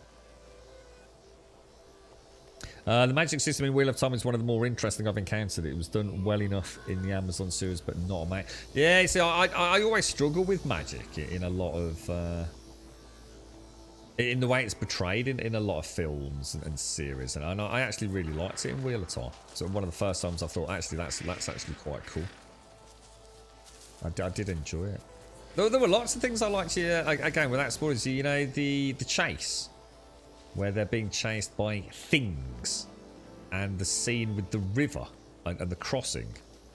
I thought all that was really cool. I really enjoyed it. I was, not necessarily edge of the seat, nail biting, fantasy adventure, but I enjoyed it. I think that's actually quite cool. Giving players to have everything something to do is possible. I think the expeditions are designed specifically for what I've just described. It's for returning players who might not have played the game for a few months, you know, even 6 months between updates, and it's a chance to come back, refresh your knowledge of the game, and then carry on with what the new content is.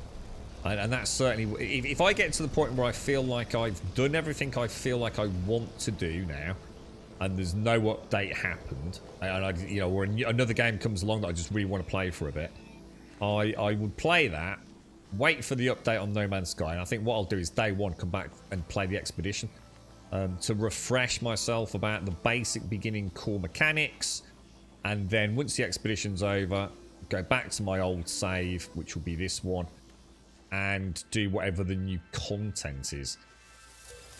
Whether it be settlements, new building blocks, new ships, who knows, lifts on freighters. I think the expeditions are almost designed for that. Come back, learn the basics again, but at a slightly accelerated rate. Get a few freebies out of it, and then crack on with your old adventure. It feels like a natural sort of flow. This planet is actually really gorgeous, isn't it? I really, really like this. Really like it. You right, Madu? How are you? How's things, Madu? Dutch Thor, thank you for the follow. And Luke Avish, thank you for the follow as well. Oh, is that what happened, Rain? So he actually passed before finishing. You think his son took over for the conclusion. So has the Wheel of Time been finished then, Rain? So did his son actually finish it? Oh, that's actually really tragic, man. So it's always heartbreaking, isn't it? I mean, Pratchett as well. It's always heartbreaking to think of someone not finishing such something that is such a huge part of people's lives, and especially if you read these things when you're growing up. You know, the Hobbit most definitely defined me. You know, really catastrophic. You know, if Tolkien never got to finish Lord of the Rings, you know what I mean?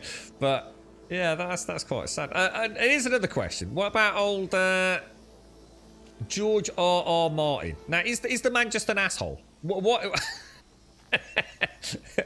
why is he not finished fucking Game of Thrones? When was the last Game of Thrones book? I know nothing about Game of Thrones, right? In terms of its basis in novels. All I know is I watched Game of Thrones and I really fucking liked it. And I had no issues with the fucking ending. I really couldn't give a fuck. I enjoyed my time all the way through. And, you know, I knew it was going to end. I'd heard it was fucking dog shit. I couldn't care less. Sometimes it's nice just to have closure on something and say, there you go, that's it. If you don't like it, tough titty. But I'm not going to throw it under a bus. It was alright for me. I didn't have any issues. In fact, the only issue I had with all of Game of Thrones was the fact that they killed fucking Sean Bean. I was very upset about that. I started watching Sean Bean. I thought he was going to be really cool in this, and they fucking killed him. And I was very distressed. And the only other thing that I didn't like about it was that I hated the fight. I hated the fight scene. I despised it. And I understand all the arty-farty folks out there about, oh, it was supposed to be dark and it's supposed to add to the confusion of what the characters felt and the uncertainty and bullshit. Absolute fucking bullshit. It's a visual medium and I want to see what the fuck is going on. And that should have been a really fucking cool fight, man. And I got to see fuck all. It was dark. I couldn't hear shit. I couldn't see shit. It was terrible. And no one will ever convince me otherwise. If you argue against that, you're an arty-farty up your own arse fucking person.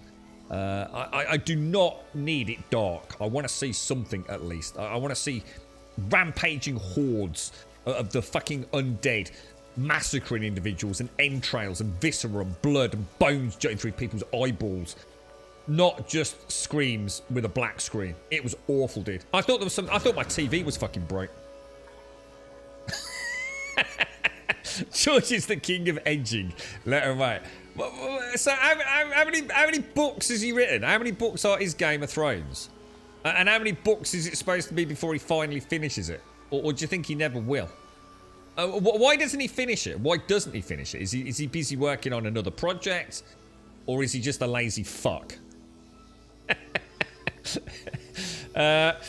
The Wheel of Time was finished by Brandon Sanderson, who was handpicked by Jordan's widow to finish the series. So for those of you who have read it, I'm assuming it is finished. Oh, hang on. Oh, so it can't have been his son then, because his widow wouldn't have handpicked someone called Brandon Sanderson then, would they? Did the Wheel of Time get a good end? So for those of you that are passionate about it, you know, really enjoyed it, did you get a conclusion worthy of the original author's, you know, story, I guess? He's too busy coding Star Citizen. That wouldn't fucking surprise me. Yeah. Oh, sorry, no, he's too busy working on Elden Ring, isn't he? Yeah. Which, did you see the interviews where Elden Ring was brought up? Oh, dude, he hadn't got a fucking clue, had he? He never did fuck all for Elden Ring. Literally, not a fucking word in that game. It was just, let's stick your name on it, here, have a couple of million quid. He had nothing to do with Elden Ring. It was just, how can we make, story by George R. No, fuck, story by fucking ass. He didn't do shit. In the interviews, he didn't even know the name of the fucking game. He even says, oh, the last I heard for the game was about 5 years ago. Nothing to do with it whatsoever. Just pure marketing, man. You alright? How you doing, Drunken Monkey? You alright, mate? It's been an alright day. I'm tired today, mate. So Martin hasn't finished ASA. What the hell is that? ASOI and F. What does that mean? What's that an acronym for, mate? ASOE and F. What's that? It might be because he's bored of the universe. He's always putting off finishing the next book, and there is supposed to be 2 or 3 more. And he's more interested in doing TV and movies, working along the same scene. He had nothing to do with Elden Ring, dude. Seriously, if that dude wrote just a couple of characters' names on the back of a napkin, then that's all he had to do with that fucking project. I can assure you. The ending was spot on, and the final chapter of the book was written by Jordan long before he passed. Oh, right. Got you, Andrew. Interesting. Yeah. Well, I'm glad. There can't be anything more upsetting than having, you know, so something you've grown up with in a fictional world, you know, have an ending, you know, through tragedy and you know, awful circumstances, not get the ending it deserved, I suppose, you know. I'm sure it's happened on several occasions over the years with film and cinema. A Song of Ice and Fire. Oh, is that the world it's all set in then? So Game of Thrones is set in the world of A Song of Ice and Fire, is it? So are there other narratives within the world that I know then, with a different cast of characters? I don't think I knew that, actually. I've heard of that. I've heard of Ice and Fire. But, yeah, who knows? You know. I don't think I've ever had the connection with Game of Thrones, to be honest. But yeah, it's I suppose, I mean, I wonder, I mean, would it be great to see, because in theory, right, what happens is Game of Thrones, blah blah blah, whether or not you loved it or not, it ran. Wouldn't it be interesting to see him finish it his own end, and whether or not it's any different, and in X number of years sort of see the, you know, Game of Thrones alternative George R.R. Martin ending and compare the two? It'd be quite interesting, wouldn't it? I was quite happy by the time it finished. I think I've been softened due to a show called Lost. Many moons ago there was a show called Lost. I'm sure many of you probably know it. I didn't watch it when it first came out because I think it was aired on, I don't know, like Channel 4 or something at a really weird time of the evening. One episode a week. So I sort of watched it in some giant binge many years later. But I probably was watching it catching up as it was coming to its natural conclusion. Or around that time, so I understood. I'd heard the rumours, oh my god, the ending is terrible, blah blah blah blah blah, and I must admit, even though I knew something was going to be off and I was probably going to be let down, I was actually in Portugal at the time, and I had ripped the last, I think 2 or 3 episodes, I think it was, onto my PlayStation Portable. And for those of you that know me, I'm quite obsessive about looking after my tech. I am a bit obsessive about things, look after it. A bit of tech is for life, not just for fucking around with. And my PlayStation Portable nearly went into the swimming pool. We actually had a villa. We'd rented a villa. And I sat there thinking that cannot be it. I must have downloaded some sort of like piss tape, right? This is not good. So I kind of learned that sometimes things just drag on for too long, and that's why I stopped watching The Walking Dead. Now I appreciate I have a bit of a bee in my bonnet about Walking Dead, and I know it's based on, I believe, a comic book. So, you know, and I know comic books are a little bit crazy, but that dude with the fucking tiger and all that bullshit, and when Glenn, was it Glenn, was under, you remember his mate standing on top of the wheelie bins, the refuse bins, and he's clearly dead, but it turns out he's not dead because he's under the wheelie bin. I swear to God, I don't think I've ever been so fucking, talk about treating me like a fucking idiot. I don't think I've ever had my intelligence insulted so much as watching The Walking Dead. And I just stopped watching. I says, now I have to do what I didn't do with Lost. I have to pull the plug. And I just don't watch it anymore. Couldn't give less of a fuck about anything to do with the Walking Dead franchise. I walked away. I loved what I saw. You know, I should have left a bit earlier than I did, and I'll have good memories. And I did the same with Elden Ring. Elden Ring got boring as fuck, and I left before the grand finales, and that's perfect for me. I was glad. You know, I've got good memories of it. It didn't outstay its welcome because I pulled the ripcord a little bit earlier than most people. You're actually from Portugal. Portugal's fucking awesome, Link. Love Portugal. Beautiful place. Yeah, Hurley was badass, man. Yeah, Hurley was cool. Lost was cool. Lost was crazy, man. Lost was the dog's bollocks, mate. But that ended, that's...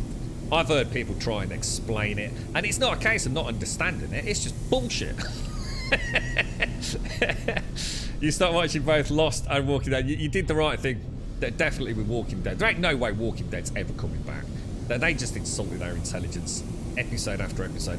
I like Negan. I know a lot of people didn't like Negan. I think without Negan, it was dead and buried a long time ago for me. That would just boring as hell, man. Watching it out of habit. So it's the same reason the girlfriend used to watch EastEnders. And with the pandemic, there was an interruption of obviously making episodes. So she took a break, a non-self-imposed break. In fact, very much imposed through no free will of her own.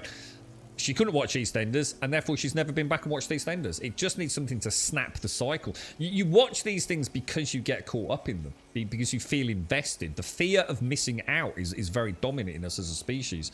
And it is. Yeah, so sometimes you just have to face the fact that it's time to walk away. You know, you've enjoyed it up till now, but now it's starting to feel wrong. There's nothing the matter with quitting a game early or quitting a book early or a film early. I very, very rarely not finished a film though. And I don't think I've ever not finished a book, to be fair. But I have stopped watching some films. I just can't. I think the last one I stopped watching was Adam Sandler. Who I think is a weird fucker at the best of times anyway. In that one, something to do with, is it Uncut Gems? And I started watching it, and it was Adam Sandler with a really shit goatee. And what was annoying was this dude got nominated for all sorts of awards for it, right? And you know what I remember? Getting a fucking headache. It was Adam Sandler on a mobile phone shouting with what looked like a goatee. You know, like some very strange ladies for some reason shave their eyebrows off and then paint them on. That's what that goatee looked like. It looked like, in fact, it looked like he'd got a pig's scrote, right? Pulled out some fucking hairs, stuck it on his chin, and then put some fucking eye mascara on it. The goatee annoyed me. His constant shouting down a mobile phone annoyed me, and I turned it off. He can go fuck himself. It was awful. And yet that was the one that Adam Sandler, who, let's be honest, isn't exactly the greatest actor on the planet, got nominated for awards for. What the fuck? Dude. Corrupt. Yeah, apparently Adam Sandler is supposed to be a nice guy, yeah. Yeah, I've heard that. Yeah, the problem with Adam Sandler is it feels like he's just got... He managed to get a foot in the door, and it's like he just makes films for him and his mates. That's what it feels like to me. And that's brilliant. I mean, fucking hell. I wish I was Adam fucking Sandler. Trust me. This is envy as much as it is anything else. But it's like all the films are, hey, lads, I've got a fucking shit script, right? But we can fuck off to California for 6 weeks and film it. Oh, dude, yeah, let's do it. And he does. He just makes a film with all his mates. Or some woman that he wants to get in the panties with, probably, no doubt, on the casting. He just comes across as a juvenile bloke, to be honest, that never grew up, and he's definitely not a fucking particularly good actor. But I have seen some really good Adam Sandler films. I have seen him in stuff that I really, really liked. And I think the other one you all recommended, was it something like The Waterboy or something, was supposed to be really good that I've never seen. I did see him in something really recently, and I thought he was brilliant, and I can't remember what it was. But for me, it's a bit like Jim Carrey. Jim Carrey can be really hit and miss for me, man. But 1 minute Jim Carrey can have me in fucking tears. What was the pet something? What's the one where he plays the dude who can speak with the animals or whatever it is? What was the Truman Show? God, that was amazing. Yeah, Truman Show, absolutely brilliant film. And other times, I just, oh god, you just want to beat him to death with a baby dolphin, man. That's it, Ace Ventura, Pet Detective, yeah. Grown Up, I think that's the one I saw. That's the one I saw, Grown Ups 1 and 2. That's it, Starkey. That's the one I saw with Adam Sandler. And it's got the dude from the Mall Cop dude as well, hasn't it? And a whole wonderful cast. Yeah, I watched both of them on Netflix, dude. I thought they were really good films, man. Yeah, really fun. Really fun. But yeah, so sometimes I just can't take him seriously. I just feel like it's a blatant cash-in, you know? Yeah, I really like that's the one I was talking about, Starkey. I couldn't remember it. Yeah, I mentioned it on stream when I saw it. I watched the first one. I think a couple of days later I watched the second one. Same goes for Nicolas Cage. Yeah, there's another one. Yeah, definitely Nicolas Cage. Yeah, sometimes that dude is just like actually scarily lost it, isn't he? It's like, what the hell? And that hairline, what the fuck is with that hairline, bro? That dude is definitely, he's either been impregnated by aliens or he is simply an alien. Nicolas Cage is not normal. He's not a human being. I'm convinced of it, mate. You're right, Doc. Don't worry about it, Doc. Doc don't like anything in life. Oh, except raspberry pies, apparently. Did you just refer to me as White Devil? This is how they know you. What's that? What's that? Which one's that? Oh, climbing out the rhino's butt. Oh my god, yeah. Oh, dude. Oh man. I didn't like the mask. I couldn't watch the mask. That did my head in. Didn't like that at all. Really did not like the mask. Sandler really hit and miss. Sometimes I just know it's just him making some money and having a laugh. And look, you can't hate the man for that, right? But I also don't have to like the films. It does feel like him and his mates just hopped on a plane and went and made some, you know, film that I've seen 1,000 times before with better actors and a better scripts and a better cast. But Adam Sandler just remakes it with a slight change, you know. And I don't like that. I don't like those films, but he has done some good ones. Rob Schneider. Hang on, who's Rob Schneider? Hang on, how would I know Rob Schneider? Who's he played in like films? Oh, Ben Stiller. Ben Stiller's ever so strange, isn't he? Something strange about Ben Stiller. I don't think he's human either. If you notice, Ben Stiller is, you know, they always say, right, that if you take a picture of your face, yeah, and then put a mirror like halfway through it, that your face is not symmetrical. Yeah? Because your face isn't symmetrical. And if you do that, if you take a picture, like a selfie, and then sort of put a mirror halfway through it, so your face is perfectly symmetrical, perfectly mirrored, it doesn't look like you. There's something really wrong. Ben Stiller's got a symmetrical face. The man is too fucking perfect. His teeth are perfect. His hair's perfect. His eyebrows are perfect. He literally is perfect. But not. I'm not saying about in a beautiful way. I'm not talking, because that's purely subjective. Ben Stiller is actually a perfect human being. He breaks all the normal boundaries of symmetry. And it gives me that uncanny valley vibe. There's something just off about Ben Stiller. But I tell you what, I fucking think he's hysterical in some of the stuff I've seen. He did one with anger management with, who is it? Really well-known actor. What's his name? Anger management. He's worked with some real class in the industry, isn't he? Was it Meet the Fockers? I loved Meet the Fockers. Thought that was fucking brilliant. And then there was another one, wasn't it? Meet the Parents and Meet the Fockers, whatever it is. I loved him in that. But sometimes he's just... Sometimes I look at him, I think he's just weird, dude. He's definitely an alien. Tropic Thunder. Hang on, what's Tropic Thunder? I don't know. I think I know. Is that not the one with... Is that the one with Iron Man? What's his name? I'm trying to think of that before. I'm going to get Liz. Ben Stiller did something about anger management where... Oh, God, what's the actor's name? Plays like the art guy or something, doesn't he? Or no, he plays a psychiatrist, doesn't he? What the hell's the name of that actor? Is Johnny. Jack Nicholson. Jack Nicholson is the one I was thinking of. But also Robert De Niro. So Ben Stiller has definitely done films with both of those. And yeah, and I'm thinking about Robert Downey Jr. In Tropic Thunder. Yeah, cheers, Sean. Yeah, Jack Nicholson. Nice one. I'm just going. I closed my eyes. I was actually rubbing my eyeballs now. Now my eyes hurt, Sean. How are you, Sean? You're all right, bro. Prefer to watch Ryan Reynolds. Oh, Ryan Reynolds. He's my ultimate man crush. Ryan Reynolds is just like literally just a walking dick with testosterone pouring out of it. He's too perfect. Something About Mary. That's the one with Cameron Diaz and jizz in his hair, right? Night at the Museum. There's 2 of those really good films. Great, you know, real great, you know, family films. Love them, brilliant, yeah.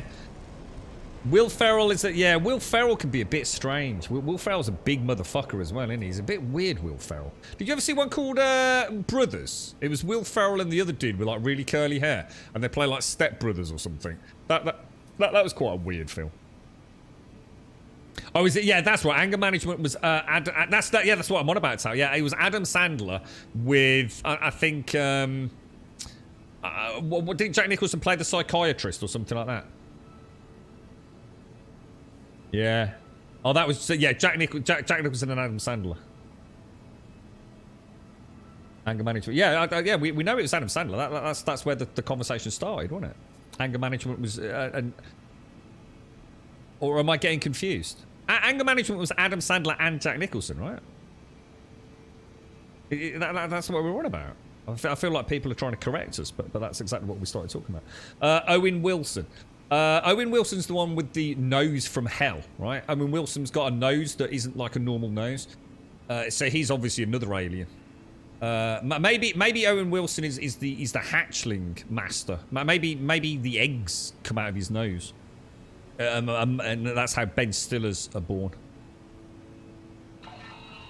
The day Jake Gyllenhaal shows up at my doorstep. Oh, is Jake Gyllenhaal like your crush, is he? You've heard Jack Nicholson being described as not altering his acting style after some early film. No idea what that is about though. Does anyone remember something with like witches that Jack Nicholson did, where he plays like the devil or something like that? That was a really old one. I think I saw that pop up on Netflix a few weeks ago. Like it was like, holy shit, that's an old film, right? John C. Reilly. I'm not sure who that is. Sarah John C. Reilly. Oh, that's it. The Witches of Eastwick. Who was in that? Who was the female cast in Witches of Eastwick? I think I saw something with Jack Nicholson. I'll tell you what, one of the ones. Oh, Bucket List. Oh, dude. Was that Morgan Freeman and Jack Nicholson? Is that right? Oh, that is such a fucking good film. I always forget about Bucket List when we talk about some of the classics. You know, everyone, you know, Shawshank Redemption, people talk about Green Mile and all that. But I think Bucket List is up there with those. I think Bucket List is fucking amazing. One of the best films ever. I love that. And you know what? I haven't seen it that many times either. I've probably seen it about 3 times. Is it Cher? No way. Like as in the singer. Is she still alive? Cher? No way, dude. Michelle Pfeiffer. Was Michelle Pfeiffer famous for the leg cross? It was in what was that, Basic Instinct? Or was that? No, that wasn't her, was it? It was the blonde lass. Was it Michael Douglas? And she crosses her legs and apparently you can see a bit of the old Fanny Adams, can't you? Is that one? Jack Nicholson was also in The Raven, which featured Vincent Price as a wizard. Isn't Vincent Price like... Isn't he like really old? Like black and white TV era? Vincent Price, rings a bell. John C. Reilly was in Talladega Nights. I've not even heard of that. And Step Brothers with Will... Oh, is that is Will Ferrell is John C. Reilly. Is that his name? Oh, that was it. Yeah, Sharon Stone.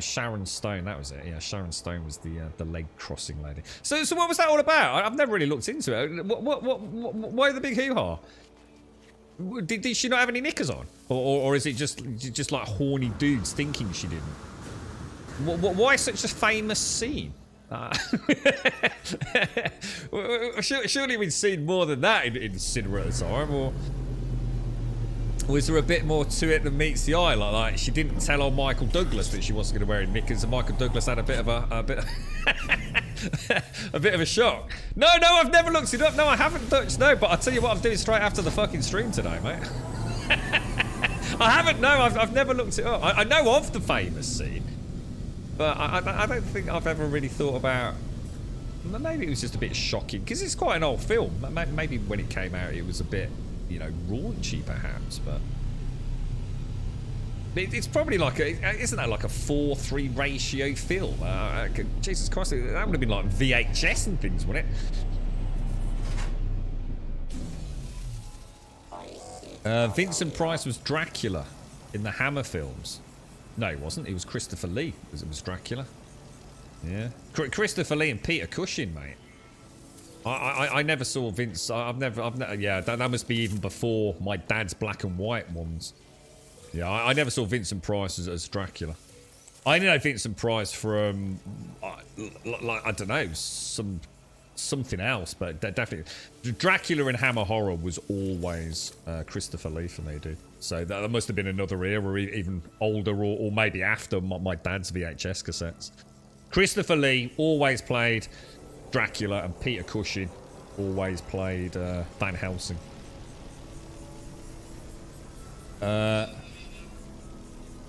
She didn't have any pants on. She got a full shot. What, you actually saw it? What, for real? It wasn't just a trick of the light, yeah?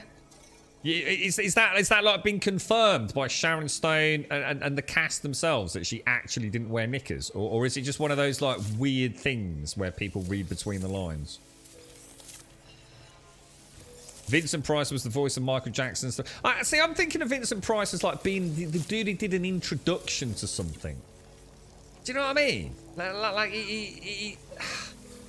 I'm sure, like you said, Doc, he did play Dracula. I'm not saying he didn't, but certainly I've never seen him like that. But like, I don't know, like a show, like Vincent Price, sort of wearing like a fancy smoking jacket, as they might have called it back then, and doing like an introduction, like a Twilight Zone. I think it was called Twilight. Is it called Twilight Zone? That's where I'm thinking of Vincent Price, you know. If I remember correctly, the other guy in the leg cross scene was also the technician in the first Jurassic Park. How the mighty have fallen, right? 1 minute you're looking at old Sharon Stone's Fanny Adams, the next thing you're a technician in Jurassic Park. There is a big controversy where Sharon Stone says the director actually tricked her into the shot. She had no knickers on. Damn. I'd say one of the things that I was shocked about. Has anyone ever seen The Shining? Jack Nicholson, and I can't remember the lady's name in it who plays her. Plays his wife. And Doc, I think you and I have had a chat about this. Didn't the director literally? From what I can gather, it's not even like something clever. That, you know, he deliberately tried to stress her out so she'd act more stressed and anxious. Didn't he basically torture that woman during the filming of The Shining? Mentally, like, absolutely just destroy her. Making her feel completely worthless. And I know it was done in a way that I think that, you know, the so-called defense, you know, the people that love the film, try and talk about it as if it was done in a nice way, to really get her into character and really put her on edge. But I remember watching something, I can't remember where it would have been, where all I thought was that dude needed to be fucking locked up. Yeah, it's not Nicholson. Yeah, it's not Nicholson. It was the director. That's it, Stanley Kubrick. Yeah, that's it, Stanley Kubrick. Yeah, well, I never said it was. I never said it was him. Yeah. Yeah, yes, that's Stanley Kubrick. Yeah, apparently, seriously, dude, like proper. And the other thing that's quite interesting about that film, do you remember the hedge maze? Do you remember I know it's an old film, but I still don't like dropping spoilers. But do you remember the scene where they're running through the maze, the hedge maze? And it's freezing cold. It's icy cold. That's the whole point in it, yeah?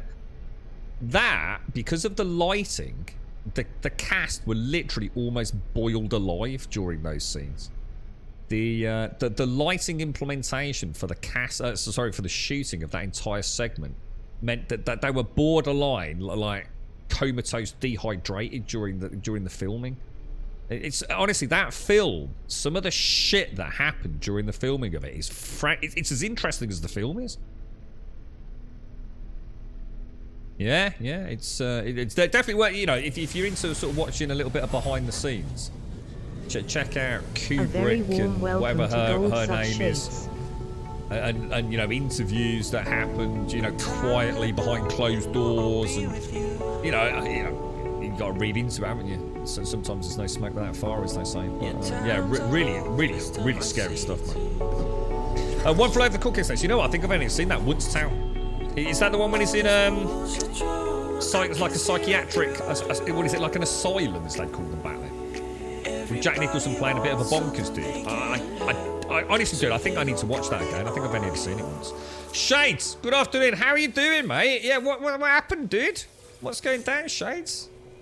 Did Virgin Media get involved with you? I need to watch that, Sarah. Yeah, I really need to watch. Does anyone remember one with? Anyone remember Brad Pitt in 12 Monkeys? Brad Pitt, 12 Monkeys, Bruce Willis, and is in the sort of psychiatric ward. Oh man, I think that's one of the first times, right, where I saw Brad Pitt. You know, obviously I seen him in Fight Club.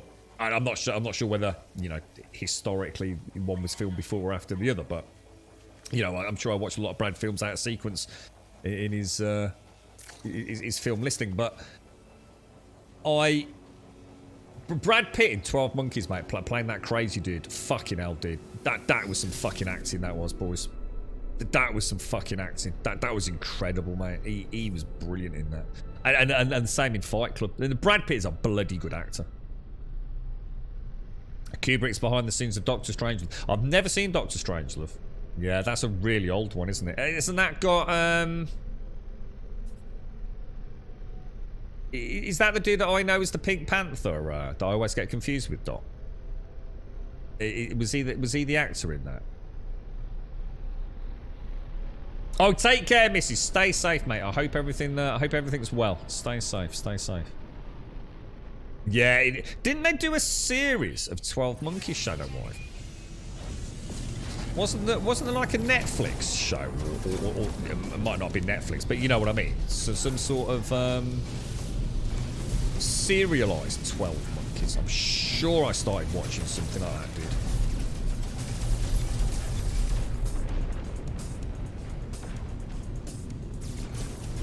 Where are you, my little cheekies? Yeah, stay safe, Missy. Safe travels, whatever you're up to, mate. I hope you have a nice one.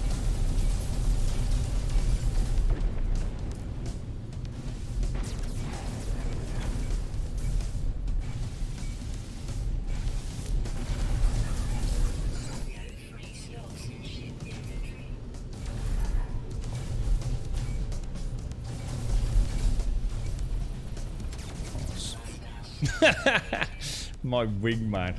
Oh, that's not my wingman, actually. It's not quite. Oh, no, because we wouldn't have the solar cells, would we? It probably is. Yeah, was that Peter Sellers, Doc? Yeah, that makes sense. Yeah, was it Peter Sellers in Doctor Strange? That's a black and white, right? So is that... Yeah, I've never seen that. Maybe I should try and catch it. I'm sure it's black and white. There's a 12 Monkeys series which Cypher made, and it was actually pretty good. So, worth a bash then. I think I did start watching it. I can't remember. Oh my god, have I just landed? I just landed in the pond. Yeah, that was it. Yeah, Brad was so good in that, Taro, honestly. I really enjoyed that. How are you doing, Taro? How's the knee doing, bro? Is it any better, mate?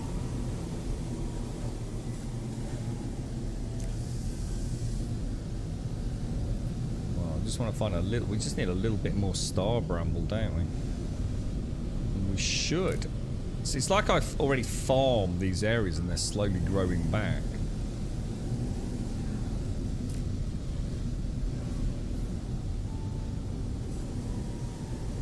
Gotta be a couple of patches, right?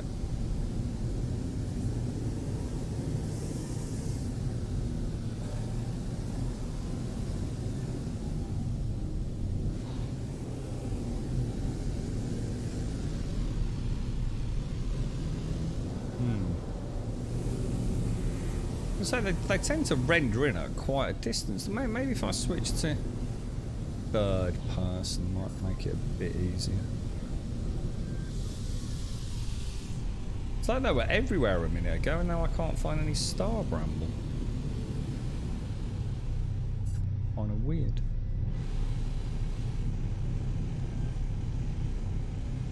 Oh, you can't watch it on any UK streaming? Oh, that's a shame, dude. I wonder where I watched it then.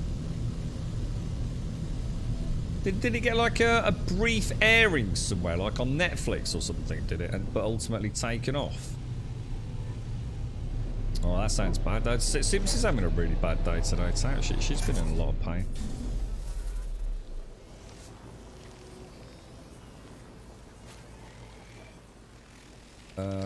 Not that. Peter Sellers had a knack of hearing accents and mimicking them accurately, which is strange because he refused the fourth role in the film, that of the cowboy-style pilot of the bomb. What is this in Doctor Strangelove? It was the Sci-Fi Channel carried 12 monkeys. I wonder where I would have seen it in the UK then. That's kind of weird. Oh wait, what? Series 1 3 was on Netflix. Oh right, guy.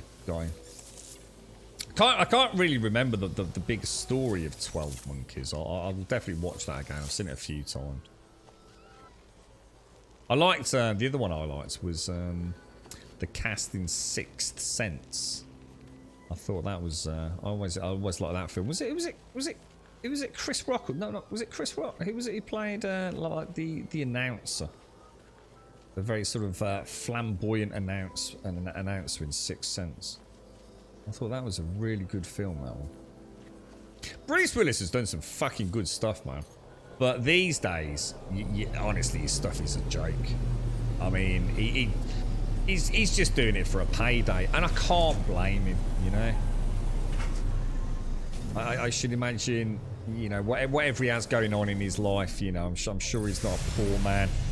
He has done some of the best films. You know, even the oh god, what was the series where there's a few of them, aren't there? All done by the same director, and they're all kind of set in a similar theme. Well, it's all set in the same world or universe. Samuel L. Jackson, Broken, Glass, Mr. Glass, Shattered, Unbroken, something. I can't remember. But I love those. I think there's only two, isn't there? Is there supposed to be a third film? So the first film, Bruce Willis plays like a dude who can't be killed.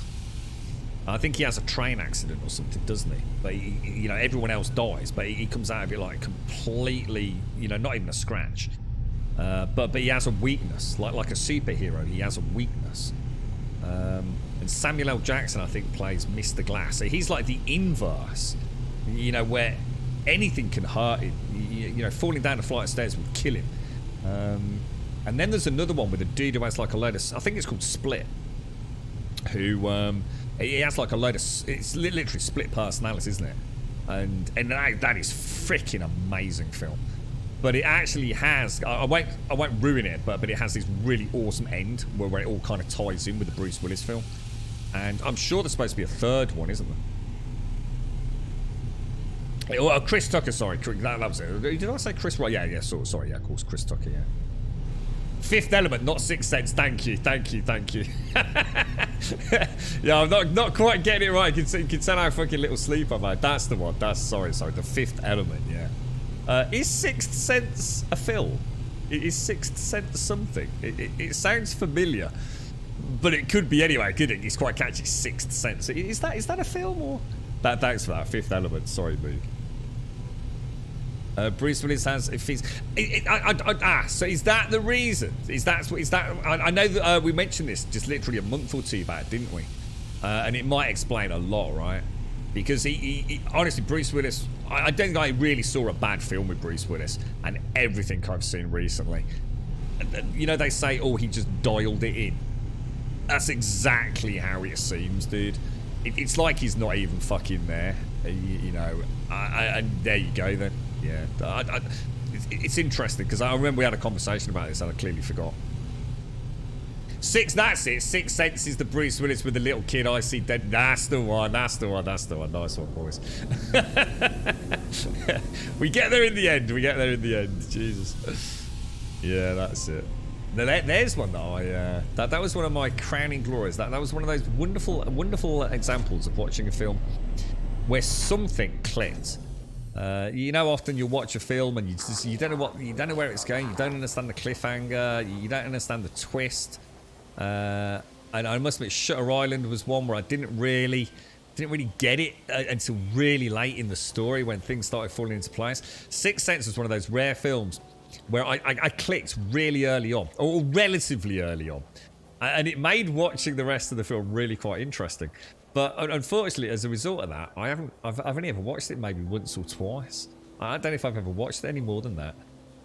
Because it was one of those ones that I thought, you know, purely through fluke, you know, it wasn't because it was badly done. I just, something just clicked. I thought, I wonder if, and then you start watching it thinking, holy shit. Normally you don't get that until the second watch, do you? Yeah, I did like that. I had a really good feeling. It was quite a bit, because I'm sure I saw that. I mean, what year would that have released? I mean, that's an old film, isn't it? A really old film.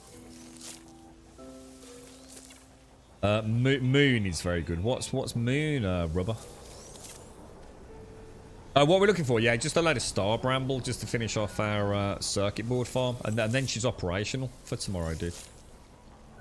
So yeah, I just need a load of Star Bramble, mate.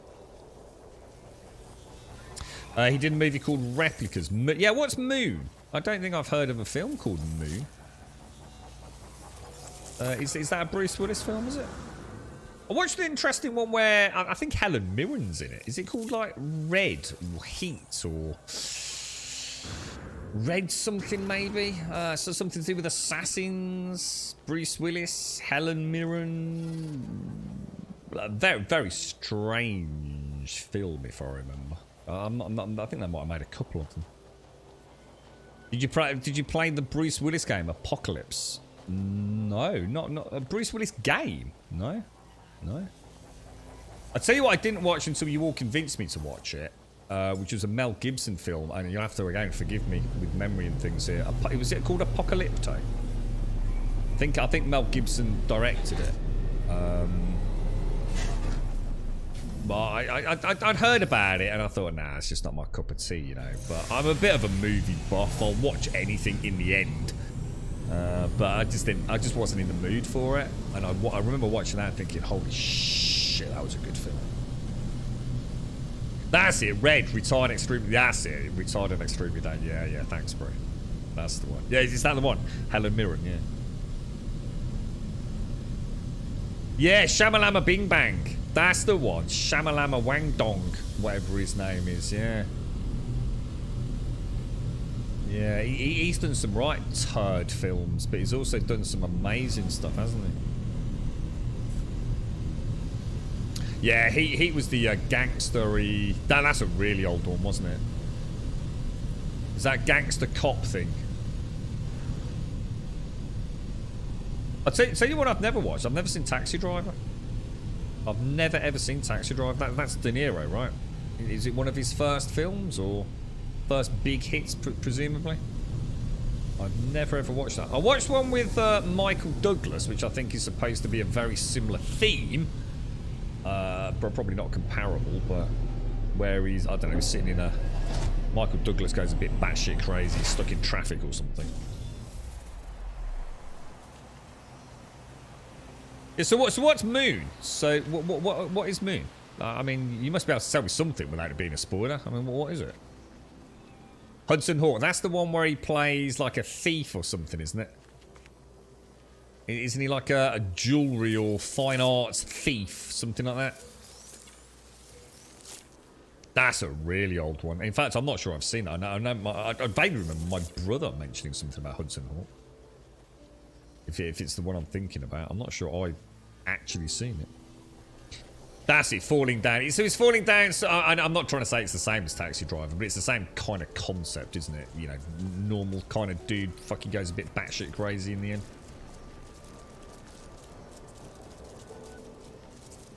So Moon is about moon mining. You're not really helping me, mate. You can easily explain a film without spoilers. You know, is it an action, supernatural, thriller, horror? I mean, what is it?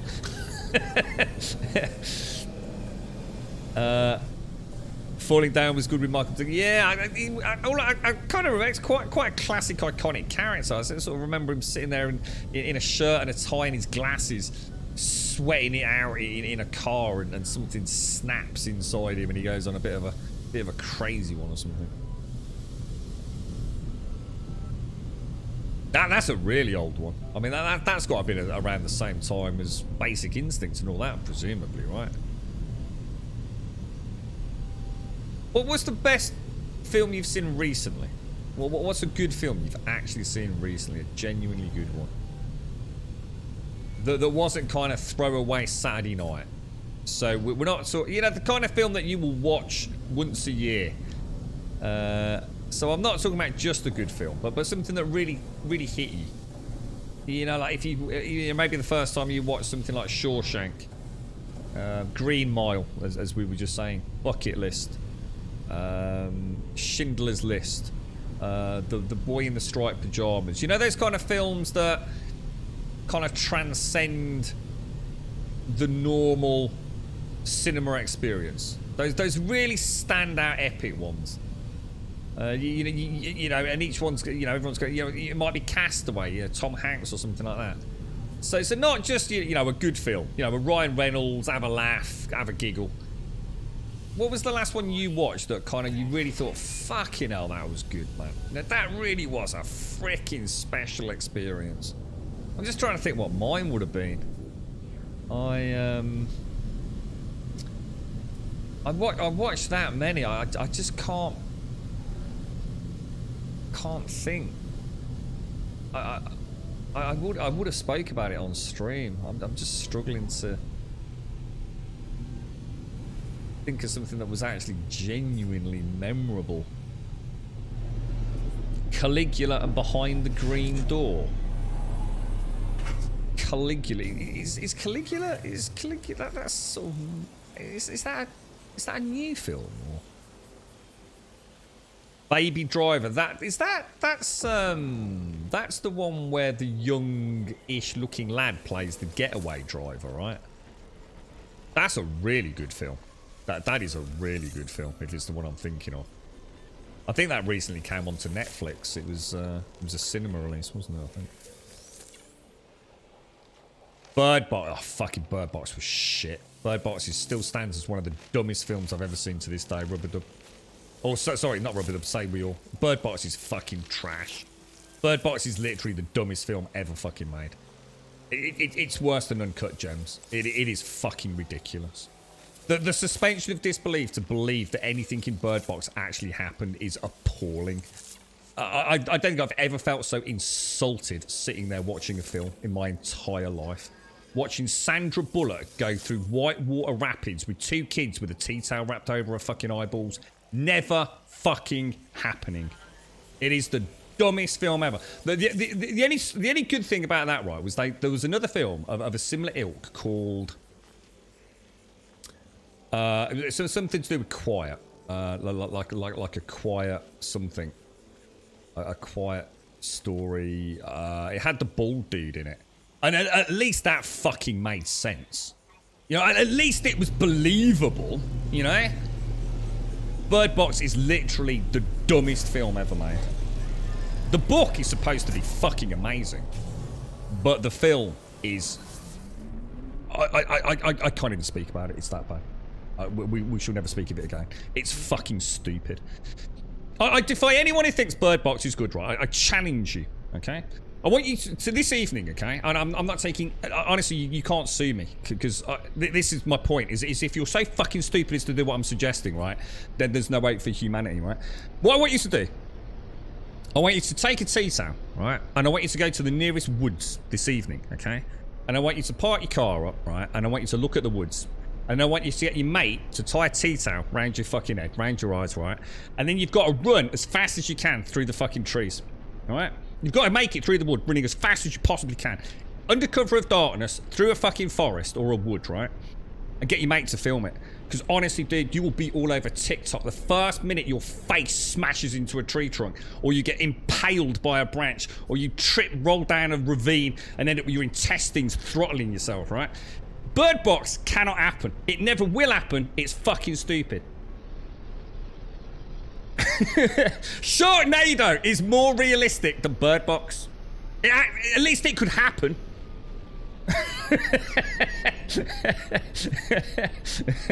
Nothing about Bird Box can happen. It's fucking stupid. Oh dear. Ryan Reynolds was in Guy movie. That felt good. Guy. Is that the one where he's the good guy? Where he plays the good guy. Is that the one like where it's like a... It turns out to be like a video game? Has anyone seen... That's it! Quiet Place! Quiet Place! A Quiet Place! Is that the one? That's the one. That's alright, dude. Yeah, I haven't seen Quiet Place 2, though. No.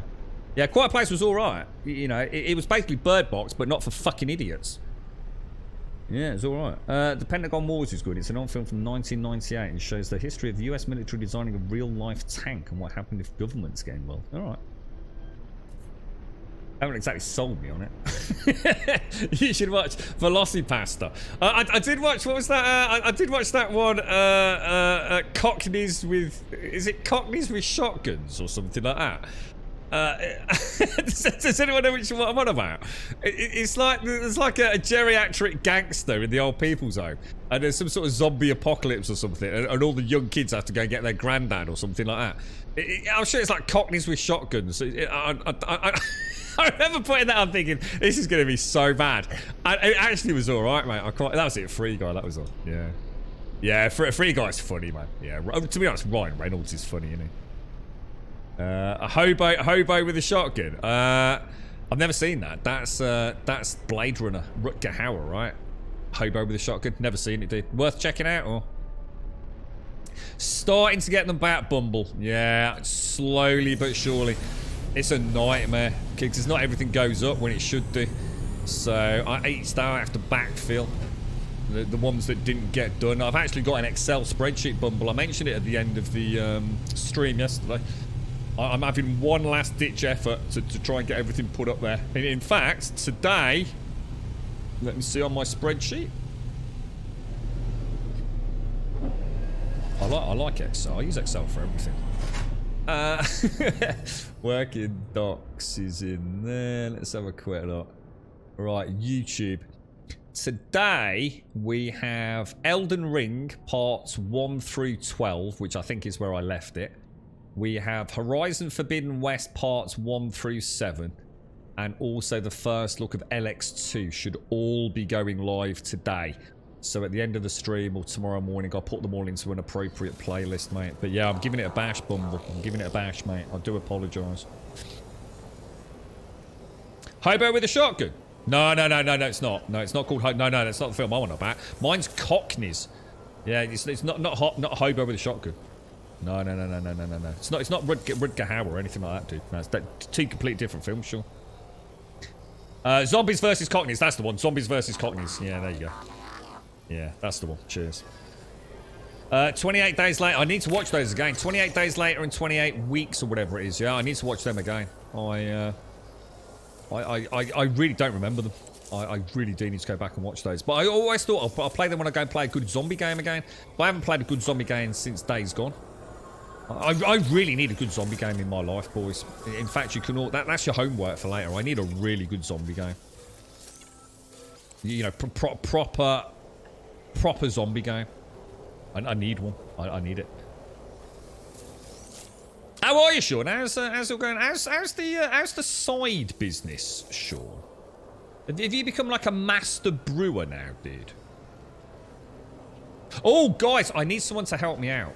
I need to know, right? A good... I bought a nice Peaky Blinders whiskey glass for a good friend of mine. Got a birthday coming up. Shit, let me just check something, actually.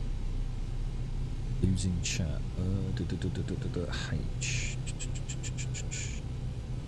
Yeah, okay. Yeah, we can carry on. I need an affordable... It can't be expensive, guys. I ain't got a lot of cash, mate. So, I know to some of you this is going to be an impossible task because you're probably whiskey connoisseurs. I need a nice bottle of whiskey. But it's got... Look, if it's 50 quid, I'm going to have to fucking not eat for a week. So 50 quid is like absolute max, guys. But it's quite an important birthday and he's going through a really bad time of it. So I'm going to treat him to a nice Peaky Blinders whiskey glass and a nice bottle of something. Anybody know something that's like, even if it's like 30, 40 quid would be a bit better. But I could push the 50 if you can honestly tell me it's going to be a special bottle. Look, I know that's a hard push. But anybody drink whiskey in that price range? Can I get a nice bottle of whiskey for that amount of money? Yeah, if anyone knows, please either let us know here or drop me something on Discord. Even if it's something a bit quirky, you know, like even if the bottle or something it's just, you know, at that price range, presumably it ain't going to make a huge difference, right? But you know, if it's got a special bottle or an interesting bottle, just something, you know. Funny you say that, Grump. I took a leave of absence from the brewery gig. Had too much personal business travel coming up. I would probably go back in the fall. Oh, really? Yeah, because I was always quite fascinated by that, Sean. Yeah. So you're not doing it. But yeah, but you'll be back once, because you did sort of hint that things have been a bit manic for yourself, Sean. We need to fire up Back for Blood. I'll tell you what, there's been loads of updates for that tower. In fact, there was a really big update recently, wasn't there? Balvenie. Okay, let me make a note of these then, guys. So Balvenie, not Lafroig. Johnny Walker, I know. Isle of Jura, I know. That's one I've seen in the supermarket. But there's loads of those, you know, Hobo. Monkey Shoulder blended Scotch. Sorry, mate. Whiskey makes you violently ill. Chivas Regal. Is that whiskey? You can ask for just a whiskey. What do you want? A single malt? No, that's what I'm saying. To be honest, mate, I don't know because, dude, who knows? I don't know. I don't know enough about it, so that's why I'm stuck. That's exactly what I'm asking you, mate. You can't turn it around and tell me I need to be more specific because I don't know. Ardbeg is a good whiskey. Ardbeg. Angel's Envy whiskey. I think the best one I can see so far is Isle of Jura because I know I've seen that. Monkey Shoulder. So I'll tell you what, Isle of Jura or Monkey. Let me just make sure I've got this. I'll put it on my phone because if I put it on an Excel spreadsheet, I'm not going to have it when I go to the supermarket, am I? Let's have a quick look. Yeah, it's also something I don't want to have to. What the fuck? Why's my phone not working? Why does my phone say elves? It said this last time, didn't it? What's this all about? What does this mean? Right, elves, Titan, Army of the Dead, Carnival Row, Wheel of Time, and Chorus in my Samsung notes. and then deodorant and razors. What the fuck? Elves, Titan, Army of the Dead, Carnival Row, Wheel of Time, and Chorus. Are these all films? Army of the Dead, is that a film? Or is Wheel of Time's a show, right? Right, hang on. So Isle of Jura. What was that? Because that sounds interesting. Monkey Shoulder. Monkey Shoulder. Never heard of that. That sounds interesting. Sounds cool, Monkey Shoulder. Just want a decent whiskey with the fact. Yeah, that's it, Dutch. Yeah, just something simple, mate. Yeah, don't worry about it. Single malts, double malts, blended fucking malts. It's just a nice fucking drink that you will enjoy.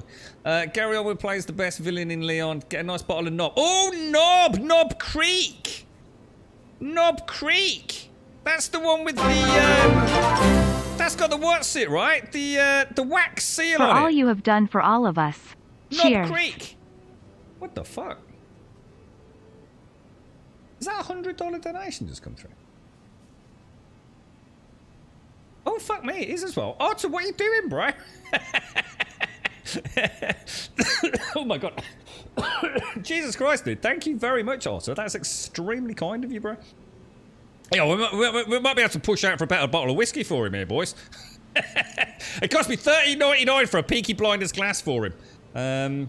I had a really nice Peaky Blinders glass myself many moons ago, but I had to give it to someone for a present because I couldn't think of anything else to get them, and I wasn't using it myself. So that's a good idea. I like the Knob Creek. How much is that, Simpsy? Do you know?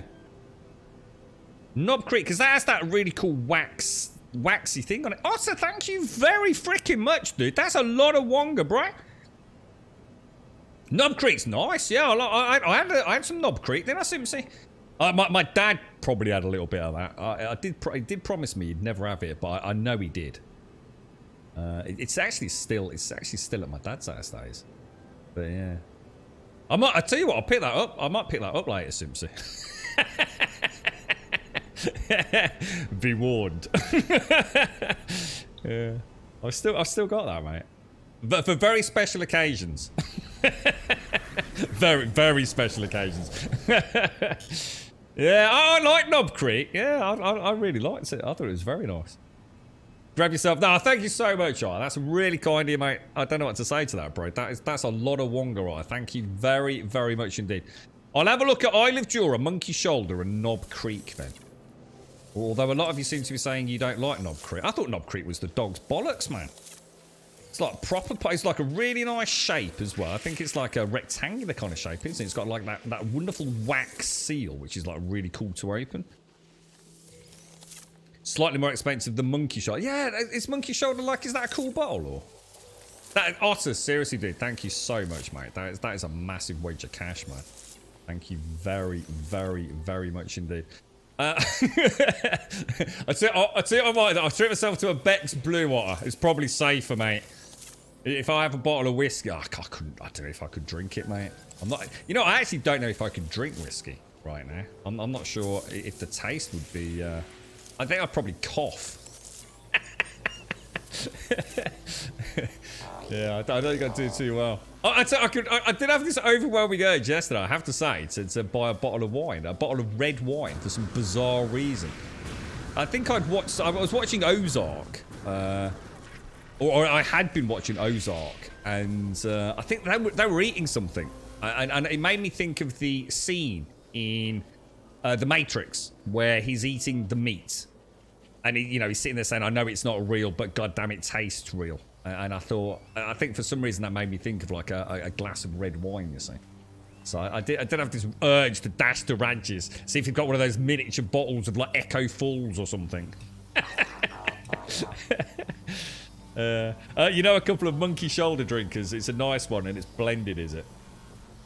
All right, we'll have a look. I'll have a look. And Otter, seriously, bro, thank you ever so much, mate. That's really, really awesome, man. Yeah, the only thing I'm worried about the Isle of Jura stuff is in the supermarket. Last time I saw all this, because I think I'd looked. You suggested one of these bourbons, hadn't you? But Buffalo Trace, something like that, was it? So I did have a look. This is going back ages now, and I saw all the Isle of Jura bottles. That they've got quite a range, haven't they? If you buy red wine, just buy a Malbec. I know nothing about wine, dude. I know Echo Falls, Blossom Hill. I think that's the extent of my wine knowledge, to be honest. Yeah, Echo Falls and Blossom Hill. The whiskey Joe Rogan like. I don't know what he likes, mate. If you buy red wine, yeah. So what's a Malbec? What is that? Is that the same as Echo Falls? Is that a manufacturer, or is that like a type of grape or something? You know. I don't think I know. I think if I was going to have a drink, you know what I'd have? If I was going to have an alcoholic beverage, I'd wait until a really sunny day, and I would have a. It would be a. Is it Copperberg? Is that the name? A Copperberg pear cider. That's what I'd have. An ice cold Copperberg pear cider. Oh, but Buffalo Trace. Sorry, what did I call it? Buffalo something? Yeah, Buffalo Trance or something. Yeah, but Buffalo Trace. That was it. That was the one. So Malbec's a supplier. So Echo Falls, all that. So buying a Malbec will make it look like you do know what you're doing. Really? What? So Malbec's like a bit of a posh wine, is it? Oh, I tell you what, I might get my mum a bottle of that then for Christmas. Soon be Christmas. So yeah, my mum likes a glass of wine. So if I get her a Malbec, she'll think I'm a wine connoisseur, will she? Oyster Bay Merlot. What's that? Is that a wine or? Merlot's a wine, right? Malbec is the type of grape. There is such a thing as a bad Malbec wine, so it makes you look pro when everyone likes it. So what? So you're saying I could get a Malbec, buy it my mum, and it's like fucking vinegar, and she'll go, what the fuck? You're brewing Christmas? I don't like the sound of that, bro. How would I know what's a good one and what's a bad one? Can't I just buy Echo Falls? Dry white Echo Falls. Easy, mate. The Raj sells that. In fact, I think Raj there's a deal on Echo Falls. I'm sure he does. Two for whatever it is. Gentleman Jack's. I actually did have my own bottle of Gentleman Jack a long time ago. That's the one that comes in like a square bottle, isn't it? Not a square bottle, rectangular bottle, I think. I quite like that. I used to like what was it called? It's not the Jack Daniels. What's the alternative to Jack Daniels? Typically in that price range, Jim Beam. Jim Beam. I used to like a Jim Beam. So thanks for that, though. You've given me at least a few options. So I'm either going to get Buffalo Shoulder, something from the Isle of Jura range, or a Knob Creek, and a nice Peaky Blinders glass. Nice one, guys. An otter, seriously, dude. I really don't know what to say about that, mate. Other than obviously, thank you very, very, very much. That is a lot of cash, bro. Thank you. Very much appreciate that, bro. Thank you. All depends on the person saying if they like it, it's good. If they don't, then it's not good. Yeah, but that don't help us at all, does it, Freeze? That just doesn't help anyone. Does it? Way to kill the conversation, bro. Buffalo Shoulder, is that another one? Or was that Buffalo Trace we were talking about? Hang on, let me... They're Bourbons, though, right? Or is Buffalo Shoulder or Buffalo Trace? So I'll add them to the list, just in case... yeah, we'll add that. Let's leave that there. I said Buffalo, so it's actually Buffalo... What was it called? Buffalo what? Well, there can only be one whiskey called Buffalo something, right? Buffalo Trace and Monkey Shoulder. There we go. So, I'm going to go there, you're right, mate, yeah, you got, where's all the whiskeys down there? Mate, have you got any monkey knobs?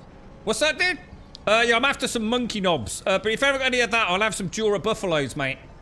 You got any of that? I said, I think you need to lay off the fucking whiskey, pal.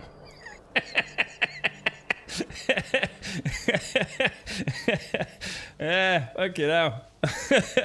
You thinking what? You leave the fucking monkey snob out of it, mate. Get yourself a nice bottle of fucking Malbec, whatever the fuck that is.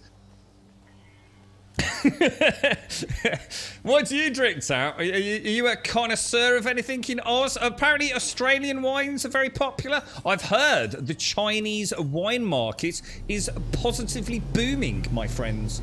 Yes, apparently the Chinese wine market is becoming extremely influential. Yes, no more will we be drinking the Californian grapes. Oh, no. It's got a wicked blue. WKD blue. Mate, they were the bollocks, man. A WKD blue. Oh, mate, yeah, and an aftershock. Oh, you'd be shit-faced before you'd started, bro.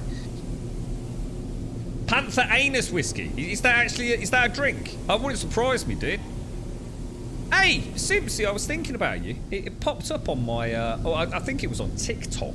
But it was a TikTok link from Twitter. Ryan Reynolds apparently does a gin. I think do they call it Aviator or something like that?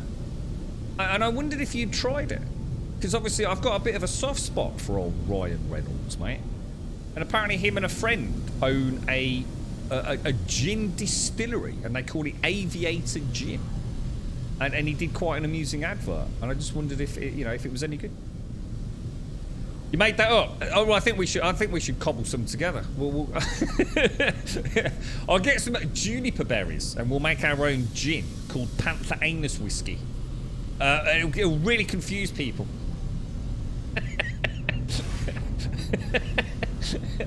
Oh dear. Wines, I bought in a 4-litre cardboard box for $12. Is that what you drink, Tower? So you don't drink lager? No. I never thought of you as a wine drinker, bro. But then again, you play My Time at Porsche. So I'm starting to think I totally misunderstood you, to be honest, mate. Didn't he sell the gin company? Oh, I don't know. I know he's still doing adverts as recently as this week for Aviator Gin or whatever it's called. It popped up on my Twitter yesterday as an advert with Ryan Reynolds. So. James May has also got his... I wouldn't trust anything James May got involved in when it came to alcohol. He doesn't strike me as the sort of bloke that could really hold his liquor, to be honest. You know what I mean? Aviation, it's called Aviation Gin. I just need another couple more Star Bramble. I think we've got enough now. Yeah, Otter, dude, wow, so I'm still reeling from that, mate. Thank you so much, Otter. Seriously, bro, that's... Jesus, mate, thank you. You drink beer, Great Northern, your beer of choice when I get a quiet night in. A Monkey 47 is the best gin. I don't think I could drink gin. I used to like a gin and tonic. Is that how you drink gin? Did you have to have tonic with gin? Because surely you can't drink gin like you drink whiskey, right? That can't be a good thing, eh? Gin must taste foul. Like I just can't imagine. Even the smell. In fact, I can't even think of what the smell of gin is, but I can't imagine it's overly pleasant. I can't imagine sitting there sniffing a gin like you might a whiskey or a wine. Isn't it very much designed to be a mixer drink? I don't know. You like tequila, do you, Frizz? Yeah, I must admit, I used to like tequila shots. That was my shot of choice, was tequila, mate. I don't know, I thought tequila was cool, you know? And all that. What was it, like the maggot in a bottle? I don't know whether there was any, you know, truth to hallucinogenic things or whatever. I just like the whole idea of tequila, you know? It seems to be quite a fun drink, tequila, you know? You wouldn't drink... Yeah, I was going to say, gin is meant to have a mixer, right? Yeah, juniper berries, that's the one. You live 2 minutes from the Bombay... the Bombay Sapphire's a gin, isn't it? I know that name, Bombay Sapphire Gin. And there's a cool gin in... Oh, there we go. There's a cool gin in a skull as well, isn't there? Like a crystal skull. Has anyone ever had one of those? That'd be cool. If you drank vodka, I'd get him one of them. Yeah. Yeah. You just feel like you could pretend you were like a cartel drug lord. I still do want to do tequila races sometimes. Mostly end up with the other party falling. I was going to say, one thing I've learned, I would never enter a drinking competition with you, Pooh, mate. You or Bob, never happening, bro. Oh, dear, man. The only spirits I have or would drink straight would be in shot form. Yeah, so straight down the axe, Simpson, you mean? So you'd glug it. We used to have when I was frequenting the clubs, we had the two Aftershock girls. I don't know if anyone remembers. It was quite a sweet liqueur, and I guess but basically, you know, you'd got the Wicked, the WKDs, hadn't you? The Smirnoff Ices. These were like the Alka Pop kind of drinks. Massive marketing campaigns here in the UK. So, you know, instead of having a cider or something sweet, you'd get one of these WKD drinks, WKD Blues. And the Aftershock sort of marketing was designed to be like, you know, cool kids of today don't drink whiskey or vodka, although vodka and Red Bull was rampant. So they made this like red and green. It was two different drinks. They were both called Aftershock. Aftershock Red and Aftershock Blue. And they were like this really sweet but like 40% alcohol. It was like the Alka Pop of the liquor world, basically. Huge advertising campaign. And in nearly every city in the UK, you had the Aftershock girls, and they both would wear like literally fucking skins. It was like watching Catwoman, mate. Different girls in Newcastle, different girls in Brum, just depending on where you went.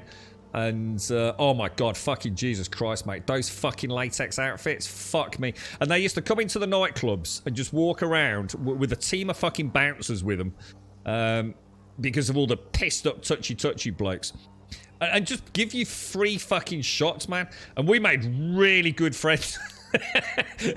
Because I knew one of the boys. I knew one of the bouncer boys that used to work with them in the city I was in at the time. We made really good friends with the Aftershock girls. So at the end of the night, every fucking night, we'd sit down with the Aftershock girls, and we felt like fucking kings, man.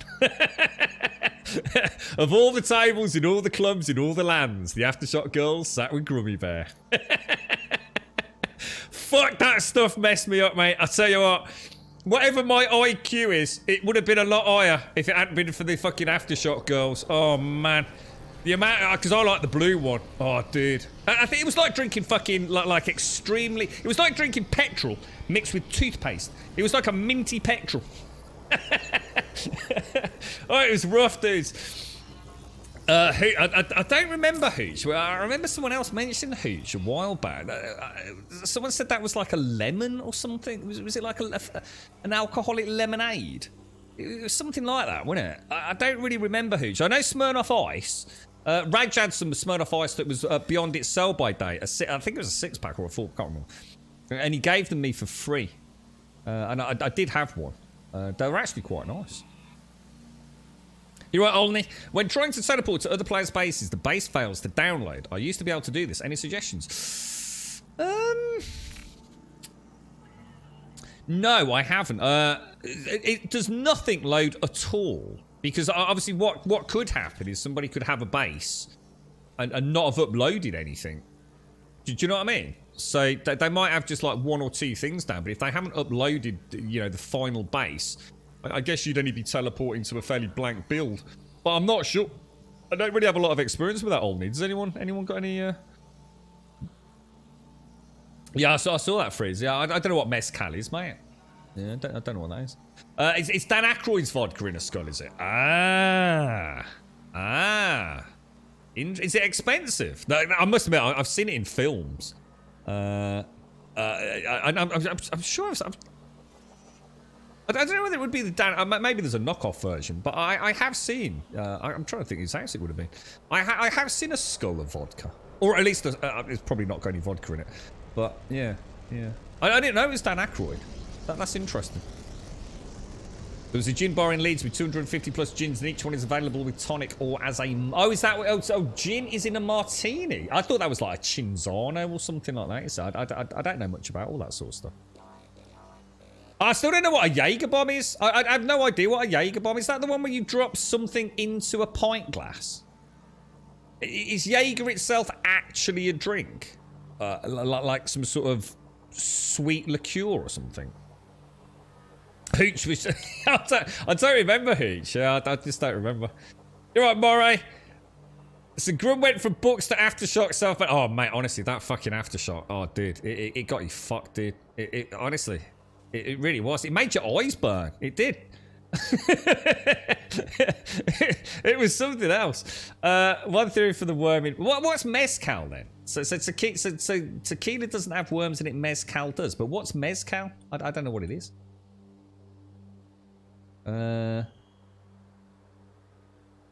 It's not really. It's worth it for it. So how much would a crystal skull of Dan Aykroyd vodka cost you? I drank a bottle of Mexican tequila once and only realised it had a scorpion inside it once I filled the last shot. It bothered me for maybe 30 minutes before I went on to the next one. Dude, that's mad. What? Oh, dude, what the hell? The Rock has a tequila. As in Dwayne Johnson. A snake bite is just beer and cider, isn't it? Oh, no, that's a snake bite and black. Yeah, a snake bite is beer and cider, and they banned that in the UK in a lot of places. I don't know if it was a nationwide ban, but you weren't allowed to order snake bites. You had to order a pint of cider and a pint of lager, and then ask for an extra glass, and they'd give you a funny look. They banned snake bites in a lot of places. So yeah, that would be... So you can get a lager and black. That'd be a lager with a shot of Ribena in the top. Snake bite and black, lager, cider, with a dash of black currant out.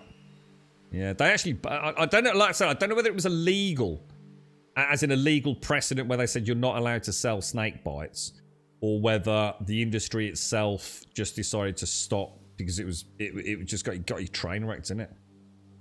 So yeah, so it's a Jaeger bomb is something called Jägermeister. A Jaeger with... I used to have... I used to quite like Red Bull. I love Red Bull. Vodka and Red Bull. Because you used to be able to get a jug. So you wouldn't get a drink. You'd order like one of these like 4-litre drugs of Red Bull and vodka, wouldn't you? Depth charges. Is that any shot, is it? But... So Jägermeister is like a herby type of drink. Ugh. Herby. You do a shot of Jaeger into a glass of Red Bull and skull. What do you mean by skull, dude? Whoa! $130. I suppose that's not bad, though. If it's a nice vodka, it's not like you're going to be drinking it every night, is it? Or oh, so mezcal is just a type of tequila, is it, then? So mezcal and tequila are made from agave. Tequila is only made from certain types of agave. They're distilled differently. Mezcal has a smoky flavour. And Woods tequila is just distilled in copper parts. It's a similar thing, though. It's not a million miles from each other, though. Only the same as we get a huge range of gins and things. It's still gin, isn't it? You can make gin out of potatoes and juniper berries and all sorts, can't you? So you order a TVR by the jug, tequila, vodka, and Red Bull. Yeah. We used to have the vodka and Red Bull pictures. Liquor called Unicum. Isn't there a fucking drink that has like gold in it? I mean, that's some bullshit right there, right? It actually, what is it? That like papery gold. What do they call it? Gold filigree stuff. There's literally a drink that has gold in it, right? What the fuck? What a total waste of cash.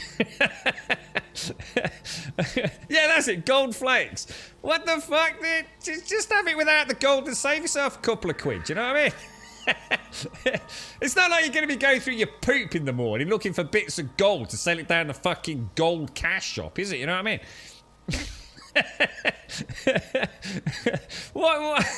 What's the point? You can't make it taste any better. Literally, what is the point? Yeah, oh no, I've got sparkly poop. What should I do? Oh, let's take a picture and put it on Twitter.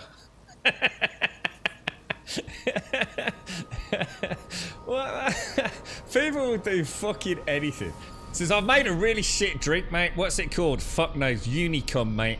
I don't know. No one's gonna buy that. I tell you what, mate. Stick some gold fucking flakes in it, bro. Whack it up 1,000% on the price. People will lap that shit up. Says, you gotta be kidding me. Yeah, we're gonna call it Goldschläger Unicum Special Edition. Single malt. 1,000 quid a bottle. Yeah. Then we'll put it in a crystal skull. $2,000 a bottle. I should be in marketing. I'm telling you.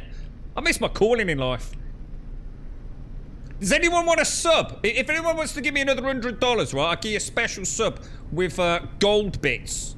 The bits are really small. You won't know. It'll just be like a normal emote, but maybe. Hey, alchemy! I've just suddenly thought, what about if we get gold schlongdong, right? And we try and mix it with different things and see if we can get the gold to precipitate out. Holy shit, we could make a fortune, mate. You've got some things with glitter. Don't talk about glitter. Glitter's banned in this chat. No one talks about glitter. Glitter is made by the devil herself, mate. Glitter's evil. Glitter gets you fucking slapped by your own girlfriend, mate. Because you went out, right, and you're having a bit of a dance, and some girl on the dance floor, right, when you're doing a bit of Justin Timberlake, and you sort of bump into her, right, and she's covered in fucking glitter, right, she's got glitter everywhere, mate. You bump into her, you get one bit of glitter, right, on your cheek, yeah? You go home, right, and your missus takes one look at you. It's like, you might as well, it's not a piece of glitter at this point, it's like a fucking lighthouse. Literally, like the biggest zit you've ever had, right, with flashing RGB fucking lights and Bluetooth enabled, yeah? It's one piece of fucking glitter on your cheek, that's it, you've been cheating, bro. That's it, fuck for life, mate. Fuck glitter, fuck it. Glitter is evil, bro. Don't trust it. Frizz, thank you very much, mate. Thank you very much, Frizz. Thank you very, very much, mate. Thank you. I did not have glitter around my lips, nor around my knob, I would like to point out. It was a single fleck on my fucking cheek, mate.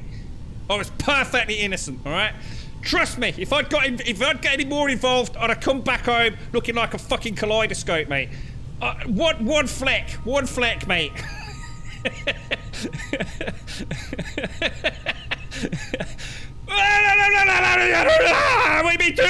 What we doing? What? What's the matter? Oh no, have I got glitter on me again? I don't get glitter around my bum when I've been out with Zara, mate. Yeah, don't worry about that. She don't mind that. I'll get a free pass with all things Zara. Freeze, thank you for the bits, mate. Thank you very much for the 500 bits, dude. Yeah. Fuck you, glitter. Back at your clubbing days, did you wear tassel boots? I bet you wore tassel boots, right, Simpson? You know, like you just went out with like a bikini, yeah? Like a bikini, but you had like Uggs, but with like tassels on them, yeah? You put glitter over your chest and cleavage. Where? I was doing the Timberlake, mate. I was doing the Timberlake, alright? It's a very complicated dance, and sometimes, you know, your head gets in places that it probably shouldn't have done, alright, mate?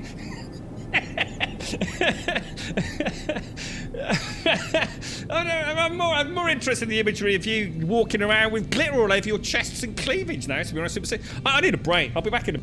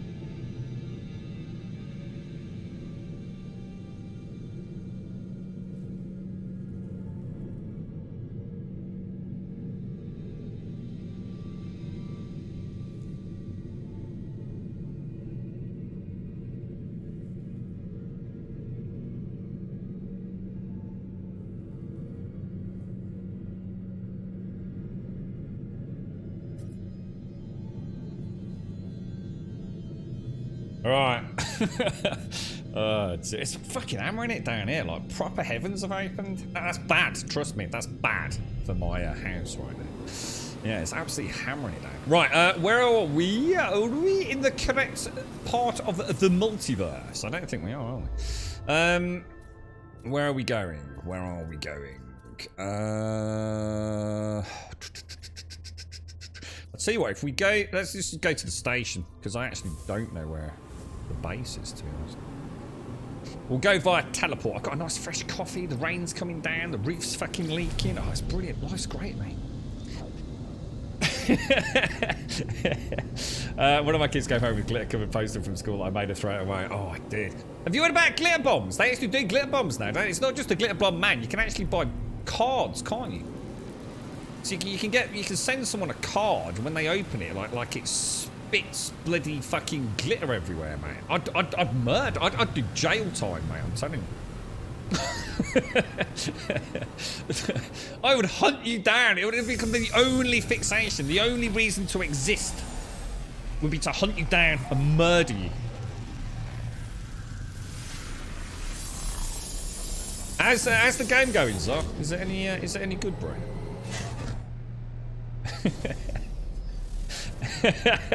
Grum's ordering his missus some glitter for tonight. Can't get jiggy anymore, mate. I might kill her. Yeah. And I don't mean for fun reasons. We have to be very careful, right? No sudden movements or anything, mate. You see? Life's a lot more complicated than you boys realise in the old Grum household these days, mate. Alright, let's have a look. Where are we going? We're going to the Hat Track Rat. It's a bit of a gobful, isn't it? I'm not sure. Is that actually the base? I don't even know where that is. What's my PO box? We were going to set up a PO box, weren't we? But then I thought about storage. And, you know, I thought about buying a new shed. And then I thought, there's no way I could possibly handle the amount of dildos that will get sent to me. So, this is why we can't have nice things, chat. And the lead culprit for this would be Zaranthium. So, it would have just been a dildo box. And I thought, well, that's just not going to work for me, to be honest.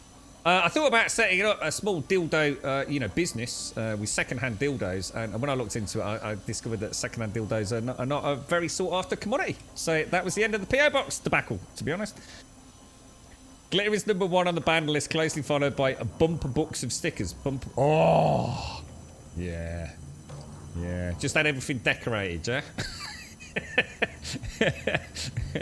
SpongeBob SquarePants fucking Christmas edition. Yeah, everywhere. Yeah, I know where you're going with that, mate.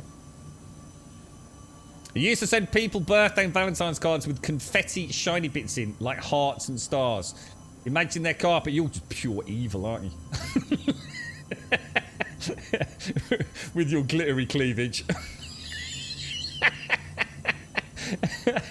It's a good sign to know a lady can smell if you've given someone else a hug, live and learn. Yeah, that's true. That's true. Yeah, that's it. Can you imagine there'd be a delivery van, right? Be the, you know, what was it? What's his name? DH? What's the delivery dude? DH? What is it? DPD, innit? DPD. Yeah. Got a special delivery for you, mate. Yeah. Glittery dildos. I can just imagine it now.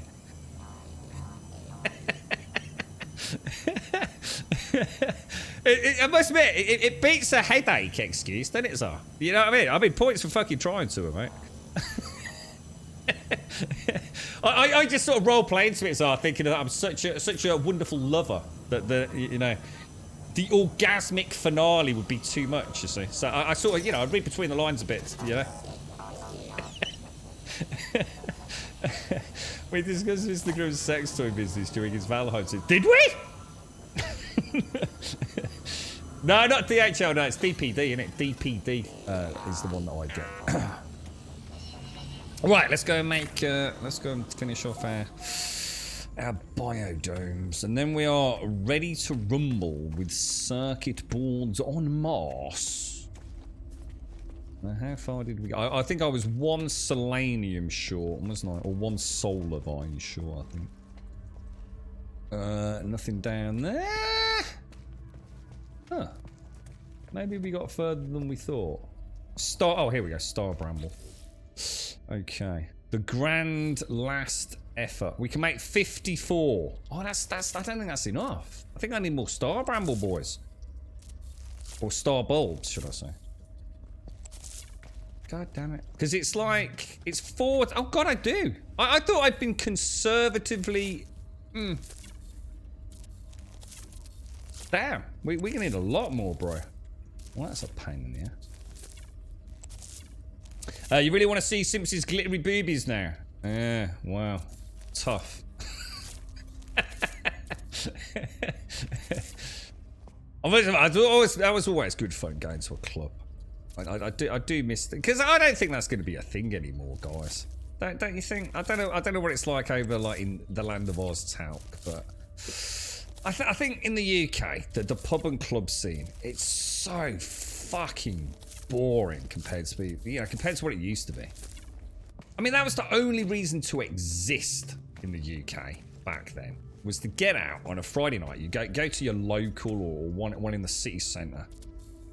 Around 10 o'clock, you'd hit the clubs, party hard, mate, out on the dance floor, you know, trying hard not to get beaten up. And the music's so loud. The music was so loud that you couldn't hold a conversation. So it just didn't matter. You just like sort of mouth things at one another and sort of like nod your head, like it didn't really matter what was happening.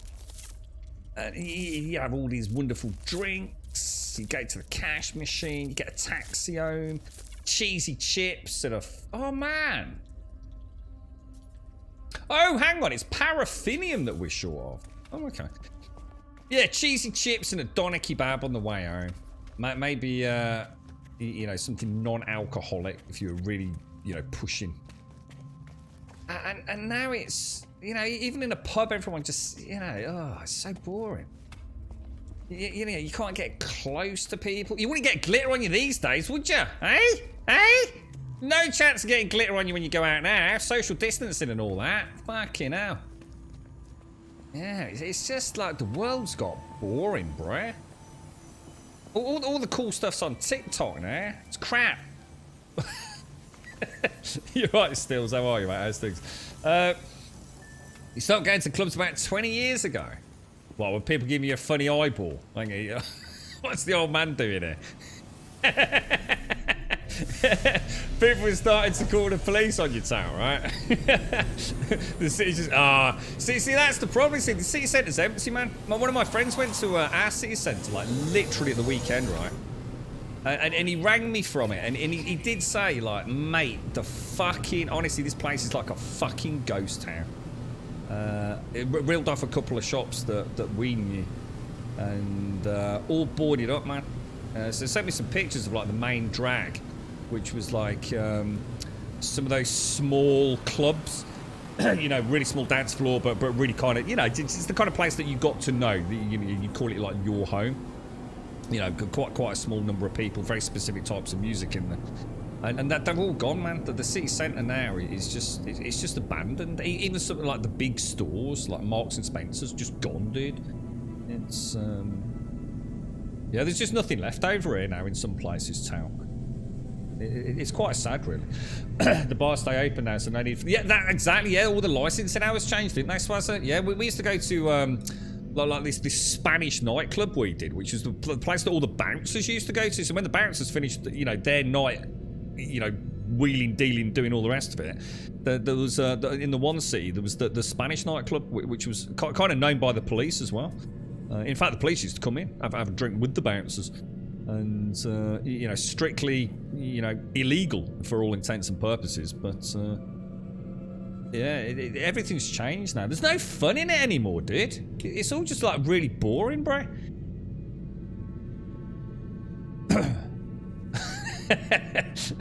I saw those, yeah. You go wearing your best perfume and body spray smelling yummy. You get home, yeah, stick a cigarette, smoke, and vomit from your best mate. Yeah. God damn it, yeah.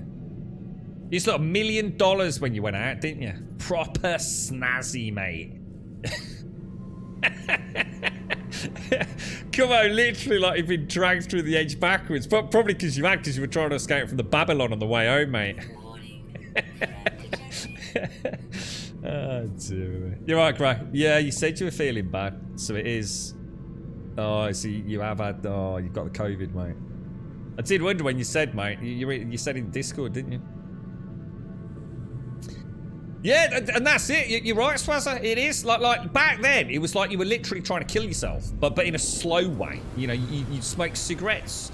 You smoke drugs, you drink alcohol, you would do exactly what you're told not to do. You would binge drink all weekend and then all week. and now they're all like fucking flip-flop wearing, long-haired fucking vegans, mate. What happened to the world? Oh dear. Where did it all go wrong? None of that, you know. Yeah, staying out all night and clambering in through the window. You know what I mean? At 4 o'clock in the morning, so your dad didn't wake up and beat the shit out of you. Now it's all home in time for tea. Yeah, it's sensible. Yeah, you wouldn't see him walking around like in a bikini now, would you? Going downtown on the bus with a bikini. Yeah, with a glow-in-the-dark bloody wands and the big furry boots with straggly bits coming off them, mate. None of that. They're all dressed up warm now, ain't they? 3 layers of underwear. Oh, dude. What happened? What happened to the youth of today? You're not feeling too bad, right? Just locked up in the head. Completely congested and body aches, otherwise you're good to go. Oh, mate. Hopefully it won't last too long, fella. I hope not for you. All right, paraffinium. I need to start on track. You lot are being very bad today. I don't want that one. I want that, don't I? Paraffinium. Why is it not giving me that? Oh, there it goes. Galaxy map. I think we need to hop system once more, don't we? I didn't realise we need paraffinium, not star bramble. That's my bad.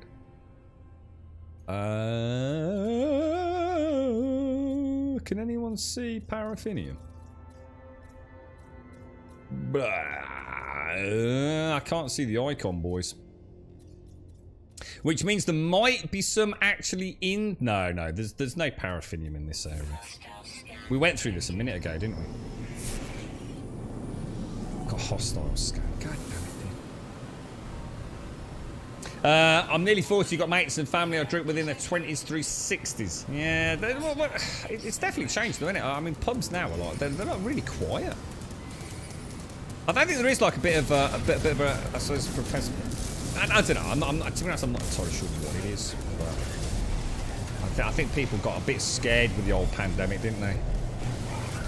It's, I still see it even now. You know, you'll see people crossing the street to avoid you. You know, and it's not because you look like you're about to kill them or anything. It just is, isn't it? But people are just playing it a bit safe. You know, why would you want to go down a pub? But it's a shame in a way, because it was a big part of the UK, man. And I'm not saying it's disappeared completely. I mean, I've still got plenty of people who go to the pub on the weekend. But it's not the same. It's not. They don't do it like they used to. And it all feels very regimented and very, I don't know, prim and proper, maybe compared to what you know, a bit of a Wild West in a British pub back in the day. You alright, Alison? How are you doing, mate? How's things? How's your dad doing, Alison? Have you been to the hospital today?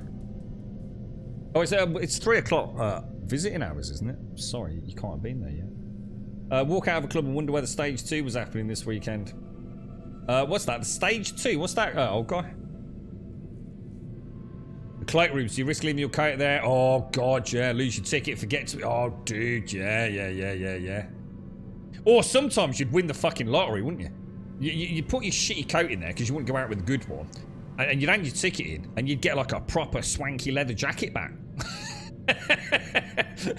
With a tenner in the pocket. What shall I do? Shall I walk out of the club? You never know, mate. You never know. You think apparently the breweries who have messed up the post. In what way, Seaside? In what way? What have they done then, dude?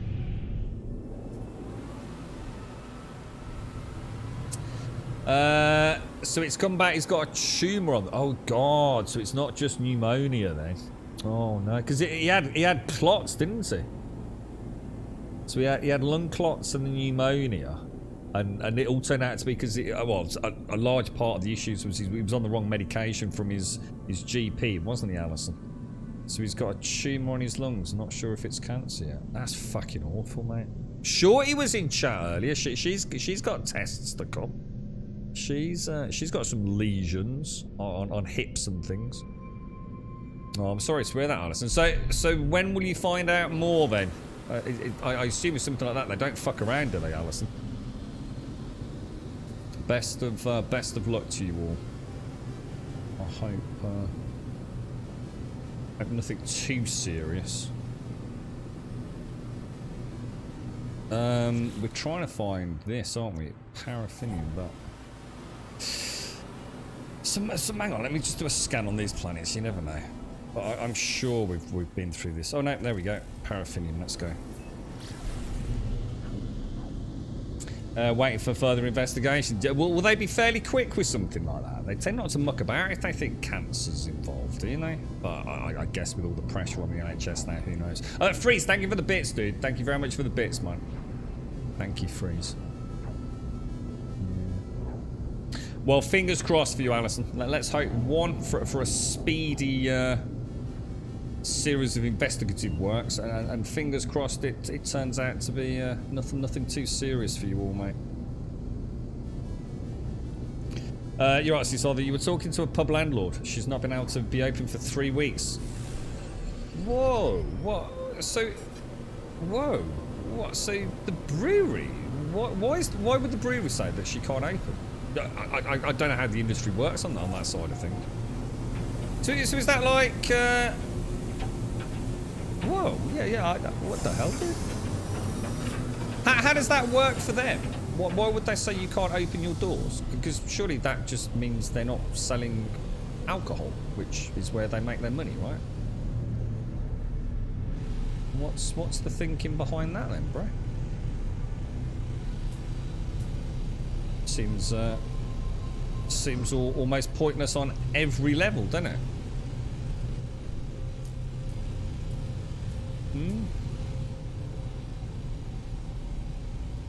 This is a weird planet, man. I can't even see the ground.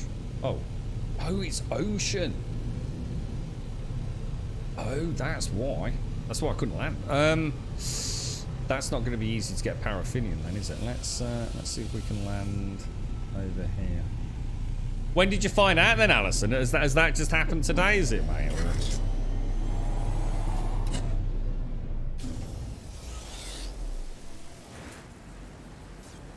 Let's see if we can find a couple of... Oh, winner chicken dinner straight away. We need to top up on everything, don't we? There we go.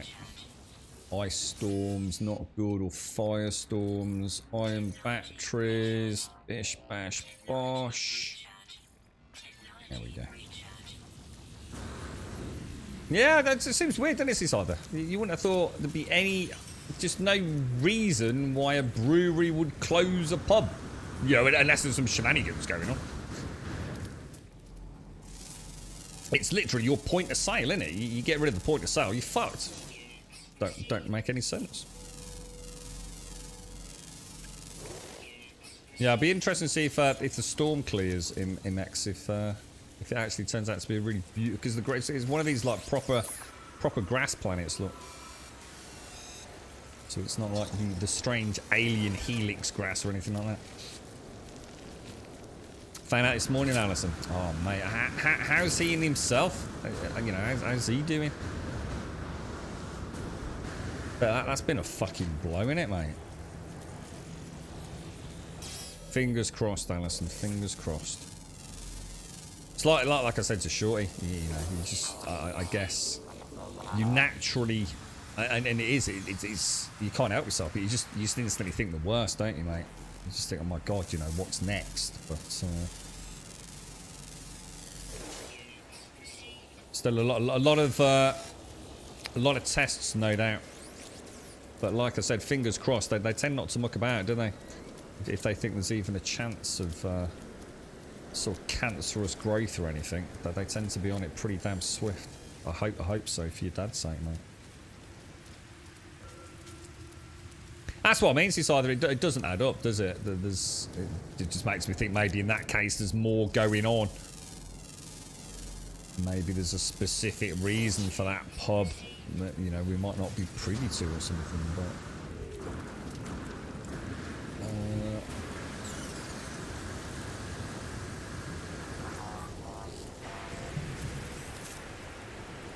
we'll get the star bramble and then we'll grab the paraffinium.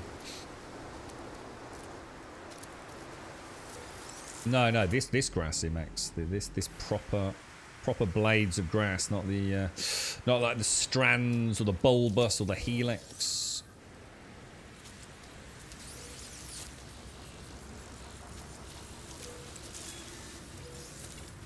And possibly even green. Who knows? Now, where's the paraffinium deposit?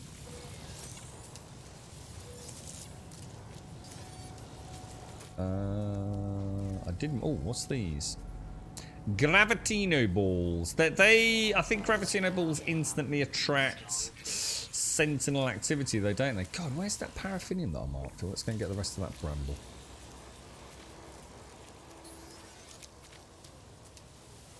Yeah, sometimes there's nothing you can do about that, though, Seasider. I was good friends with a pub landlord in one of the city centres where I spent a lot of time during my sort of rugby youth, and he took over an info. Oh shit! Oh, I've actually aggroed them. Shit! Yeah, he took. Oh man, it actually is a really nice planet. Isn't it? He took over a pub that was notorious for being a hub of, let's just say, generally being able to get pretty much any drug you wanted in the city.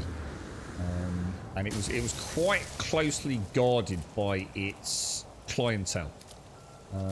You know, you wouldn't walk in there and just start selling drugs. It was a place that you were allowed into to have a quiet pipe, pick up what you needed, and get out. And for the regulars that drank in there, they were part of a pretty big distribution business, to be honest, mate. And it never made any difference who owned it. You can't make that clientele move on. There's nothing you can do. You know, you're perfectly entitled to walk into that pub and you start banning. I think the point is, once a pub's got such a bad reputation, you don't go banning people as a new landlord, man. You know, you got to fucking put bread on the table. You need to sell pints and whatever else it is that you're making your cash out of. And there are some people it's their home. You know, they don't really give a fuck who's running the pub, because from their point of view, they run the pub. And there are some people you just don't mess with, man. You know, you do not turn some of these people away from a pub. So yeah, that unfortunately is the way of the world, mate. Now we're gonna have to fight a little bit, maybe, and then rocket down, land. Where is he? I presumably got someone on my 6, haven't I? We grab him, shoot him, get down fast. It's actually a really nice world, all like little islands scattered around.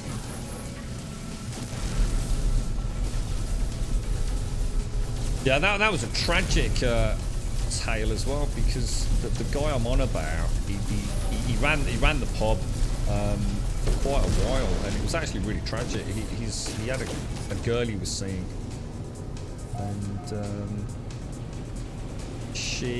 there was a multi-story car park in the city centre, and it overlooked like the main shopping area, so there was like a low wall. See, and unfortunately she was sitting on it one night, overlooking, you know, as they did, you know, 100 times before. Oh man, why? Whoa, that's not right. Why did phase 2 come in so quick then? That shouldn't happen. Or wave 2, that should not happen like that. Yeah, she was in the car park anyway, overlooking like the shopping precinct area, and they were having a laugh and a giggle, and she slipped. She literally just slipped and went backwards, and pretty much landed on her fucking head, mate. And I remember seeing her in the pub a few months later, and she couldn't talk properly. She was having to relearn how to talk. And it was one of those things that as a group of people, you know, we all knew each other inside out. You know, we really did. You know, like a family in that pub at that point. And despite it being a very nefarious place and full of very, very, very, very dangerous people, to be honest, you know, mind your own business and treat everyone with a bit of respect, just like you would. You know, don't go in there throwing your weight around. But yeah, I remember seeing her. Obviously, we knew what had happened. We'd visited her. But the first time I bumped into her again when she was out and about, you know, she was very, very slurry in her speech patterns. And it really brought home just how quickly all this is just gone, in it. You know? I'm not going to make this, am I? It's not giving me enough time. Oh, you gotta be shitting me. Oh, this is ridiculous. They've changed something about how this works, you know, guys. This has been frustrating me the last couple of times we've done this. They're too quick to reappear, aren't they? You used to have a good few seconds to land, tunnel, and get out. And now you just have to come and hide, don't you? So I don't like the new system. You're more into bars than pubs, but pubs are more. Yeah. I think that's the fundamental change with pubs now, isn't it? To be honest, most pubs that I know that I grew up with, which was live music, but they were just nasty places. To be honest, dude, you wouldn't want to spend any real time in there unless you got a reason to go there, and that was to drink and listen to music or have a dance, whatever it would be.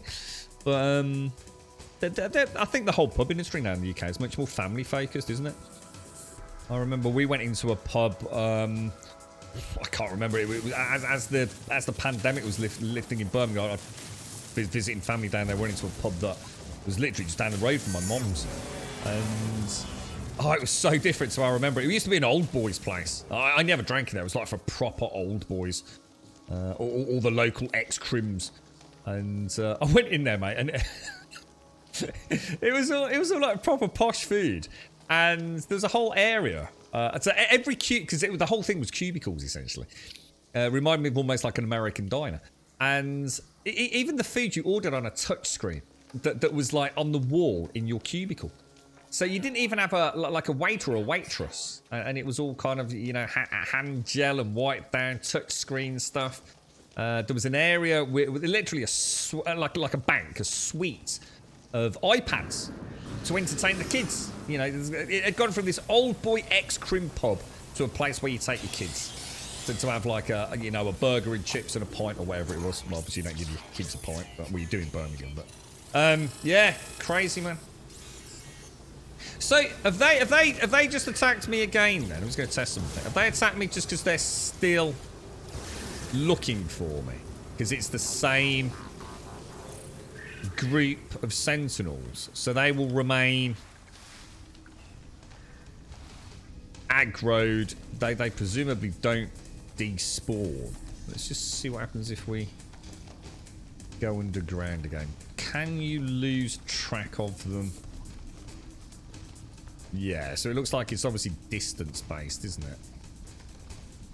Just want to come back and see if I go back. Yeah, they can still detect you, lot. Fucking hell, this system's bullshit. This is terrible. Sorry, in 95 nights, that's 1995, is it? There were riots in Leeds Hyde Park where police decided to crack down on a similar type of pub.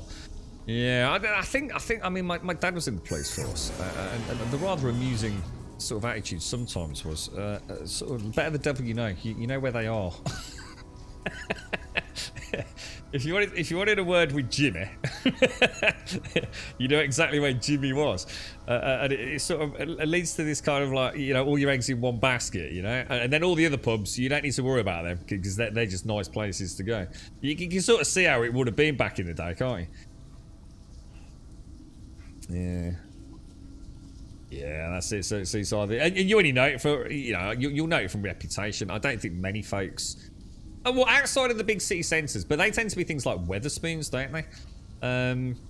I don't think anyone who knows the pub culture in England would ever just walk into a random pub in like Birmingham or Liverpool off the main run, because you just don't know what you're walking into, mate. So some pubs, your face don't fit, you're going to fucking know about it in minutes, mate. They can be very territorial, so some pubs in the UK.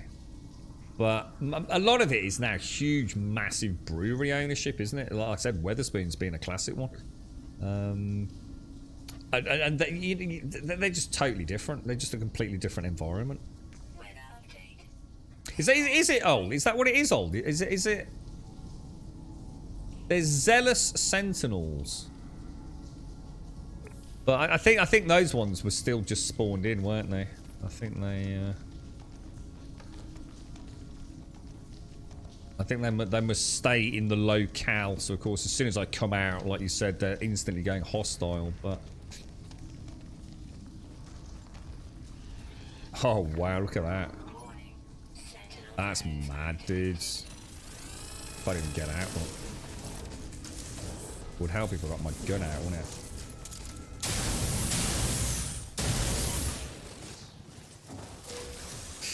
Yeah, they've really messed the Sentinel system up, man. Since I last played it, this is beyond joke, man.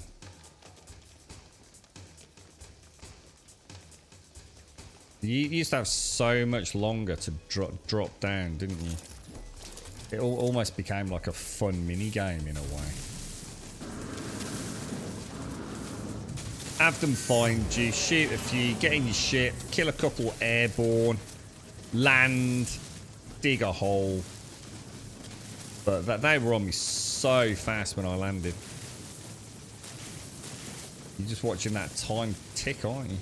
Second time it's happened as well. Well, obviously this throws a bit of a curveball because, like I said, they're instantly hostile. But I think you can tunnel a long distance away, can't you? And come up, and then that, as long as there's non-native in this area. Oh, that's mine. As long as there's non-native in this area, we'll have come up away from the spawn ones, won't we? Probably the best way to do it, but they just need a bit of a buffer for the so you can actually land. But even the phase 2 came in almost. I killed phase 1 and phase 2 spawned in almost immediately. Whereas on other occasions, oh, this is a bit like that other planet. Yeah. That's obviously going to happen because he's not one of the spawns. He's just one of the native roamers, isn't he? Can you not? Oh, you've got to be kidding me! You can't put a ship down when you're under attack, can? Oh, for fuck's sake, this is ridiculous. They really need to rethink the Sentinel system. Now they've got this combat overhaul. It needs a massive rethink. It's just not going to work moving the game forwards like this, is it?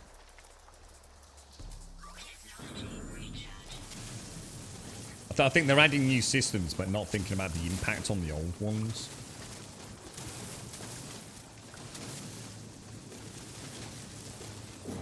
Still have to come some distance. Basically, you'll have to come up and sort of like covertly summon the ship, get in it, and hope one doesn't pick up on you, so you get the airborne ones as you leave the planet. It's the only thing I can think of, really. What's that, Obbytrix? Sorry, Grum, my dick is bigger. I believe you will get there one day, though. Don't know. I'm not sure. Maybe I missed something in chat, but I'm pretty sure if you've just come into chat and you're talking about your penis size, that I don't mean to be the one to spit it out, mate. And I don't mean to spit out your willy. God knows where it's been, but I think the only thing that we've probably all jumped to the conclusion for is that you've got a really small dick, mate. I mean, it's not really the done thing, is it? Coming into someone's chat and comparing their penis size. The only conclusion to draw is that you've got a micro penis and it's really bothering you so much you want to spit it out on a Twitch stream, mate. I mean, if you hadn't said that, no one would have known. And now all we can think of is Obbytrix mini dick. And I just feel for you, bro, you know? It must be hard, mate. You know? But don't let it ruin your life. Is all I can say, mate. Let it out. It's a safe place here, mate. You want to come and talk about your dick? There's plenty of people talk about their dicks, and there's probably a few other people that got really small dicks as well. But maybe you can get together, like have a little dick club. You know what I mean?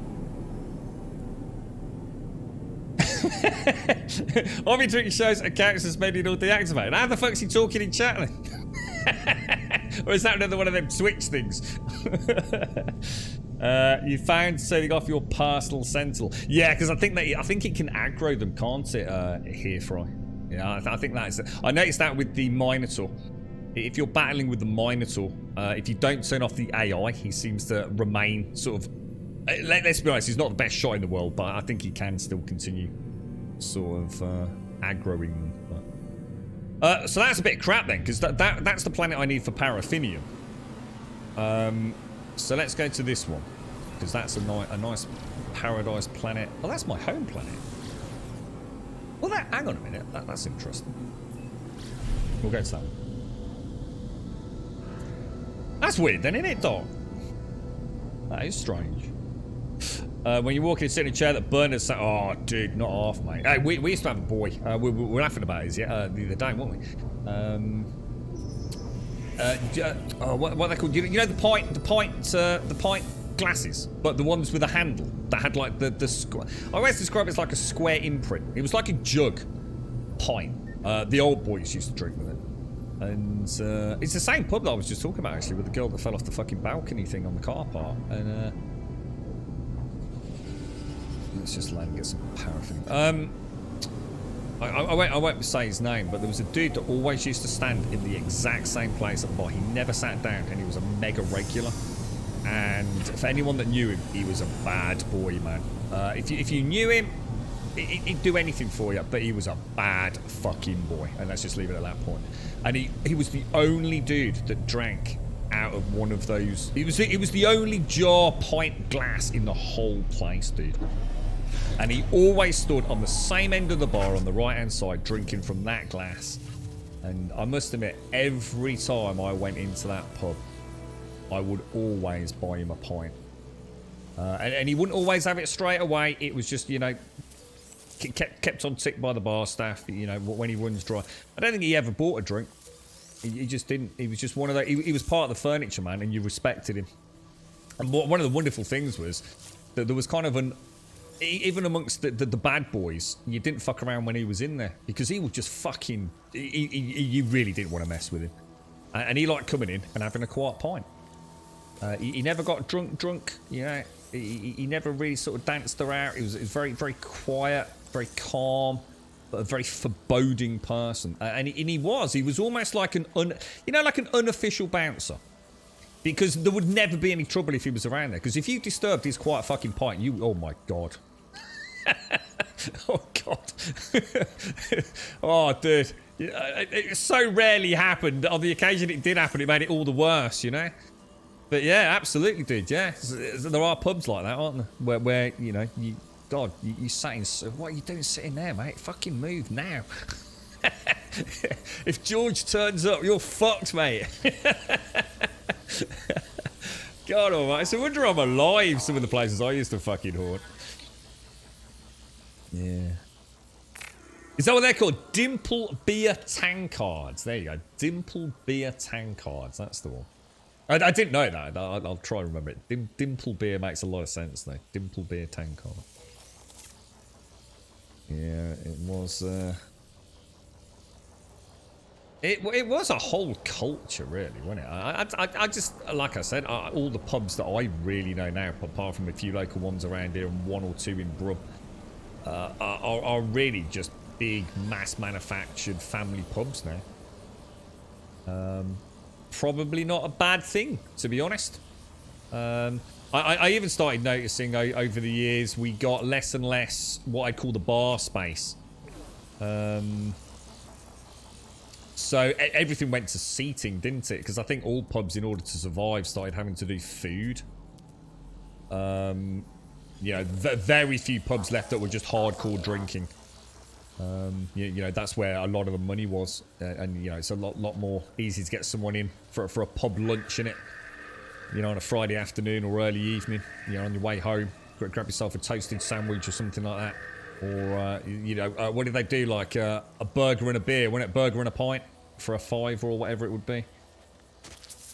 So, yeah, everything changed, man. Is it a good thing? I don't know. I miss it. I miss what it represented. It was life. I don't know.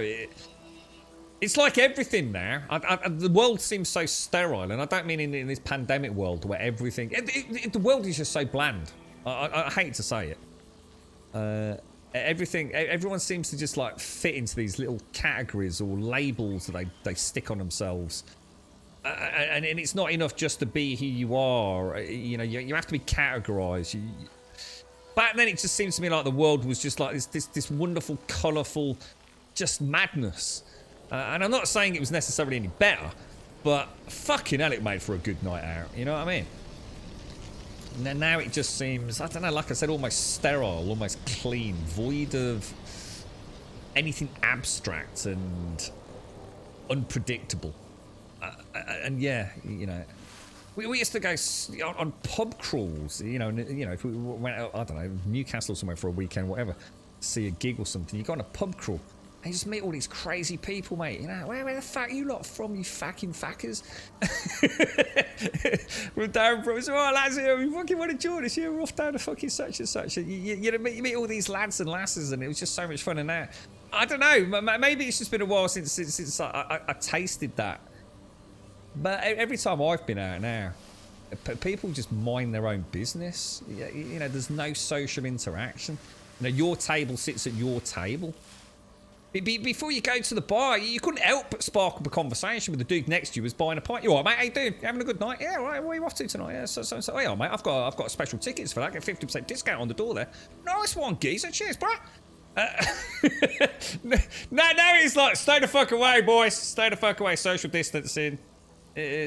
Life is boring compared to how it used to be.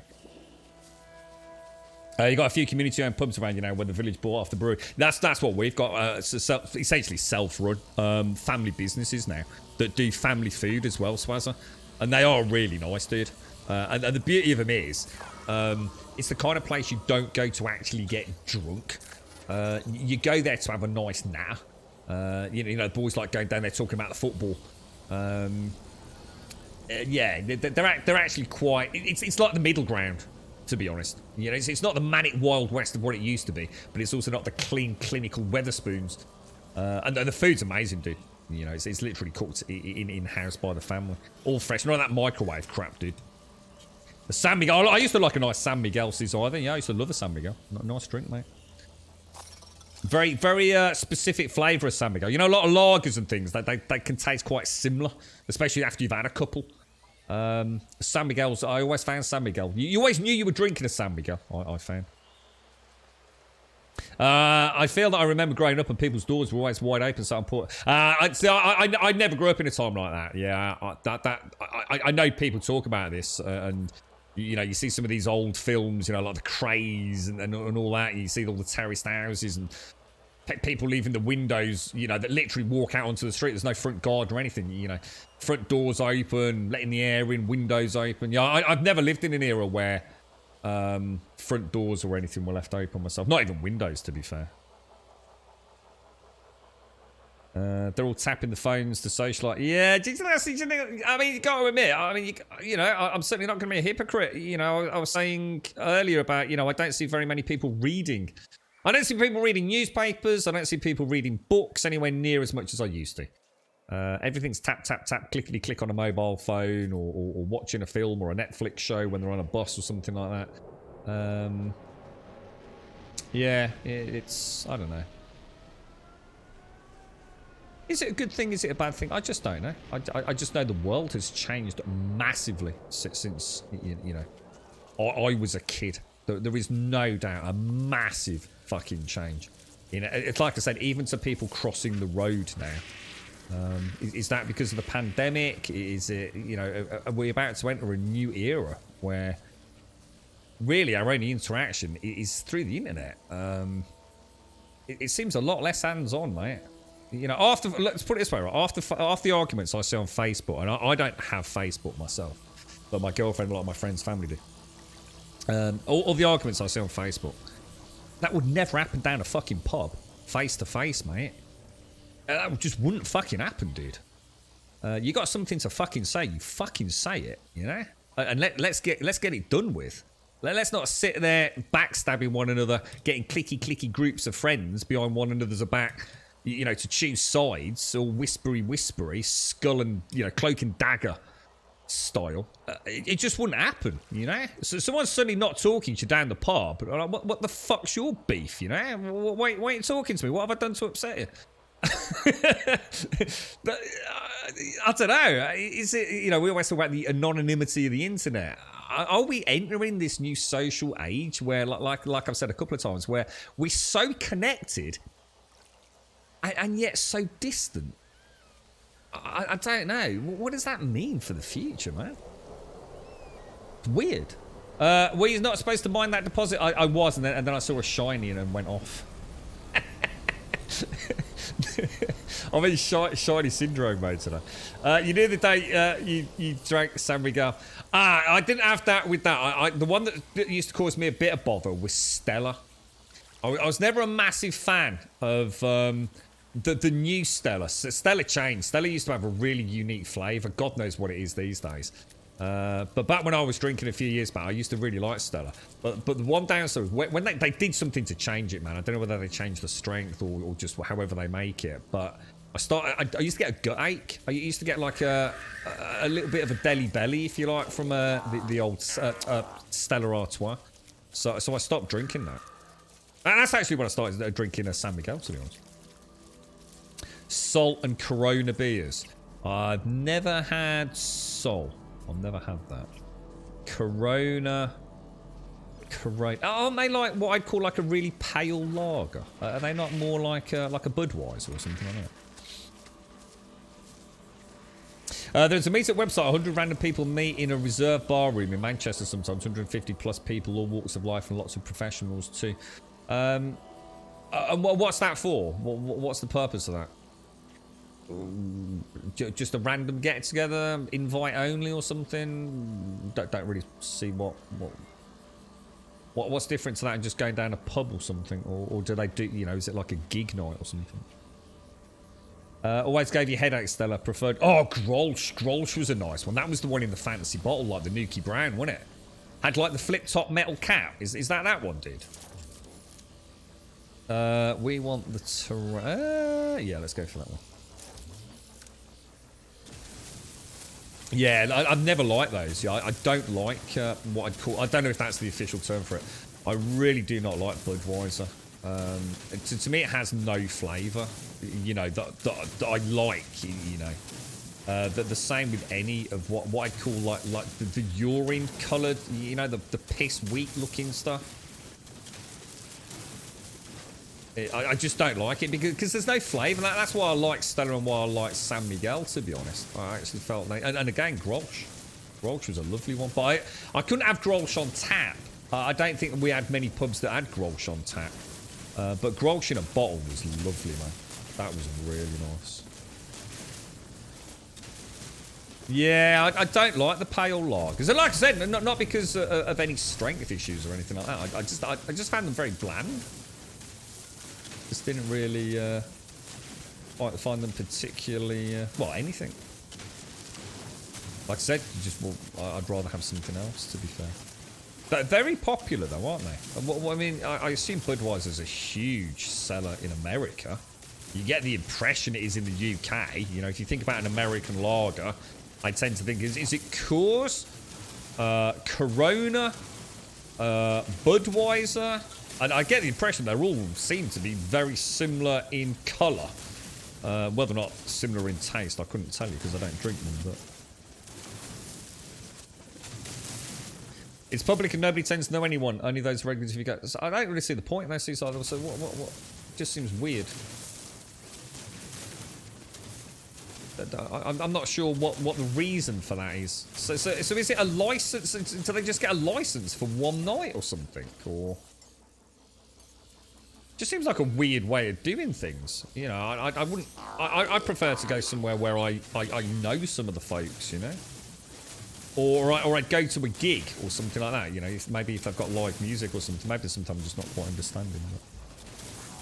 But. I miss going to the local before... Yeah, 100%. Yeah, same here as well. Yeah. Yeah. That's it. All set off together, right, so yeah, good stuff, man. Yeah, I used to love going to live gigs. That was always the best part of the weekend. Especially if you had a couple of good bands playing, you know, fairly local to one another, so you didn't have to travel or anything. Yeah, we quite often used to jump on the train. Saturday afternoon, travel somewhere. If it was a nice day, we'd go to the local park or something. Have a couple of bevies from an off license, and then hit one of the local pubs near where the gig was. Yeah, it's good fun weekend out, man. Do we still get a lot of live music in the UK?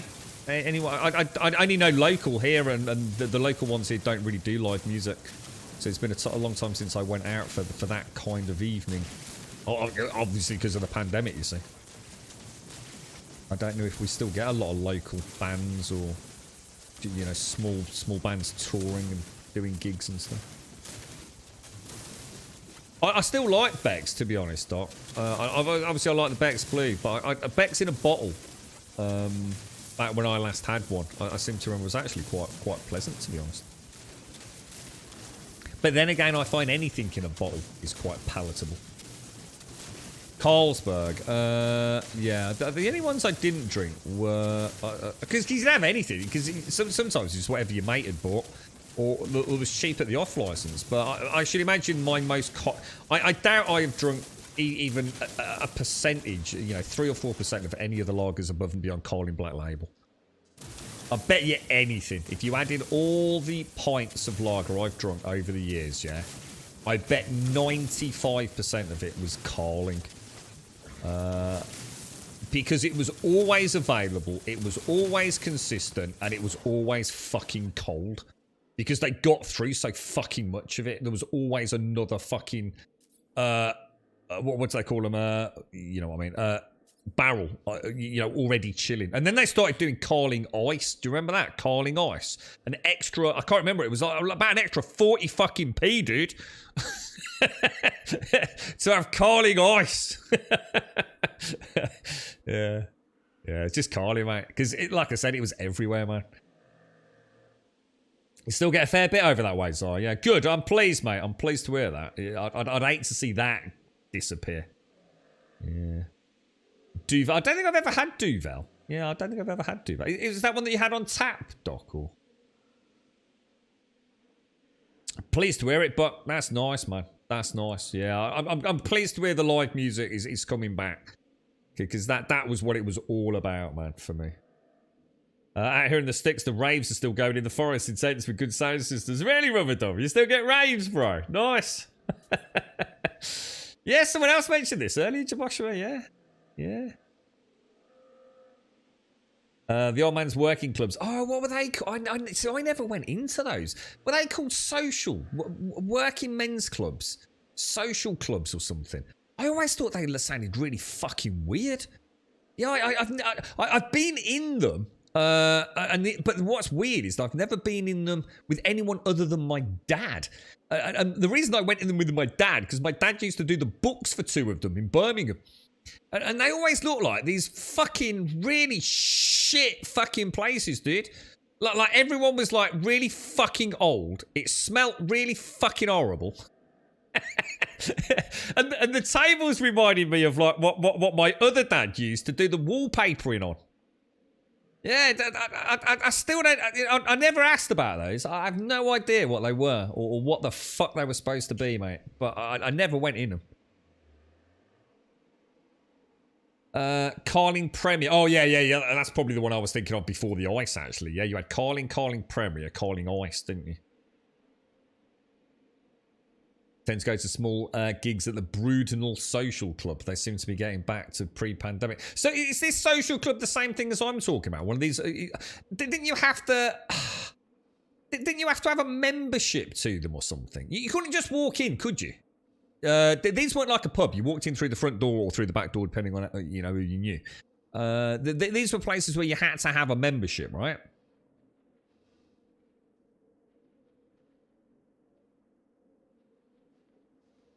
Duvel's nice, but try a Rochefort. Is that Rochefort 8 or 12? They're really good. Is that like so presumably a bottled beer, is it, or something? I don't really miss lager, I must admit. I do occasionally, like yesterday, I do occasionally get the idea, it'd be nice to have a glass of whiskey. It would be nice to maybe have a glass of wine. If I do, ever have a nice big steak or something, I'd probably go for that. I'm not sure, really. I think the pear cider is the best for me. But on a really nice hot summer's day, I think that'd be nice. Nice little break from the warm. So the Brudenell Social Club is not a social club, if that makes sense. It's just bad timing of chat. Oh, right. Got you. I was going to say, because I always thought of those places as being for... I'm actually not sure. You know what I used to think they were? Places where women weren't allowed. That's honestly what... I thought it was like a place where a bloke would go, right? Knowing his missus couldn't walk in. Like some weird kind of... Not a secret handshake place, but a place where blokes who didn't want to be bothered by anyone, they didn't want everyone to know they were having a pint, would go. And I'm sure that's not what they were, but I always thought, why would I want to go in somewhere where I have to have a membership, where women don't seem to be welcome, when I could go to the local pub and do a bit of Timberlake on the dance floor? Paid membership where your details are recorded, address, names, ages, and yeah. So it was a membership thing. I mean, I'm sure they did allow ladies in there, but got the impression that was probably not willingly done back then. I guess, I don't know.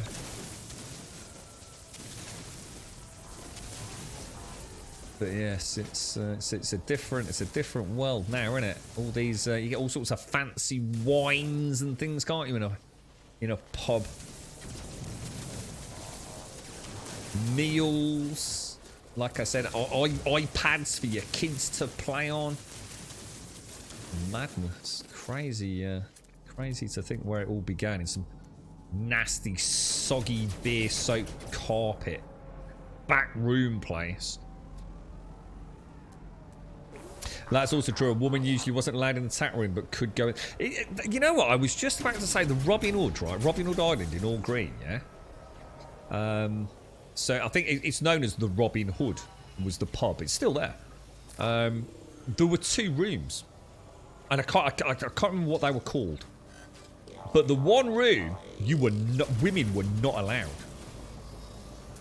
How fucking crazy is that? Now, I don't know what that was all fucking about. I have no idea. But that one room on the one side, because the Robin Hood is a massive fucking pub. It's huge.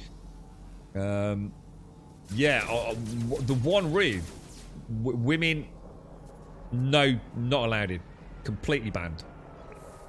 How fucking mad is that, man?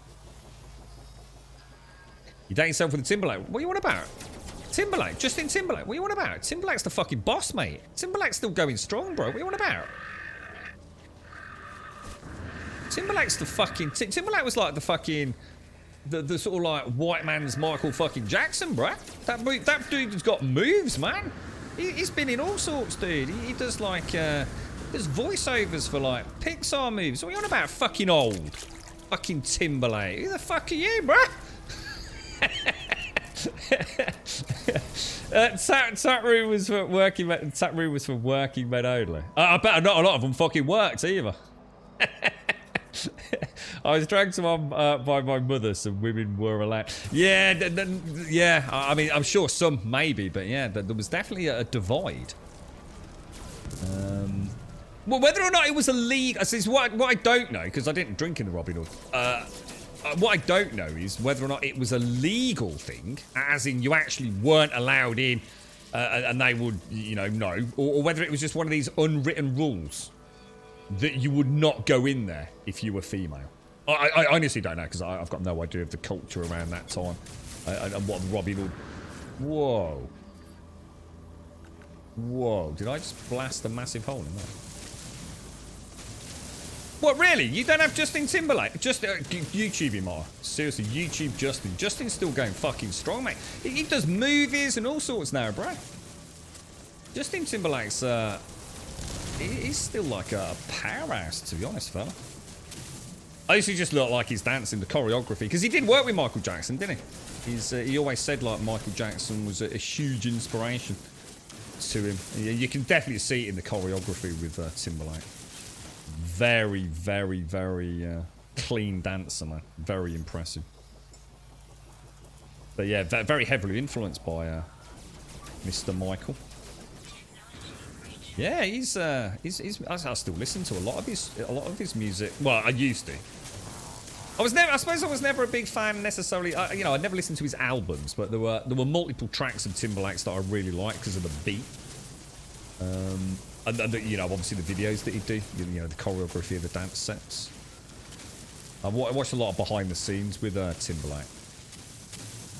And the putting together of the shows, you know, especially the live shows, dude, amazing. Honestly, shit, man. You don't realise how much effort goes into some of that stuff. It's it just involves such a gargantuan number of people to put together these live shows. It's amazing, honestly. It's incredible. Really, you can sort of see why a concert ticket costs so much fucking money at times. So is Timberlake dead in Canada then, or? I'll come over. I'll fly over the weekend. We will rejuvenise the Canadian love of Justin Timberlake. Mainly miners, was it? But so you live in a large. It's quite interesting because I've never had a lot to do with what I suppose you'd call the west of Birmingham, which is known as the Black Country, and that's kind of like Wolverhampton, Dudley. Is it Walsall, places like that? I never really knew a lot of people over that side of the city.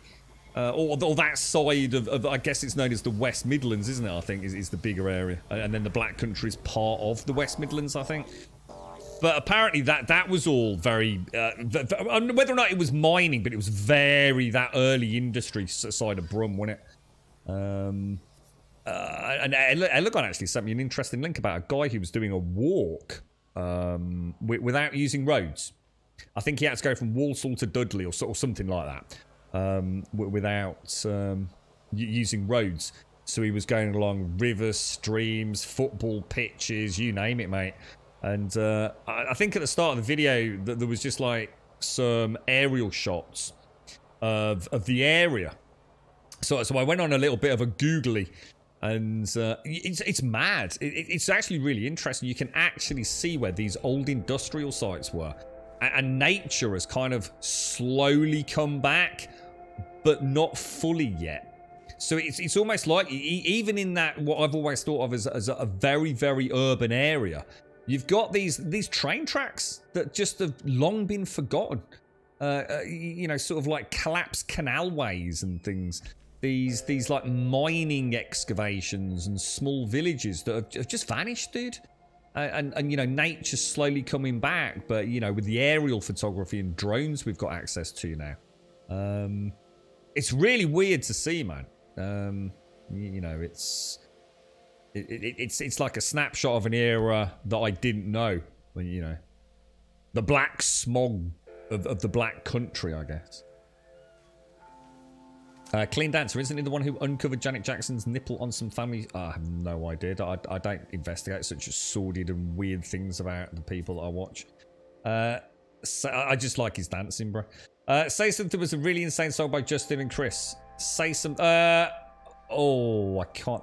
What have I got on my Spotify? I'm trying to think what I've recently listened to that's Justin Timberlake. He's just got a couple that are really good for me when I'm out doing my trying to get the leg back up and running. Some of his songs have just got the perfect tempo, you see. Let's have a quick look. What have I got? My library. The Hobble mix. Rock Your Body is a classic one. That's got a really nice tempo for me. Not the best song, obviously, but what else have I got? I don't think I've got anything else on the Hobble track at the minute. Yeah, I don't think I have. Some good tunes in there, actually. Live recorded, one take. I'll have a look at that on YouTube. I'll know it as soon as I hear it, Darius. It'll come back to me. But yeah. You're actually in North Nottinghamshire, all mining here until the pit shut. So was that what Nottingham was known for? I you know what? I don't know much about Nottingham. I've got some friends that live in Nottingham. The girlfriend's got a really good friend that lives in Nottingham. And it's a place I very rarely go to there. I can't even remember the last time I was there. For a wedding a few years back. But I know very little about Nottingham. And the history and the culture there, or, you know, nightlife or anything like that. I know Nottingham had a bit of a bad rep at one point, and this is going back a while, so God knows what it's like. Probably no different to anywhere else, for knife crime. I don't know if that was, you know, just one of those things that actually wasn't real, and just one of these like weird urban myths that started spreading because of a lot, like, you know, maybe one or two incidents back to back, and that was it. You know, Nottingham, knife crime capital of the UK. You never know how they spin it in the tabloid press, do you? But it was the Super Bowl halftime nip show. I don't know, mate. I've got no idea, bro. I've never thought about Janet Jackson's nipples, really. Just not overly worried. I am going to check out Sharon Stone later, though. I'm definitely checking out the Sharon Stone cross legs shenanigans. I want to know about that. So Knots was bad instead of... So just in general. Just crime in general. Because Nottingham's not that big a place, is it? It's not huge, is it? I mean, I'm not saying it's a small town. It's pretty big compared to a lot of places, but Nottingham isn't exactly a sprawling metropolis, is it?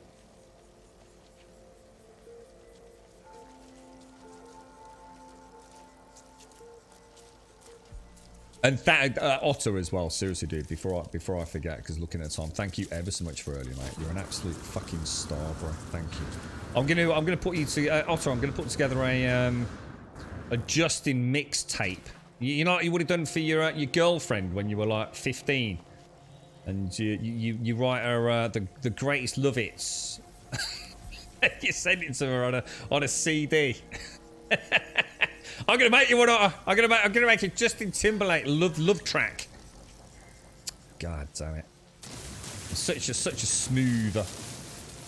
As all cities, it has its note. Yeah, I always say this when people say London's bad and oh Birmingham's bad or fucking where do you live? Clacton's bad.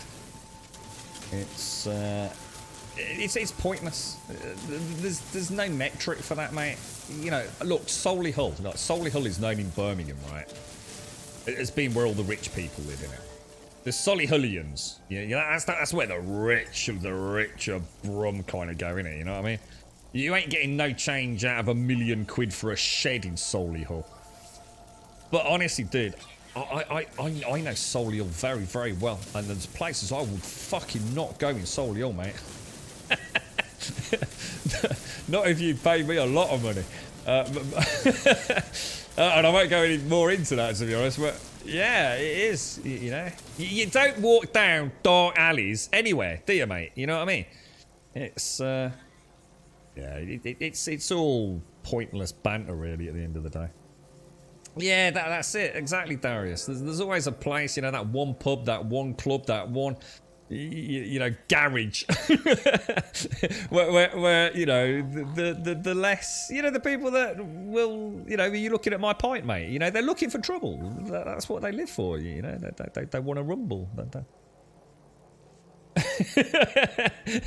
I'm gonna draw a little artist on it. Come on, who here hasn't made a mixtape for their beloved over the years? Fucking hell. I remember one specifically. I did. I had one of those CDs that had you know you could print your own CDs if you had a really fancy printer. So it had like you got like your shiny silver side, and then the other side would be like just white like paper. And I remember getting a Sharpie and then sort of like doing pictures all over it. I can't remember what songs would have been on it. I really can't. I bet you anything, right? It had an Alanis Morissette track, though. If there was a track on it, it would definitely have had Alanis Morissette there. The old Grum Smooch CD.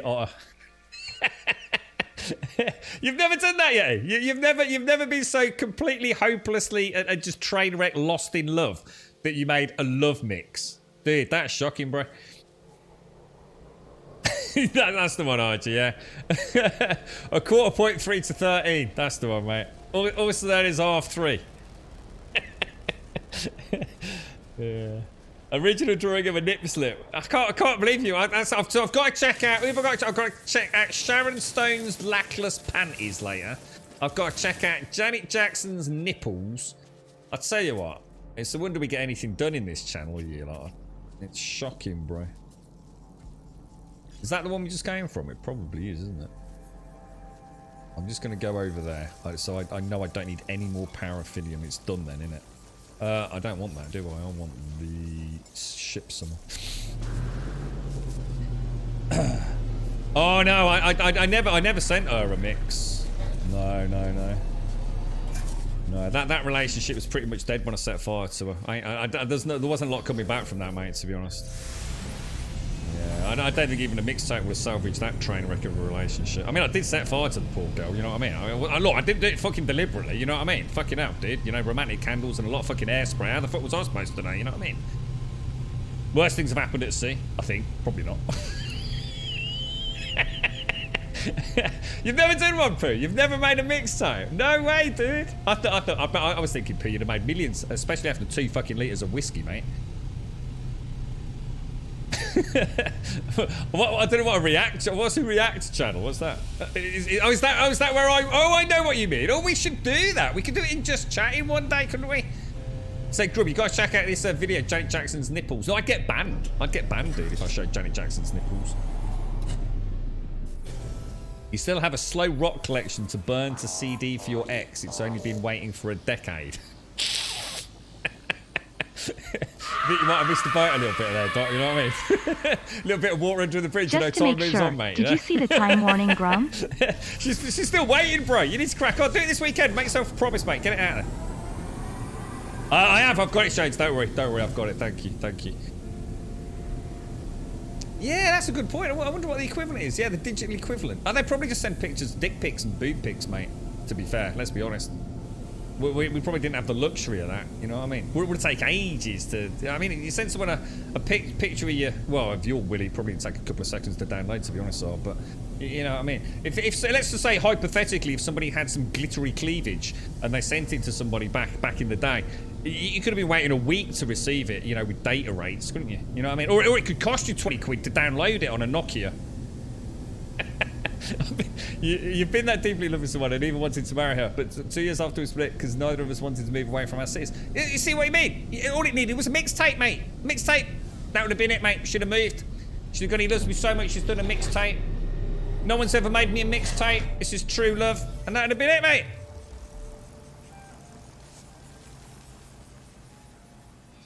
Good old Nokia. Yeah, the old... Good old Nokia, proper phone, right? Yeah, the one. You remember the one? What was the Nokia that they did that looked like the Matrix phone that Neo had? Yeah, what was it? Was it a slide or a flip thing? What was it? It was a slidey one, wasn't it? And then you clicked a button. It didn't do that until it just went click. But nostalgia, right? But yeah, you click a button and the panel would slide down, wouldn't it? I've actually seen those. They were a thing. You could actually get Neo's Matrix phone, couldn't you? And Nokia made it. You take the picture with a Polaroid. You have to give it a shake as well. Giggity giggity. It was a weapon, yeah. No, I suppose the difference back then as well is you could bloody drop the things and the charge would last for years, wouldn't it? On these old phones. It's the screen tech, innit, mate? I mean, some of these phones have got like 120 fucking hertz panels and above, haven't they? I mean, the battery drain on them is just ridiculous, bro.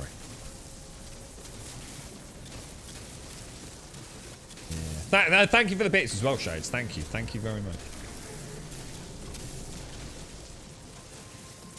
What's that thing that Marky...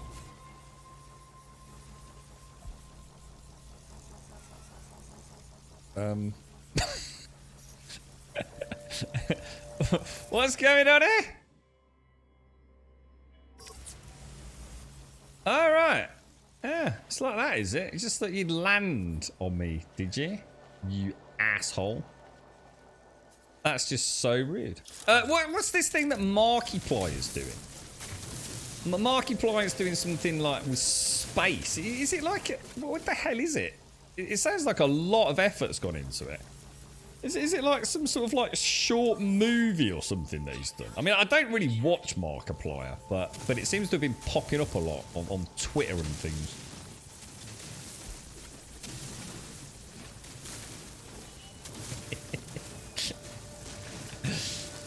You need to get yourself a nice bottle of whiskey this weekend, Pooh. Get yourself a mixtape done, mate. All them classic tracks, but you have to have an Alanis Morissette track. I think it's almost compulsory. Does she still do anything, Alanis Morissette? Because she was huge, right, in the UK at one point. You couldn't go anywhere without... Was it like Jagged Little Pill? Something like that. It was She was like freaking everywhere, man. Well, I don't know whether she still makes music. No idea.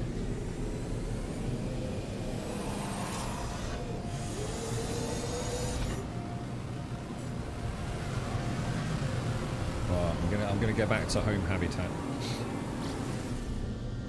A Walkman. That's the Sony thing, isn't it? The Sony Walkman. That's at the start of. I know this.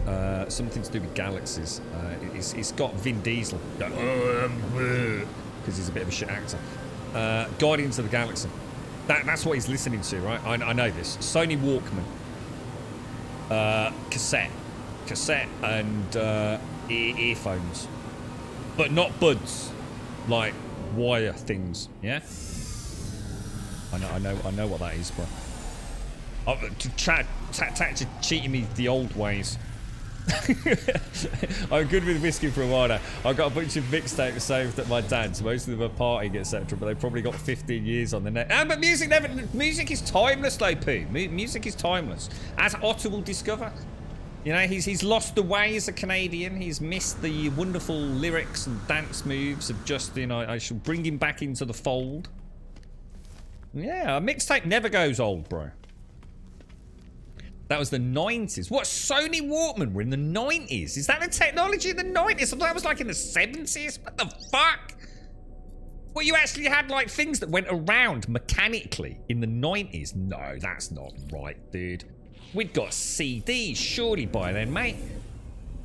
No. Not in the 90s, bro. That's got to be like 70s, like Del Boy Trotter fucking time, right? You're all about the gin and tonic. You just lay off it for a bit, Caskell. You tried to do the poo challenge and it went to shit. You spent the whole day at work with a fucking hangover, mate. You just lay off it for a bit. Give the liver a rest, mate. Although I've heard cranberry juice is very good. It's called a what do they call it? It helps with my oh god, what's it? Things. Cranberry juice is very good for. Oh man, what's it called? Free radicals. It's got a lot of free radicals in it, or it helps with free radicals. Cranberry juice is very good for you, basically. Yeah. Look at the PCs in the 2000s. Yeah. Walkman. So Walkman were in the 80s. A Discman. Whoa, hang on. What the fuck is a Discman? A Discman. I don't know what a Walkman is. Oh, hang on a minute. So hang on, what did he have in Guardians of the Galaxy then? Maybe that was... Is that a CD player then? You didn't have CDs until the late... No. The late 90s for CD... No. No. No. We were nearly in the 2000 era. Before... No, come on. Really?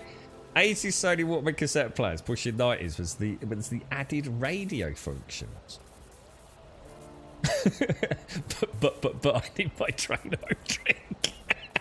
You see what you've done, Pooh? You see what you've unleashed upon Gravonia? It's like, well, Pooh had two fucking litres of whiskey, so I could have at least a couple of glasses, right? Sony Walkmans first appeared in 1979. No way, bro.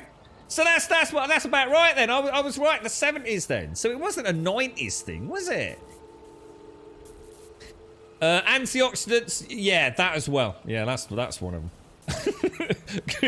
Yeah, that too, right? It helps reducing the chance of urinary tract infections, if I remember correctly. What, cranberry, does it really? I've never had such a thing. I don't think I've ever had a... That's when your piss stings, right? That normally just when I've been out on the lash and I've got no, like, water in my body. So you sort of piss out like what's sort of like very strong urine, don't you? It keeps the fountain flowing and cleans out the crusty filter. I'm going to drink some cranberry juice later. I might as well, you know, I'll put some gin in it just to remind me of Caskell. A Discman released in 84. So hang on a minute. So you're telling me that in 1979 we had something that was a magnetic tape? And then in 1984, we had CDs. It seems a bit of a jump in technology. You know what I mean? When you put your wanker someplace, it should not be... What, are you so rich you have your own personal masturbation bachelor? Oh, come here, wanker. Please masturbate me. Joey's so rich. Joey's got a bleached asshole as well, by the way. I remember Joey. Joey's got a bleached asshole, and he's got his own... He's not just a butler. He's got his very own masturbation henchman. That is amazing, Joey. You're like Batman, but a bit weird. You know what I mean? First CD player was this, man. Aliens. It was a breakthrough on the Roswell... Oh, is that what it is? I know this. Area 52, mate. Yeah, that's where all the aliens are. I know this. I know this because I saw a film with a dude called Paul. And he was a little alien. And Simon Pegg made friends with him. It's a documentary. It's straight up legit. It really happened. The Wank Man. There's a song like that, but I think it's called the Scat Man. And this confused the shit out of me. And that's no pun intended either. There literally was a song that went, dibby dibby dibby dibby dibby dibby doo, I am the Scat Man. I'm not kidding you. I know this song. This song is on YouTube. You check it out, right? Now, I'm not being like in any way. I hope no one's eating a bacon sandwich, but I ain't being funny. But I think scat. I could be wrong here, but I think scat. Yeah, I think that's poo. And I think scat is one of those, you know, like people that like, was it like two weird fuckers and a cop? Something like that. I don't know. Don't go Googling it. But apparently, like people, some people like to have like poo involved in their sex things. And I think that's called scat. So, and that's what I thought that was, right? And then one day I heard this song going, woohoo, I'm the Scat Man. And I was like, you fucking what, mate? What the fuck, bruh? What, dude? What? No way, bruh. Straight up legit. The mind boggles, bruh. You can't put out music like that. It's like, dude, there's children listening. Dad, what's a scat, man? Close your ears, close your ears. Get out of the social club. You're not allowed in there. Shocking, bro.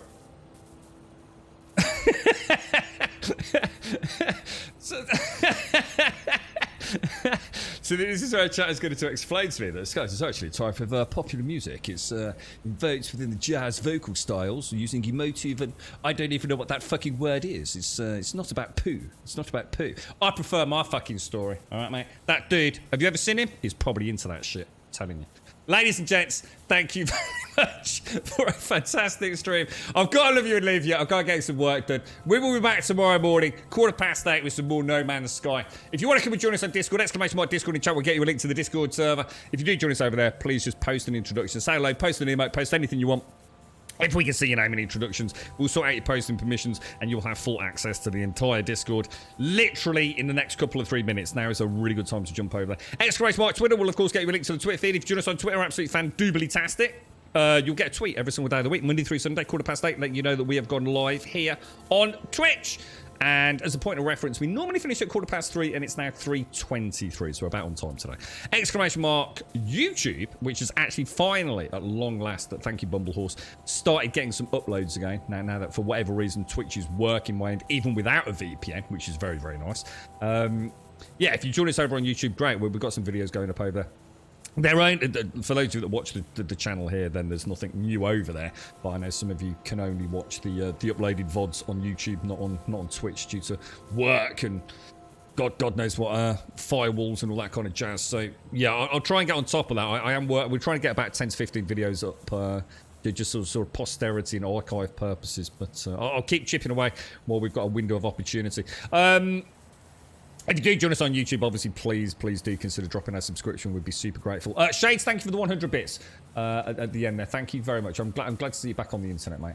Breckinex, thank you for the follow. And thank you all. Thank you for the subs, the resubs, the bits, the follows, the donations, and the gifted subs throughout today's stream. Thank you all ever so much for all the wonderful support. Now, we don't normally say any special thank yous, because obviously, whether you're lurking, chatting, sort of throwing cold, hard cash my way, you know, obviously, we're all in it together. Wonderful community. Proud to be a part of it. But I have to say, Otter, today, thank you ever so much. Really, really nice gift there, mate.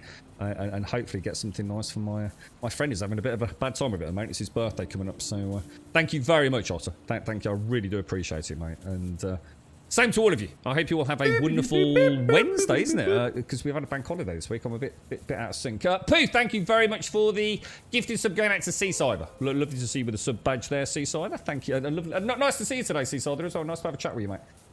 Thank you for the 17. And P, thank you very, very much for the gifted sub. Ladies and gents, do stay safe, look after one another, and we will be back here tomorrow morning, 8:15, with some more coffee, and hopefully get this...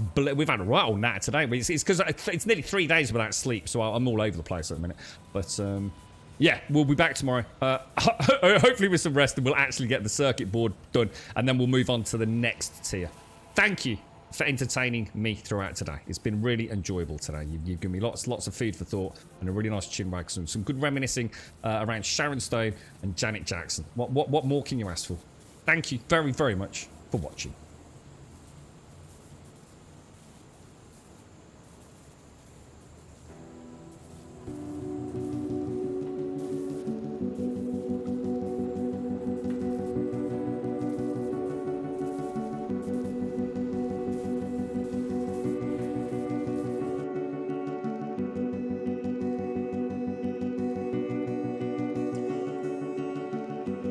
Thank you very, very much, Pooh. Thank you.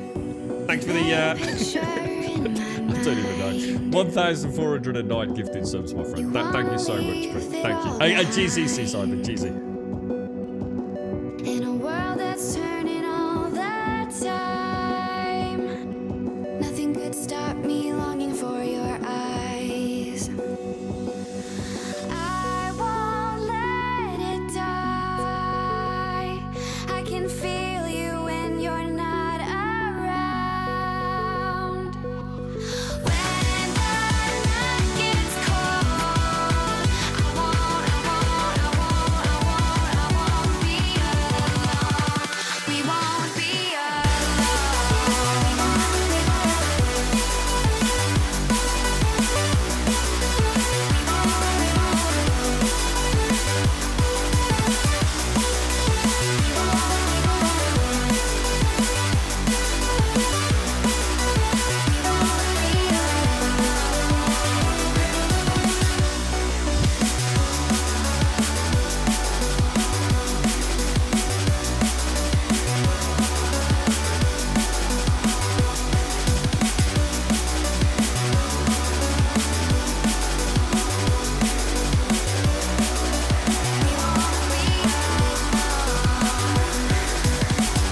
This lake of fire burns my skin. How could love wear so thin?